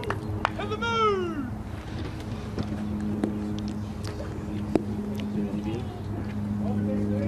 That is well right of his target for McIlroy. Down short of the waist area. Yeah, we've seen that happen over the years, and down on the right, you can get blocked out for your next shot, especially with where that flag is today. So Hovland, if there's any sort of breeze, it's a little bit off his left, so you've got to set up for the fade here.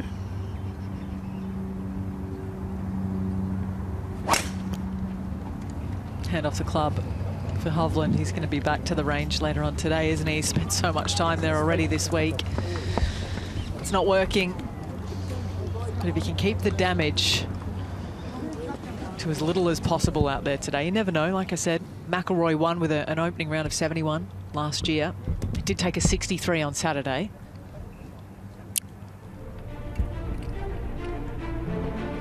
So Mike Lorenzo Vera will be in doing media after that 67. He's been pipped right at the end, though, for now at least, by Ricardo Huvea. He's just gone birdie, at 16 and 17. Clements, Ferguson there to 5 under par. So some good golf from each of them. Got a couple from our feature group as well. Paul Waring, Tyrrell Hatton.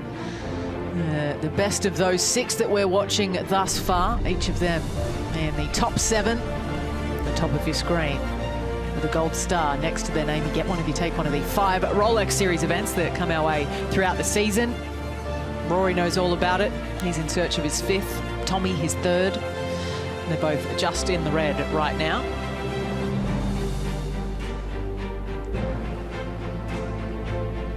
Sean Norris tasted victory down on the flanks of the Kruger National Park at Leopard Creek toward the end of 2024. Start of our season, of course, the wraparound season we have. Good to see Yuto Katsuyagawa as well out over on the shores of the UAE. Viktor in his home country this past season. As we get down to the action, 183 ahead of Nicolai Højgaard here. Lie looks okay. The lie to cut. Well, couldn't get any control, but it shouldn't be too bad there. Should be able to chip that down the hill.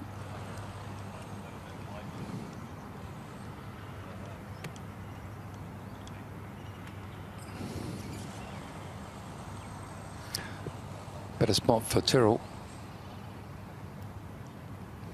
It's an inviting shot, this.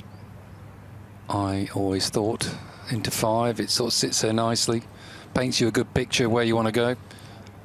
There's a good backdrop as well. Those sort of things help your visualization in a shot. So I'm expecting a good shot here, Alison. I can tell. Well, see how it just sort of feels like it gathers into the pin. Mm-hmm.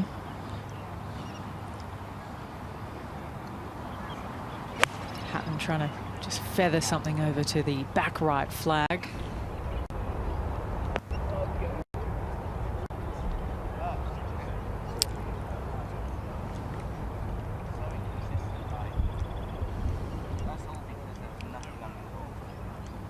Well, talked him up.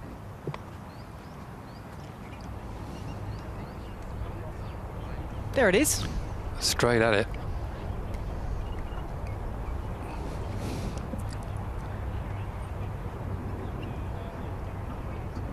So a little up and over on the tier as well. Still has something, a little elevation change to handle with the next. You can see from this view how these greens kind of separate into 3 little sections. Now Waring. Long way down there, Waring. Big wedge from here.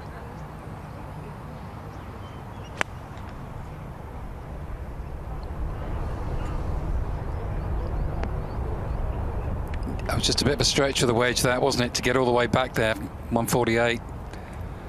Good shot. I like the way the ball just gets in the way. 2 turns. He's got a great rhythm to him at the moment, Waring. Now Hovland out of the sand. Clearly all he could do after the drive. Hasn't really been in the position to attack for quite some time. Since really the first hour of the day for Viktor Hovland. Who's going to go next? I'm sure Incy can tell us. Well, despite how good these guys are, I mean, Fleetwood is up next. It's very awkward from about 210 back right pin. This ball is about 30 degrees above your feet. So for someone who already draws the golf ball, it'll be so easy to just go with the slope and miss it way left. So there needs to be an element of control here. 207 to be exact. Perhaps between a 6 and a 5 iron. Kind of prefer a 6 iron just because of the severity of the ball above his feet. Such a narrow target, isn't it? This green sits on an awkward angle too.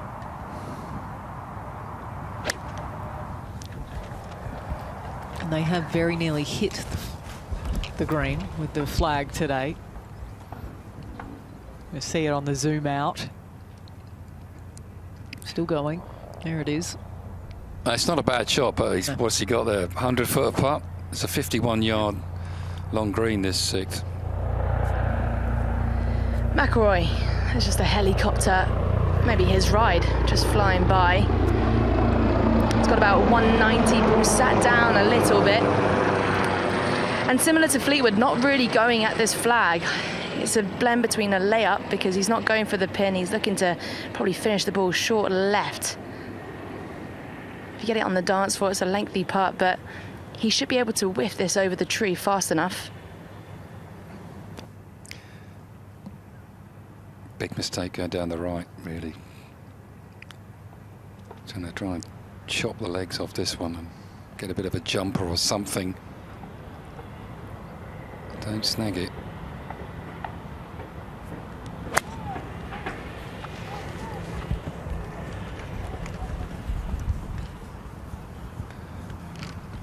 Yeah, had to be in the bunker, and that is not fun. That's quite long from in there, isn't it, Jamie? That's a tough one. Some consolation, perhaps, the fact that most of the green will run towards the flag, at least the last 20-30 feet of that. Meanwhile, Højgaard wishes he could have a mulligan there. Yeah, I was just about to say I quite fancy him for this, and he found Duff City, so he's had quite a few different shots today, Nicolai Højgaard. The rust is gradually disappearing off the club faces. Yeah, it's been a scrappy day by his lofty standards. That's okay this time of the season. Hasn't played. If you can get that out of your system, maybe try and keep it somewhere in the red. He's level par right now, provided that next one goes in. Whoever you are, come here, apart from the real top players, make the cut. Play 4 rounds, you play your way into some form. Now Hatton. From down on that middle tier. Would you say he's only missed 1 green today? Yes. Very impressive. Better putt, good putt from down there for Hatton. It does feel like he's made nothing. Well, he hasn't made anything, has he? Short putt on the second, short putt on the third. Two putted 18. He's held nothing, which is very unusual for him. He's one of the best putters in the world golf. I think footage of putts hold will be low today. It was about a 10-footer, wasn't it, on 17 as well? Yeah. About that? He'll be on the putting green later. Ominous for the rest of the field if he finds something. There's the ball striking. He's a great front runner. Solid, isn't it? And he's not scared of the big stages. 4 times a Rolex Series champion himself already.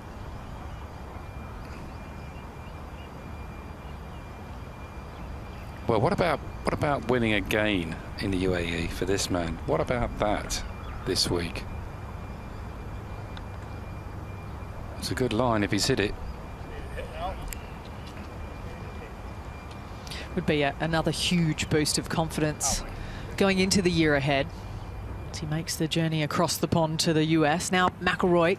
30-yard bunker shot here for Rory. Lie looks pretty good. Got to play left, play a bit of cut spin.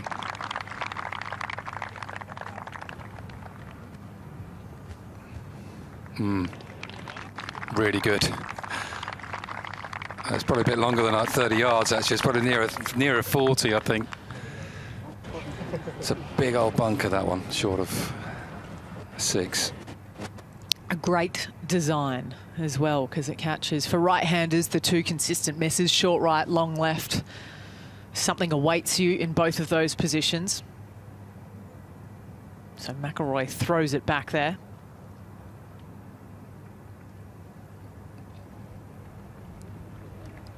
Natural amphitheatre. It's not far away. That's over around the 7th green, isn't it? It's about to watch a lot of golf. Bit of a roller coaster of a putt coming up for Fleetwood. Definitely seeing this as a double breaker, quite considerably to start off, but left to right. And the final half of this putt, it will move back the other way.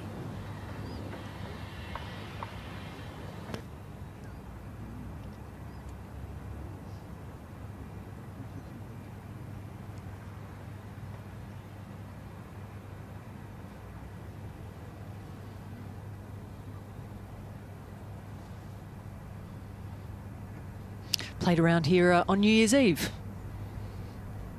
The two of his older boys, final round of the year, but hasn't been back there since. Fleetwood with a lot of Emirates to cover here for birdie.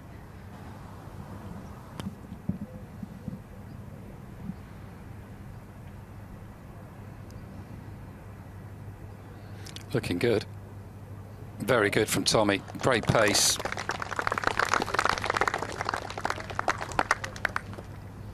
So when you design your own putter, there's no going back, is there? But you can't blame anything all of a sudden because it's mine. It's only his. It's only his, and I, you know. Would you have liked being able to do that, Jamie?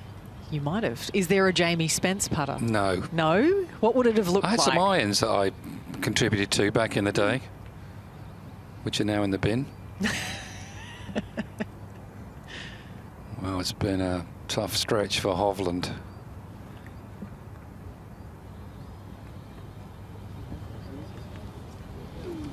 Bit of a brutal day. That started so well. It's going to be his, what, 5th bogey of the day now to 2 over par. I'd like to see him hit a cut off the tee.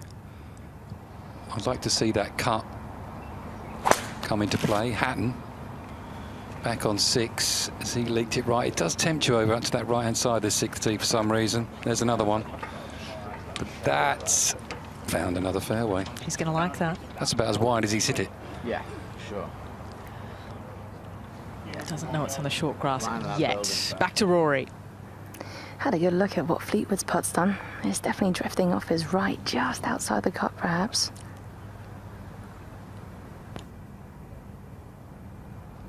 That was on train tracks. McIlroy and a 4. There's sand saves and there's sand saves, aren't there? These guys run at about, if you've got a 55% rate out of the bunkers, you're doing really well, but that deserved a bit more than that. Waring. He should be playing up the left.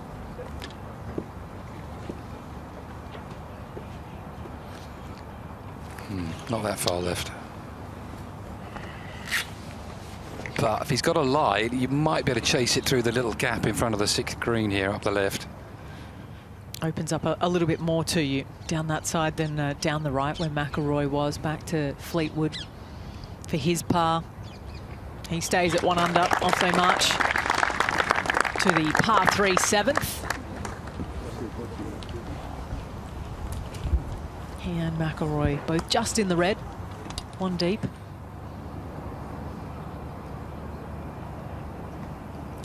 Nicolai Højgaard. He's taken his hand off, I would say, the majority of his drives today. That's way right. Oh my goodness me, that's nearly on the 5th. That's not far from where Rory was on 5. What kind of view is he going to have from over there? He's going to need the GPS system out. Not so for Ricardo Hovland, who birdied his last 3 on the way in for a 65 today. How good that must have felt. Just the 1 blemish. Came at the 6th. 8 birdies on the card. There is Hatton, who's still in, I'll call it 3rd gear at the moment. Ball striking's been good. Putter hasn't necessarily played along so far today, but still 3 under. Inside the top 10. The youngster of Jaden Shaper. That of the next generation coming out of South Africa. I think 2 on the same score. Just made birdies at 2 and 3.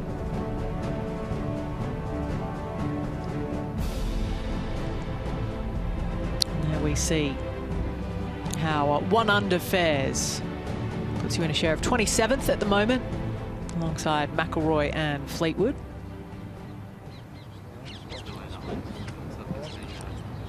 Yeah. Well, we've got 2 tee options here on 7. Today it's on the left-hand side. Come the weekend, it might be shifting. And a more further right angle. Only 173 yards today. Back pin, not much room beyond it, all right. but the breeze has picked up a little bit into and off the left, so you want to keep the flight down, because anything shy, you've got water.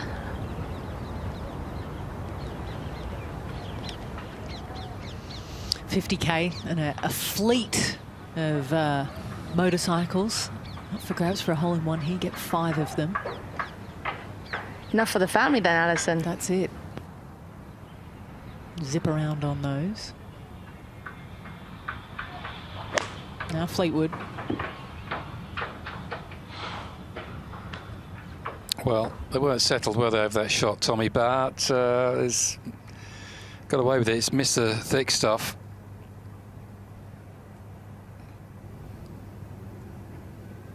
Just couldn't settle. We've seen harsher punishments for a lack of commitment than that around this golf course. Yeah, there's just plenty of traffic on this tee box. You've got players on 5 about to hit, and then you've got to make sure they don't walk past as you're about to go. Just cruising an 8-iron here for McIlroy.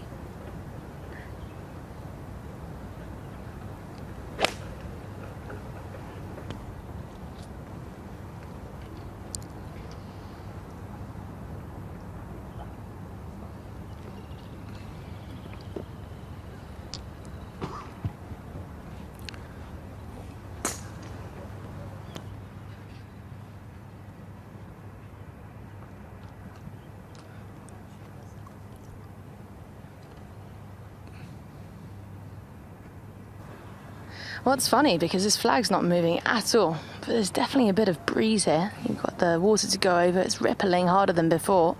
Yeah, sheltered by the slope at the back, no doubt. I mean, come the weekend, it's like an amphitheatre surrounding the screen. Good shot. Really good shot from Viktor Hovland. Needs it as well. 2 over par. He won't give up.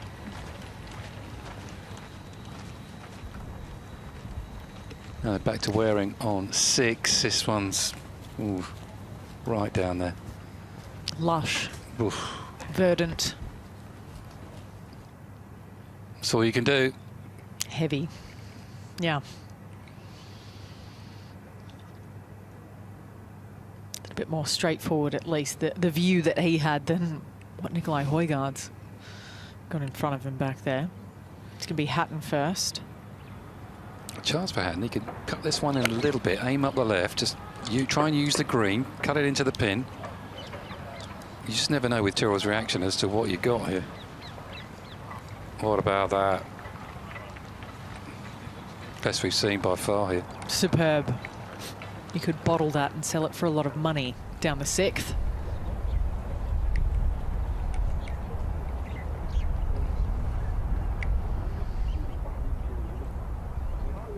Well, coming from the other side, totally, Højgaard.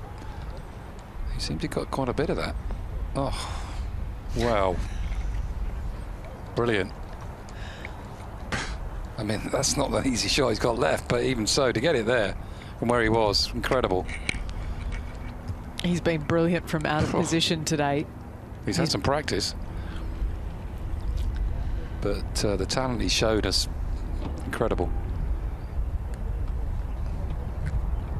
If he can escape with a 4, he will have a look, albeit from just off the back, for a 3. After being 80 yards off his target off the tee. So wedge out for McIlroy.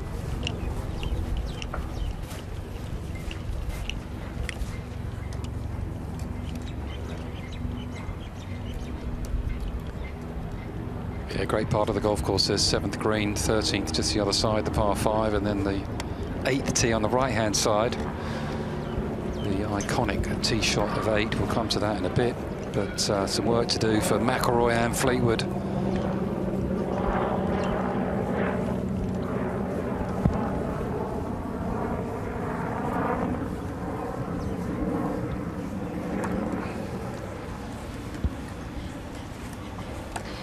A decent lie for Fleetwood.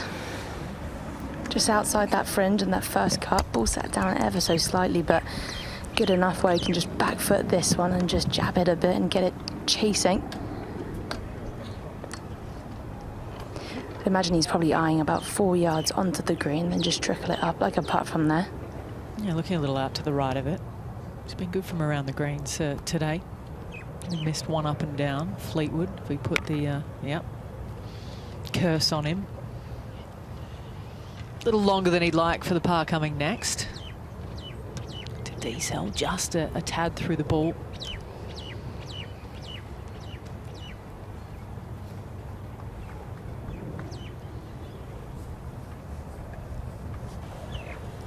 It's your classic sort of lie when you just miss the green. That rough is long, but he's been good at these shots.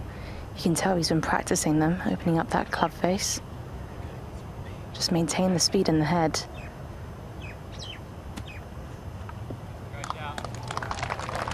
Oh, he is just born for it! Rory McIlroy with a moment on 7.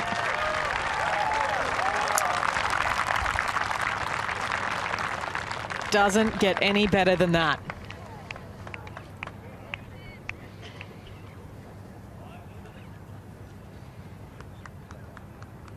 Perfection in what was once his backyard here in Dubai.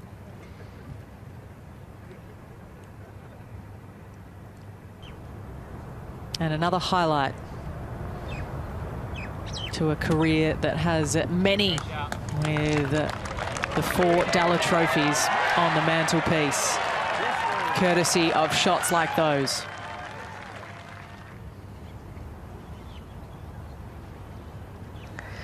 Well, let's see if he feels inspired or not. He needs an injection of magic for sure. Body language has been down a little bit of recent. Hasn't been his back 9. He looks a little beat up by the golf at the moment, Hovland. This would help. The world number 8.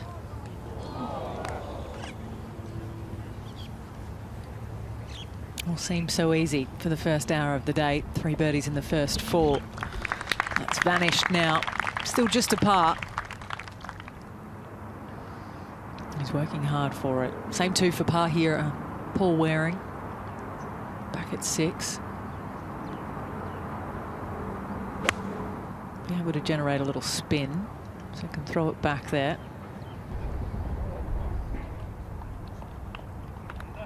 Digs its heels in. So it'll be Waring putting first for par before Hatton putts for his birdie. We return to Fleetwood.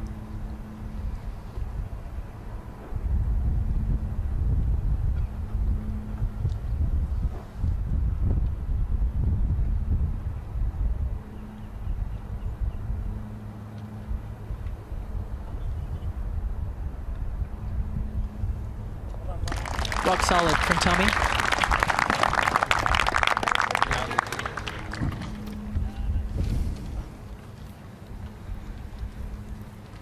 Off they march for a photo on the 8th tee. Obligatory. We go back to 6th green.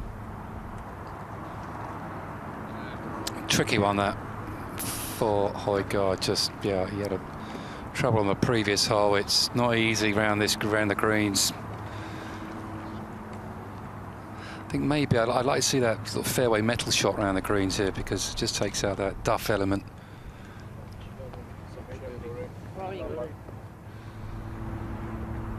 Good call. Well, you've got to try and do something, haven't you? Try and get the strike on the ball somehow. Something that has a little less variability than what we've seen from Højgaard on the 5th and 6th now. So it's for par for Waring. After wedging it to here.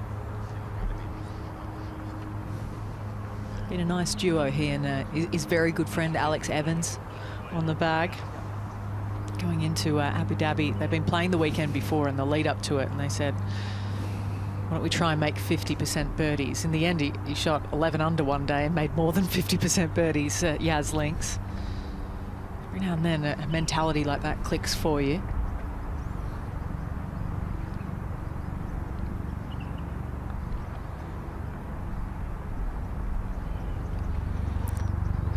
Yeah, just a misread. Okay, 8th tee, here we go. McIlroy. Aiming left. Straight over that palm tree. Be fine, pal.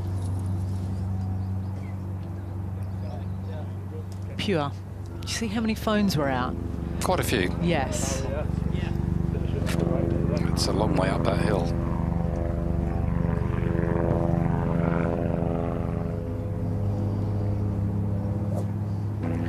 Well, Ali, I think it'll be a sin if you're surrounding the 8th tee box and you don't get your phone out. It's the iconic hole here on the Majlis. It's just beautiful. Plenty of windows to aim at.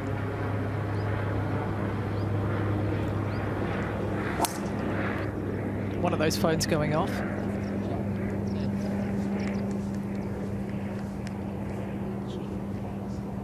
Doesn't faze him though.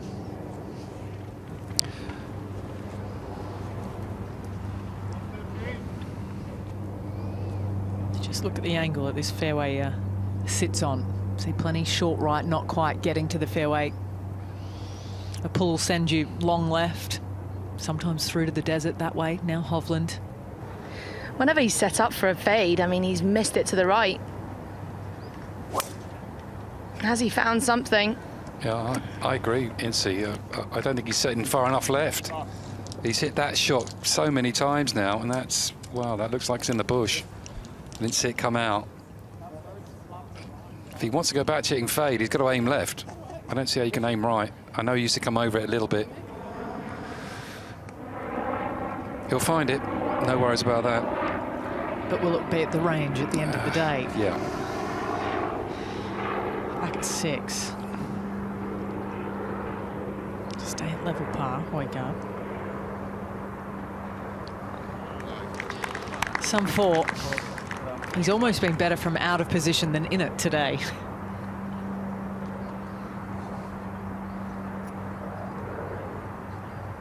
Yeah, 2 birdies, 2 bogeys for Højgaard, but it's been a bit more adventurous than that, to be honest.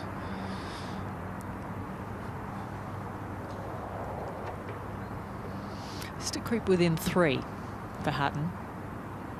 Tell you what, it takes 2 good shots to get inside 10 feet at the 6th to this flag.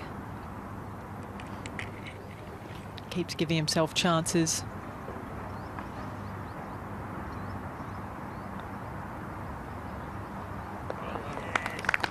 Rolls in another.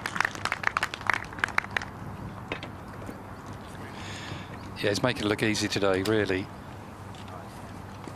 Just wandering round. That was a terrific shot. He hit into 6. Hasn't been outside the top 6 in his last 3 worldwide starts. 2 of those at Rolex Series events as well. Came so close to taking another Abu Dhabi HSBC Championship, but it was Waring that just pipped him that time round. Revenge on the line. There he is on the first page of the leaderboard now. And 4 under par. Team 2, Keita Nakajima, a breakthrough winner on the DP World Tour this past season. Albeit a lively day. At one point in time he had a 7-8 shot lead in India, but we all know sometimes that's not quite enough. With that finish, we'll go back to 7 and Hatton on the tee. Wind just off the left a little bit. Well.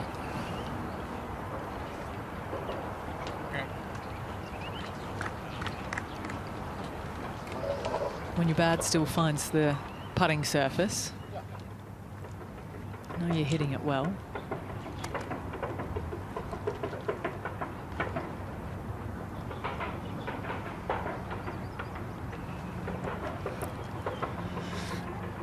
.30 feet is the average, and I think that's probably where I hadn't hit it. So Højgaard.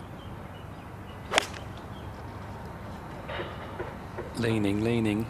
Tends to tell me he's going right. Well, not too bad. Yeah. 4 off the right. It's only 4 off the right to get all the way back there. You know what I mean? Really challenging that right flag right now.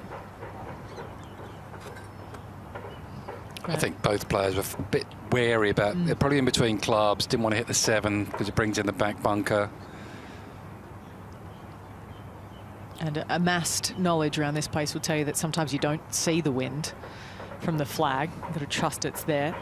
See the trees behind Paul Waring moving around a little, so it is into their face.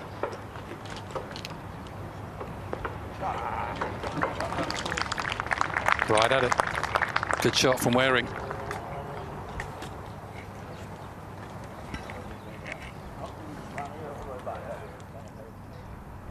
Can't sight the putting surface from down at the second shot. Almost, no matter how close you are to the green, how far you've got it down there here at the 8th.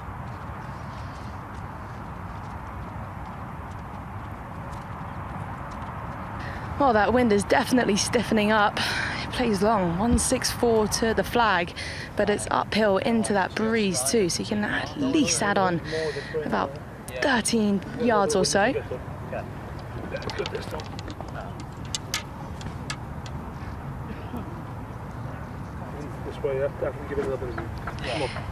Yeah, when you play up to an elevated green, it does land a slightly flatter angle.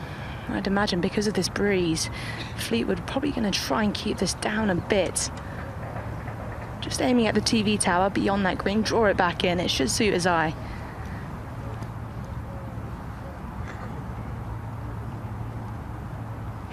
Pin 10 on, 4 off the left.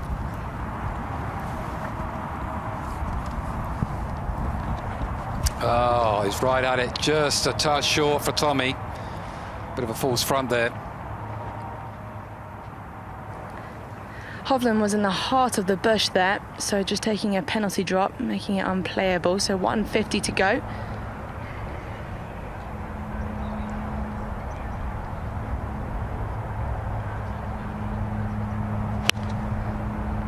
Looks like he went full pell. I was going to say it's better off clubbing up and just swing a bit easier. He's going to be right down there next to Tommy Fleetwood, short of that green. 143, perfect wedge for McIlroy. Plenty of room beyond this. You can spin it back if you like.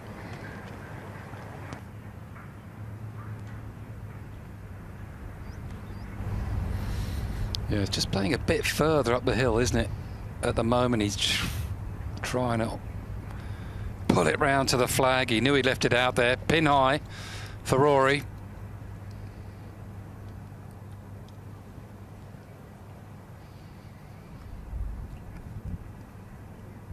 Year on year, the pictures get better, don't they? And the skyline builds. I think it's something like a dozen hotels a year go up. It's amazing, isn't it? Continues to grow.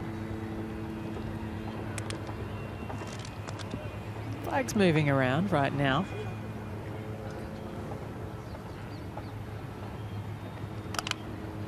So we get down to 7 with the birdie putts ahead of our second feature group. Yeah, Højgaard first. He's putted well from distance today. Leaving the flag in.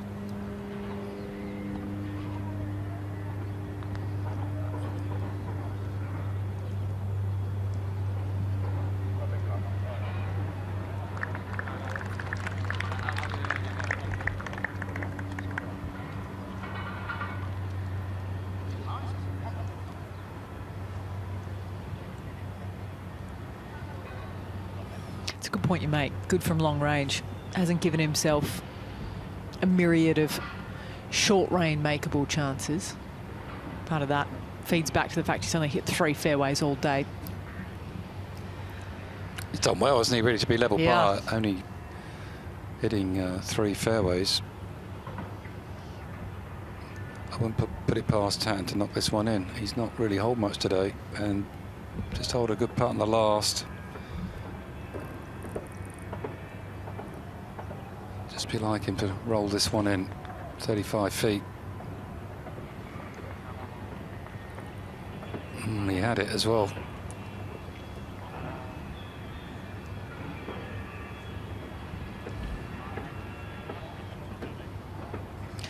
4 under, and he's still really kind of yet to create any momentum, which is saying something. As we get back to the 8th. Yeah, we've just got Viktor and Tommy Fleetwood just waiting for a rules official here because both the balls touched. So, waiting for a ruling.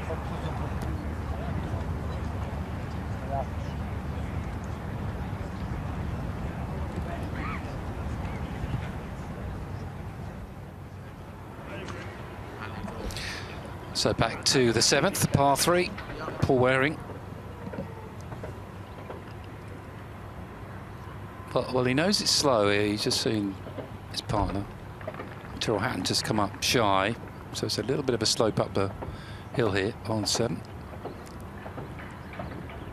And he's come up a bit short, actually, in a couple of putts this 9. A little bit tentative with his putter. He'll know that, so can he get it there?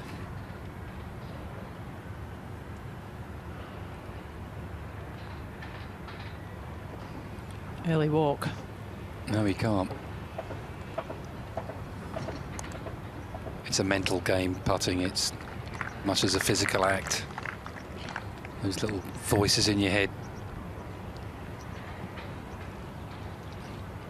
Or was I the only one? We're all human. Hope so. Just enough to think about, but you'd like to think it is a mere formality for par here for Nicolai Højgaard. I think he might be taking driver to the range later on.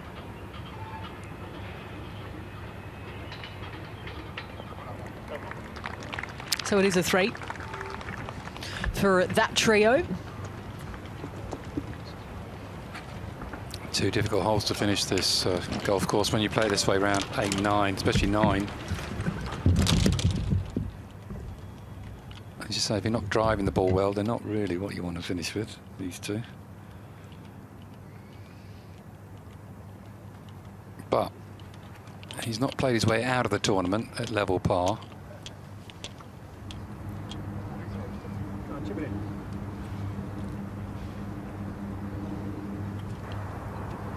Well, looks like they're happy. 2 peas in a pod here, and Viktor Hovland hoping to show Fleetwood the way. It's a good lie, looking to pitch this about 3 yards onto the green. And it should trickle break right to left.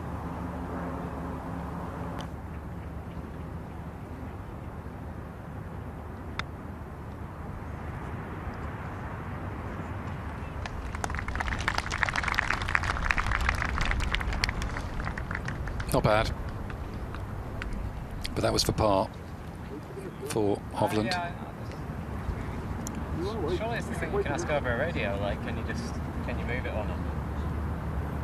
Like, you're not sure at some point.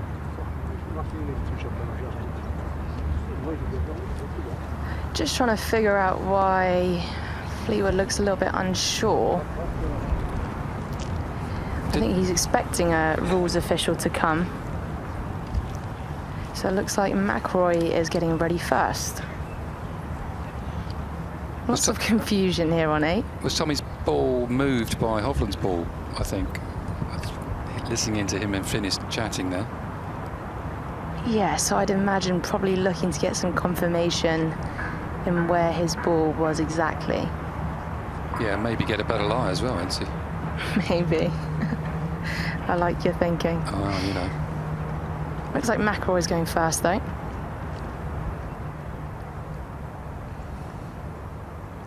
A little bit downhill from this angle.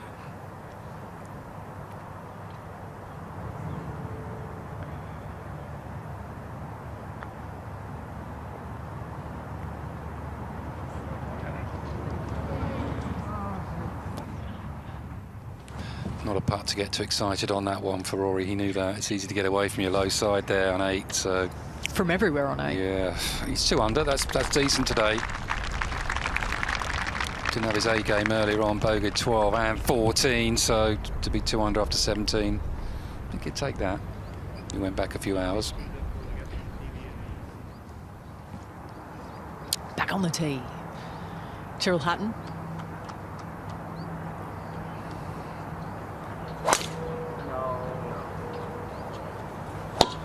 Oh. Oh. Don't do that. You can break your club. Well, just when it all looked good for Hatton.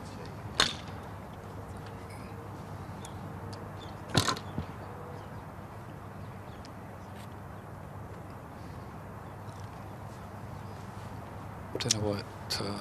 I've done that myself and hit the tee box. It's not advisable with the driver.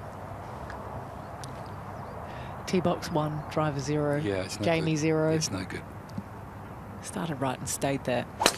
Now Højgaard. Very good back. Aha. Fairway number 4. Yes. Look at that. What an easy game. He's long when he hits it. Poof, that's a big drive. Yep. Miles down there.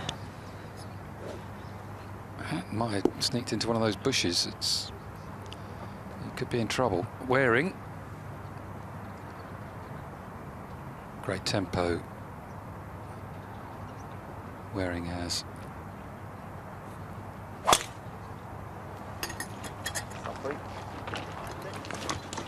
A little bit left. No problem whatsoever. Yeah, that'll do, but he'll be hitting first, but off the fairway. Front flag up here. Because it was resting. I just wonder if he's put his ball back and it's moved or something like that.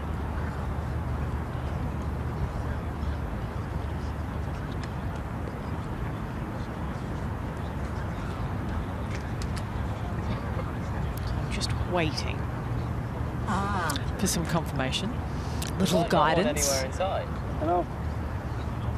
We've got 9 refs all around the golf course. There's plenty of them, but they're clearly busy as we take a look at the Race to Dubai rankings over on the left after Mauritius. And it's our opening swing leader and winner, Tom Parry, who took the title over in Mauritius. To be in the top 5, you have to have won already this season. Longask has been good. Came close at Nedbank, same to Matthew Jordan.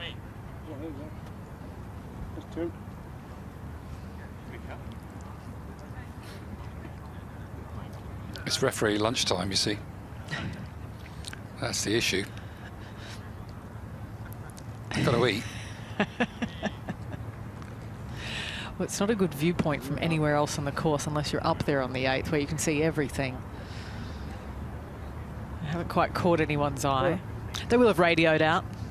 Scorers have radios. Same to a lot of our TV staff. Here comes the ref. Oh, Mark to the rescue. Chief Sheriff. Here he comes. He's in town. Wyatt Earp.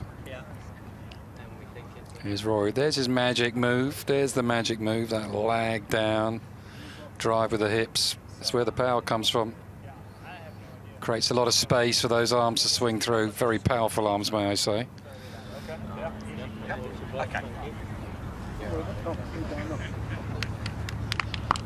I blame Wayne Riley for that. It's an easy thing to do. He was in the way. Yes. And he can't defend himself either. Don't you tell him we said that, Incy. Don't you tell him. Oh, it's tempting. Only because I know it's from Jamie, not you. Fleetwood now. I'll let you know what he says. Now this should be pretty straightforward. On a slight uphill slope for Fleetwood. Just opting for that gap wedge. Just trying to nudge it on again, get it chasing up the hill.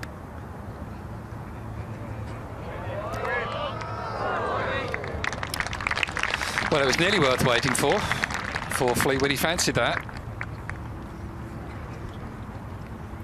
Actually, Graham Walker on his short game, and what a great job they do.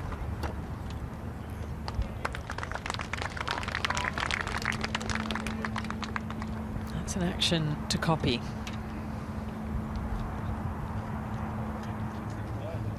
So a par for Tommy. Par for Rory as well. What's it going to be for Viktor? Not much left on this.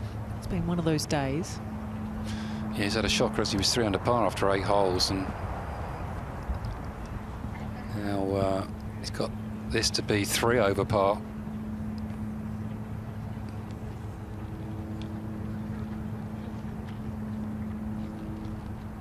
top of the leaderboard at one point.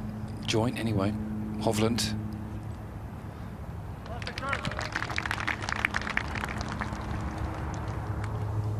Bogey 5, another bogey for Hovland. It's been a horrid second 9. 5 over par from 1 through 8. Back with Hatton and co, now with Waring. 2 on the fairway, 1 in the rough. Just had a glimpse of Hatton's ball. He might be able to hit it.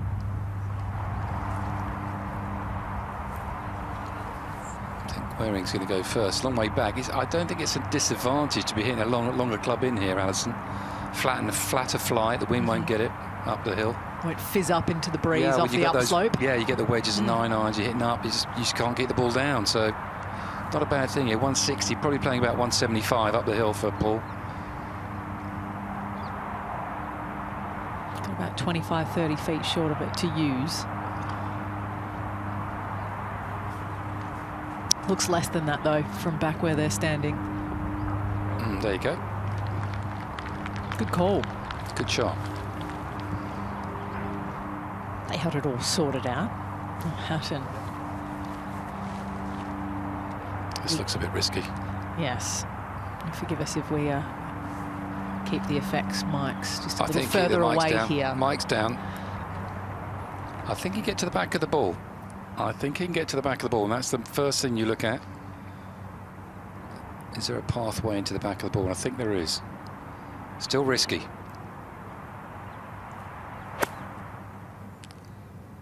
Oh. Oh, no.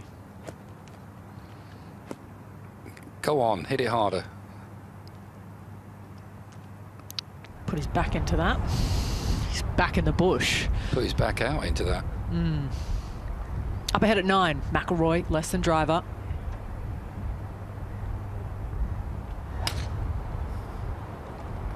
Yeah, 3-wood for Rory, that looks perfect. There's a little bunker down there on the right-hand side, and he's just peeling off that. That's stunning. Pitches that 3-wood, 300 yards. Must not be nice. fair, is it? No. You take that 8 days a week, though, hitting to the corner. Pure.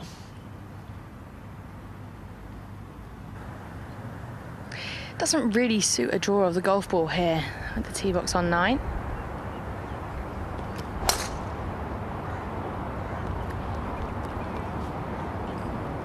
That's a honey as well. Almost looked like he took just a little off that. Yeah, he did, didn't he? It was like a chip. Smoothed it, yeah. Like a chip. Perfect. It's not all about ball speed and club head speed. It's about control sometimes. Finesse, Jamie. Finesse.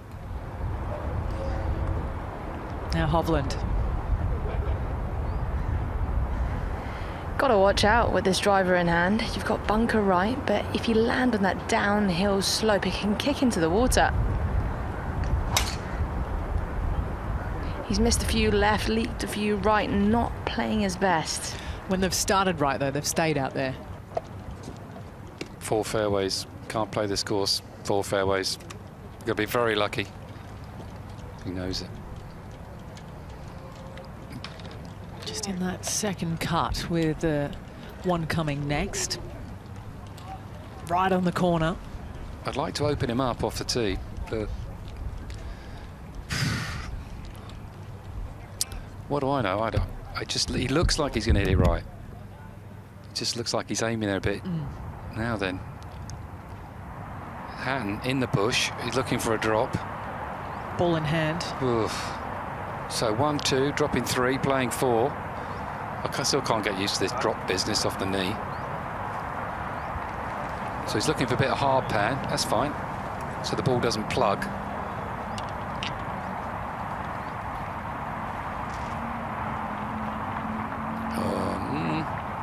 It's going to nestle down a bit, isn't it? But I think that's pretty good.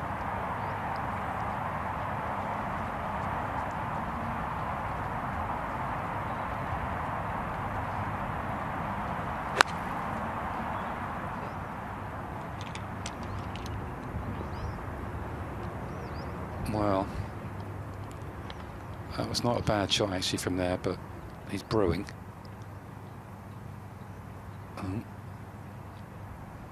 That's okay.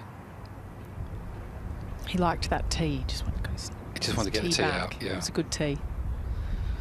Up and down for double though. But if you took the Tiger out of Hatton, what would you know?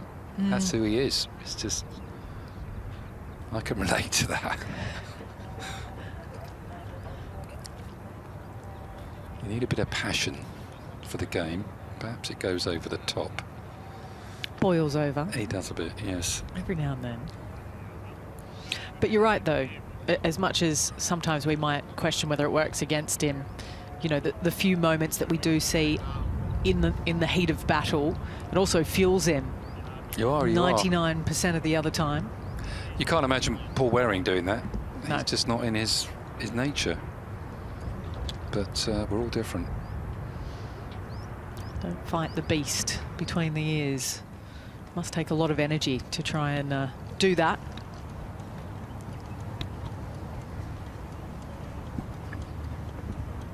Looking straight over them here. Drones up in the air. Some technology amazing.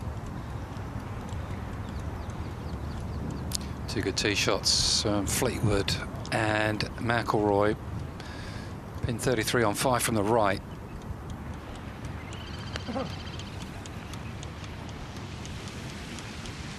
The palm from overhead. The 9th as well, ball positions here on the final hole of the day for our first feature group. So good for Fleetwood. McIlroy hung up there for Hovland.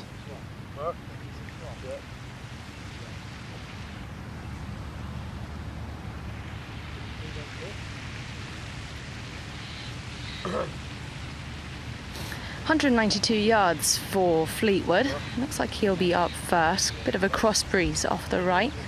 Great indicators, just looking above the hospitality beyond this green. It's a straight cross breeze, and that flag is right at the back. No room long.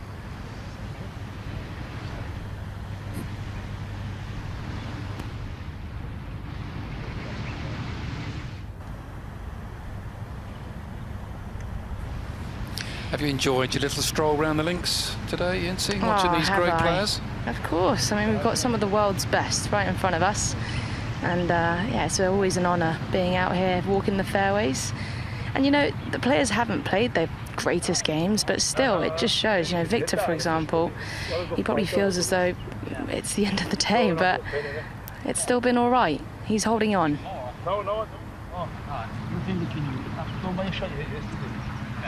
Trying to imagine the flags on the hospitality will be telling players more than that. This is never easy to get right, this shot, is it? It's the wind and the lake cuts in on your view. Coming down on the pin, yeah? Don't kill it. On the green never gives much away.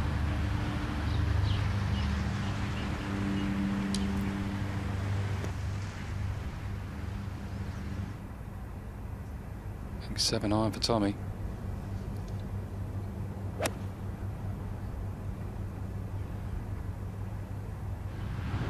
Oh yeah, good shot. Really good shot from Fleetwood to finish the day. He's had a couple of good irons actually near the end. That'll give him a bit of confidence, that, because early on it wasn't as good. Hatton, 5th, back at the 8th. Oh no, the wheels are coming off. The perfect 8 iron.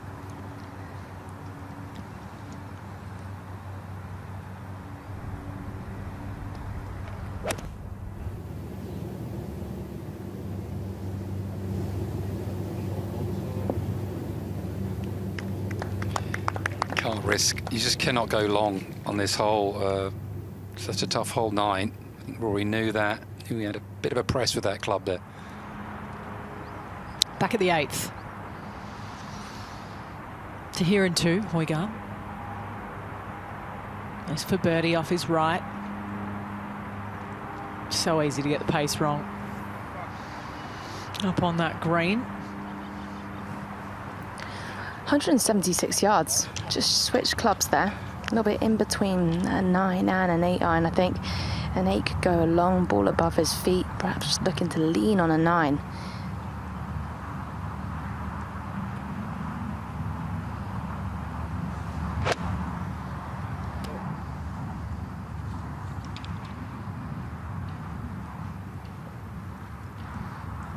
Yeah, good shot there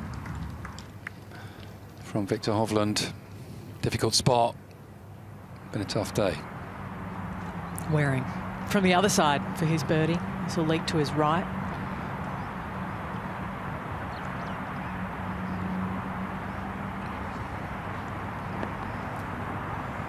Just jumped on him there a bit, I thought, when he hit that, but airborne.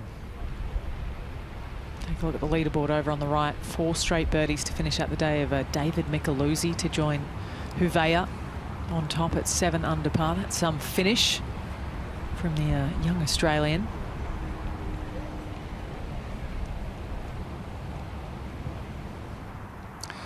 okay. The double, Tyrrell.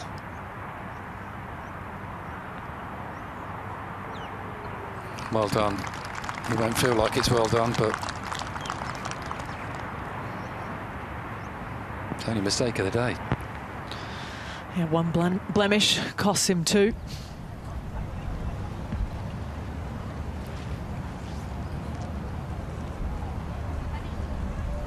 It's quite the setting. Both the 9th and 18th share the same green.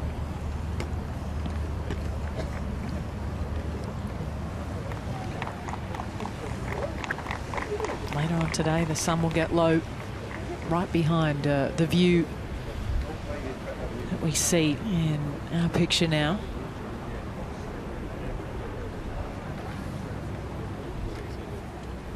Got near on bumper to bumper coverage for you as well. Feature groups all week long. The main feed, 6 hours of that, where you'll barely miss a beat. It's always an incredible walk when you go down 9 and 18, just surrounded by that hospitality, and you can just see the joy that the players put on the spectators' faces. It makes their day, doesn't it?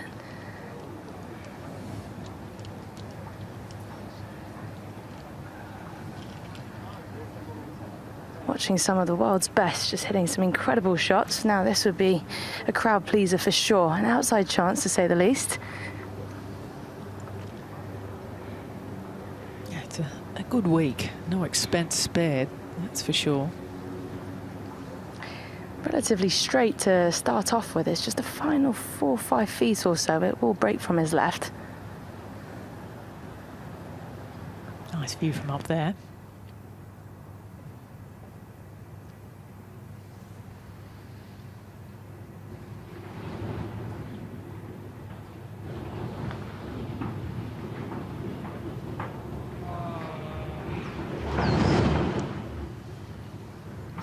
Not to be for Rory, but it will be around a 70. And after a 2-month break, on a tricky day, quite a tough golf course today with the rough, I think that's all right.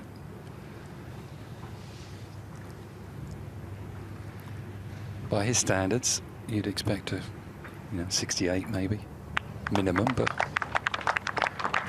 he's only human. Yeah, it'll work. Albeit maybe putting pressure on the next 3 rounds to really get himself in the hunt. Only 5 back. His last 3 years are a win-win third, and 2 of those he started in the 70s on day 1. Shot 63, didn't he, last year on the Saturday? Was some round of golf he put together. I wouldn't put it past him doing that again. Come on, Viktor, knock one in.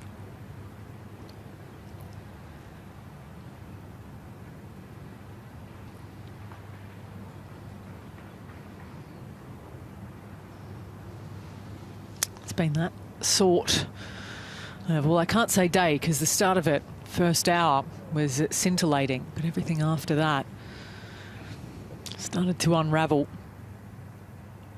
It's going to be a round that has 6 bogeys amongst it.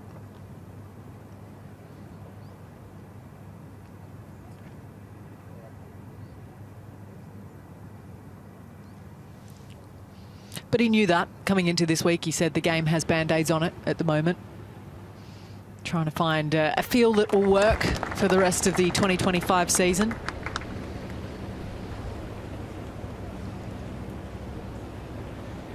And it is a round of 75, 3 over par for Viktor Hovland. Well, I think we can all guess where he's going next after some food. I think that's the driving range.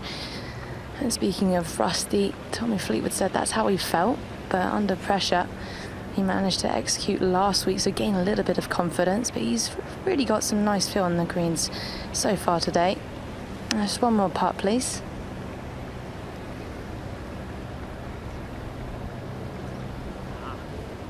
It's going to be 2.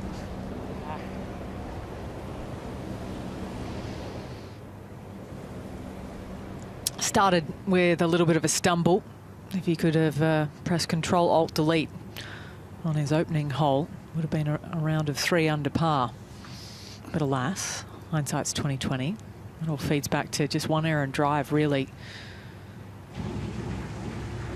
And was punished severely. That is a final 4 for Fleetwood. Round of 71 for him today.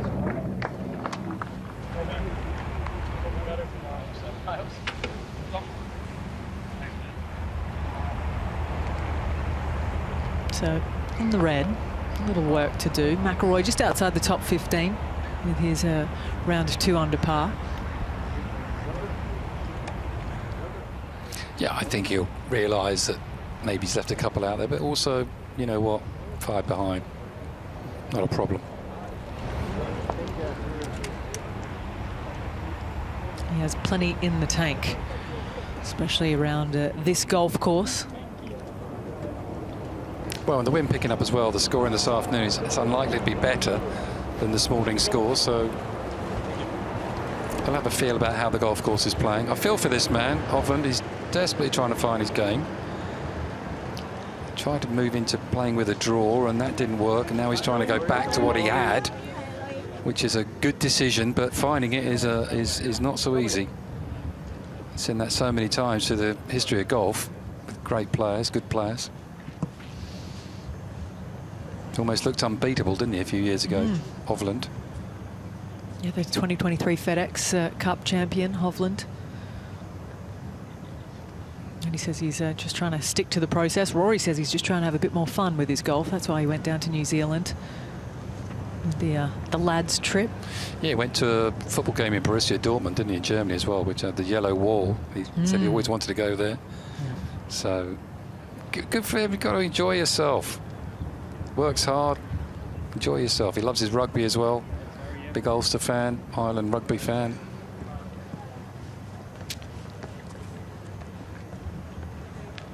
So off they march to sign the scorecards. We see ball placements, Hatton's in the sand. Højgaard first to go though, short of the corner from the upslope in the first cut of rough.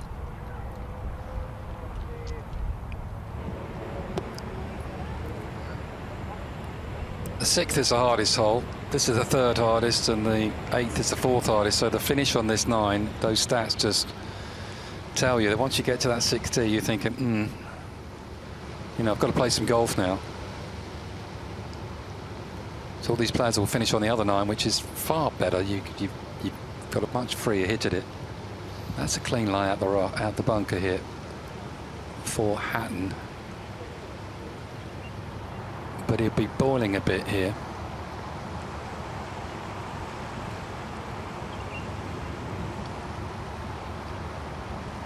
Oh yeah, double bogey at the previous. Again, really from one bad drive. It's a hefty price you pay from off the fairway. Clean lie. That's the main thing here for Hatton. Oh, no.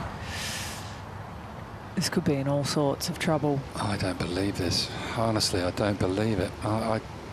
Half an hour ago,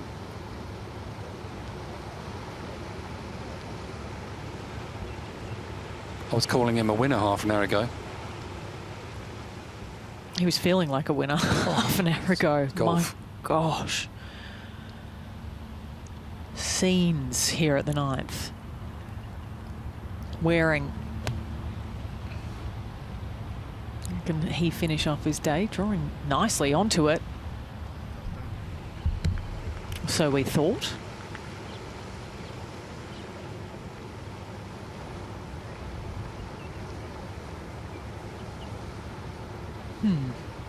Well, safely on. Albeit a little overcooked.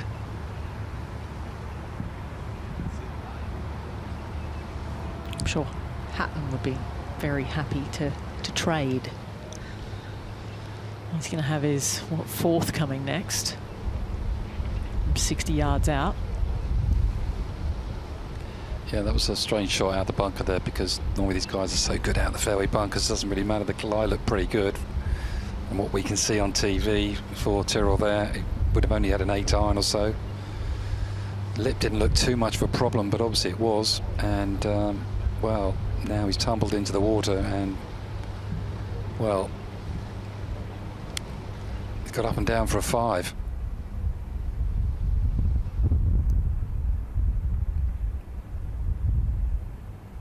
Only missed 1 green in the first 15 holes, 16 holes. All of a sudden, here we go.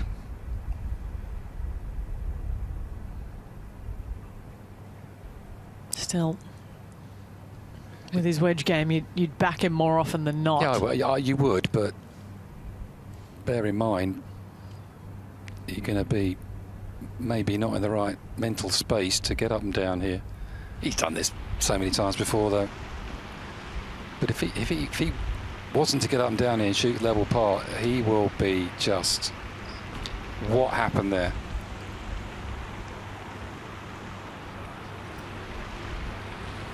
Because he's played a lot better than that, you've got to say. Without cruise question. control. Yeah. How costly will the last half hour be? I just got a feeling this week, if he's not quite on your game, it's going to get you this course this week. I think that's what Rory McIlroy alluded to in his press conference, that it's going to be quite penal, the layout, comparatively to other years. Now the 4th. Tuck it in there close. Hatton. Class shot, that. Under pressure. Put himself under pressure. But a really good shot from Tyrrell Hatton.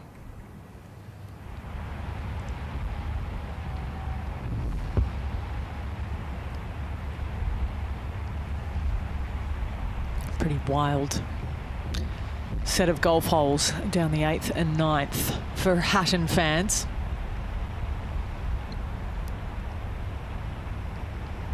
Stepped on the 8th tee, 4 under par. He's got that for a round of 71 coming next.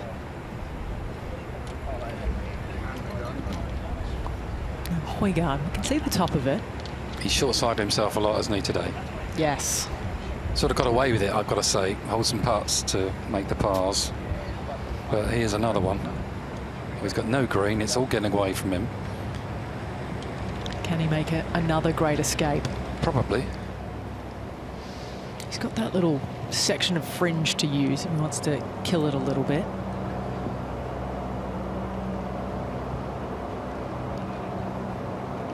I could see the top of the ball, so maybe the lie's not too bad. But it's all against him here, really.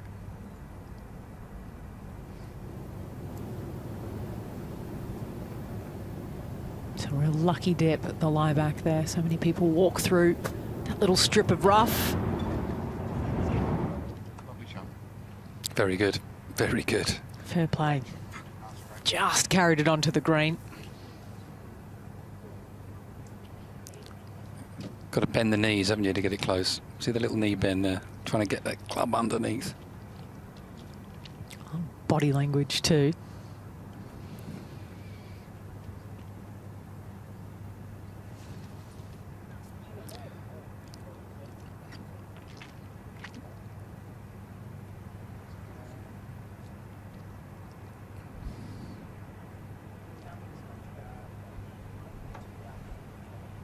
Well, I'm having a little look at something here. Not sure what it is. Old hole maybe, or pitch mark, or need a ref.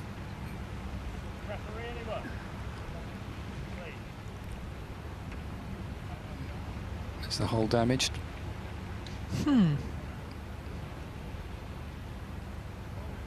Yeah, calling for a ref. And the hole's damaged. Not allowed to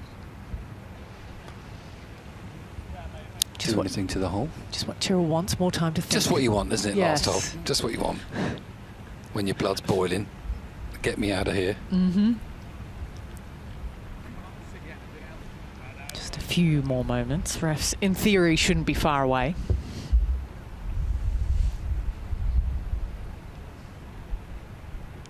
You're going to have a nice dinner tonight, Alison? It's hard not to. In Dubai, yes. Over at the marina. Spoilt for choice, aren't you? This part of the world. Maybe a rooftop for you, Jamie. Happy hour. Maybe not. Somewhere. Every hour's happy for you. Of course. I shall probably get some sleep. Having come from London with the 4 hours here is weird. Everyone says it's strange. When you go 8 hours, it doesn't seem so bad. But you come here, it does take a bit of time to get used to it. For everybody, players included, most of them come out very early. That's the beauty of this event. They come out early. The practice facilities are fantastic, and you can just acclimatise and get used to that little bit of a time break from Northern Europe, that jet lag. There's a lot of players from the women's game out as well at the moment. Amy Bolden, Georgia Hall, Manon Roy, Olivia Cowan are all out here practicing, getting ready for their years. Well, that's what I was alluding to about your dinner, see, but you didn't want to go there, so. Yeah, so it's a place to come, isn't it, in the winter for everybody? It is, understandably so. Perfect time of year. 23 to 25 degrees Celsius. Cool at night. Beautiful in the morning. It's a perfect temperature now. We came out here for the Abu Dhabi Championship and the DP World Tour Championship the end of last year. It was unusually hot, wasn't it? Yes. It was 39 degrees in Abu Dhabi and about 35, 36 in Dubai. It was roasting, I believe the word. This is absolutely perfect.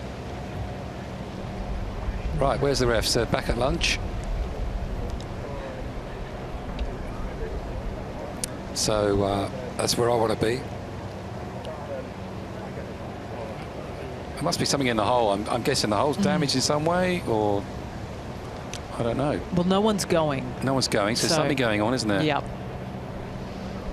Yeah, it's not one person's issue. It's everybody's issue right now. Down here at 9. Waring's got the double teapot. Yeah, double teapot.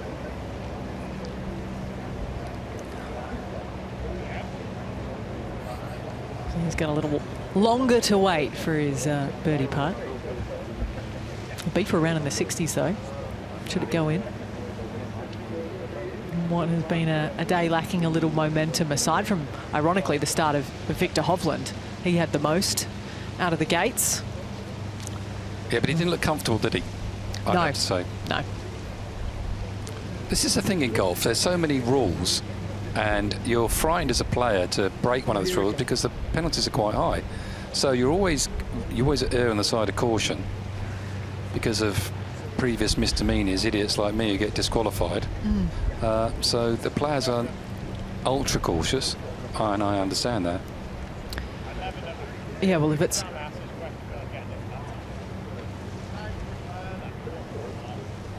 it is damage to the hole, the ref has to take care of it, don't they? They do, yeah. Well, let's have a look. Maybe it's a pitch mark just before it, or...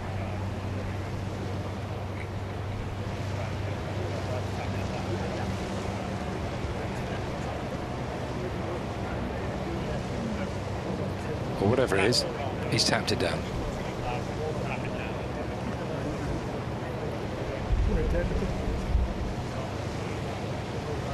Little confirmation so they know the rule for next time. I just think maybe it was just something bothering him, and it was in such close proximity to the hole.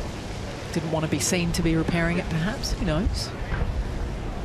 Hypothesis. Tap down anything these days, can't you? Yeah. I suppose if it's coming out of the hole, you can't. Maybe a little too close to the edge. Anyway, how's the day going to end for Paul Waring? Most likely with a par. You never know.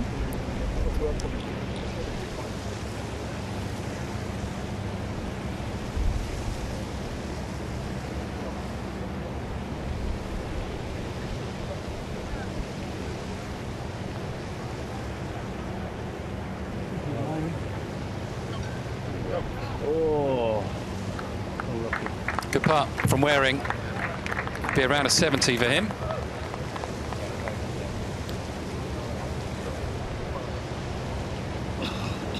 It was almost worth waiting for. Yeah, very nearly. Very nearly had a highlight on the other side of a lengthy wait, but it is around a 70. For birdies, 2 bogeys. And a lot of very steady golf out there for Paul. It's been a bit more of a wild ride out there today for Nicolai Højgaard. Can he finish with a 4?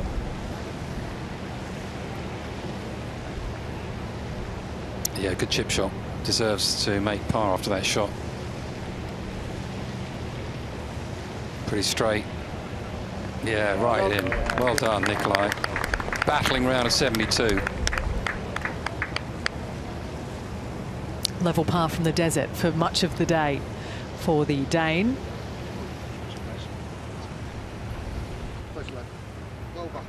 He scrambled well out there, often from out of position.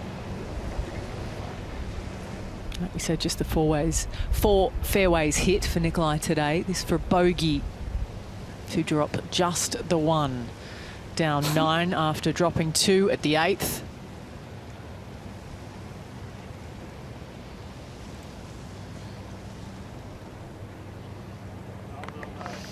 And it's up and down for a 5 after the misstep with the drive, after the misstepped step with the second.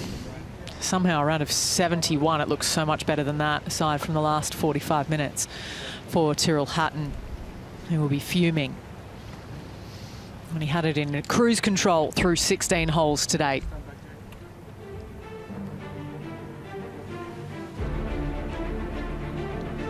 So that's how it looks. The mark has been set, and it's that of a 65 from Ricardo Huvea. David Micheluzzi as well on the same number. They've got a 2-shot advantage over the rest, so they stack up behind him at 5 under par. And there is Rory McIlroy after that round of 70s inside the top 20 for now, and he's talking to Tim Barter. Rory, thanks for joining us. Your first competitive round of the year. 1 over through 8, 3 under for the last 10. Tell us your verdict on today's work. Yeah, pretty scrappy. Actually felt like I probably played better those first 8 holes and was 1 over compared to the last 10 where I was 3 under. Yeah, it's a bit scrappy. First competitive round of the year, first competitive round in a while. A little uncomfortable over some shots, definitely not as comfortable as I was in practice and sort of coming in here, but it's nice to get a card in your hand. It sort of exposes the things that that you need to work on, and you know, I got it around today. I got it around and got it in a couple under, which is nice, and didn't put myself out of the tournament, which was the main thing. How much is this course and the way it's been set up testing the various different aspects of the game? Yeah, I think it's a great setup. It obviously tests you off the tee, but I think more so the approach shots, because I felt like the hole locations today were pretty tricky. They were tucked in some corners, you know, and you're getting up there, and usually the way this course is set up, if you miss it a little bit, you're going to be okay. But you know, you short side yourself here now, and it's really difficult to get up and down. So that sort of plays into your mind as you're over your approach shots, and then if you do miss a green, you know, it's obviously very tricky. I did a good job of scrambling today. Yeah, I made a lot of key up and downs, you know, a bonus of a chip in on 7, and but I don't want to have to rely on my short game for the rest of the week like I did today. You mentioned the short game. Pre-tournament, you were saying that last year your short game was up and down. You'd like it to be more consistent this year. How do you achieve that? I think sticking with the one wedge. You know, a lot of the short game shots that, you know, we're made to play around the green is usually with a lob wedge, with the way a lot of the courses are set up. And I went back and forth with a few wedges last year, different grinds, different soles, different lofts. So I think just finding a wedge that I'm really comfortable with is one part of it. So I've been messing around a little bit in the off season. I've actually went with 2 degrees more loft with the lob wedge, so I've went to a 61 degree lob wedge instead of a 59, which definitely makes the short-sided shots a little bit easier. And you know, it was nice to see that a little bit today. We wish you luck the rest of the week. Thanks for the chat. Thank you. An interesting chat as well, Jamie. So the new lob wedge in the bag paid off. Yeah, you just always got to look for the answers, haven't you? Around the greens, you just got to keep working and working and working around the greens. You just can't be good enough. So he's highlighted that part of his game. I think the wedge game as well. He might go out and hit a few more wedges. He missed a couple of greens of the wedges, so early days, early part of the year. But as he said, he hasn't played his way out of this event. No, which is an easy thing to do when the game isn't quite on song, but it was solid enough from Rory McIlroy. He's gone on to win from worse places than this on day one. A lot of work ahead of the likes of Viktor Hovland, though. He'll be straight to the range after a little lunch. Round of 75 for the 2023 FedEx Cup champion. Hands up in the air after a round of 71 for Tommy Fleetwood. Can he find it tomorrow? Same to Rory McIlroy. We hope you can join us for day 2 of feature groups from the Hero Dubai Desert Classic with John Rahm on Friday.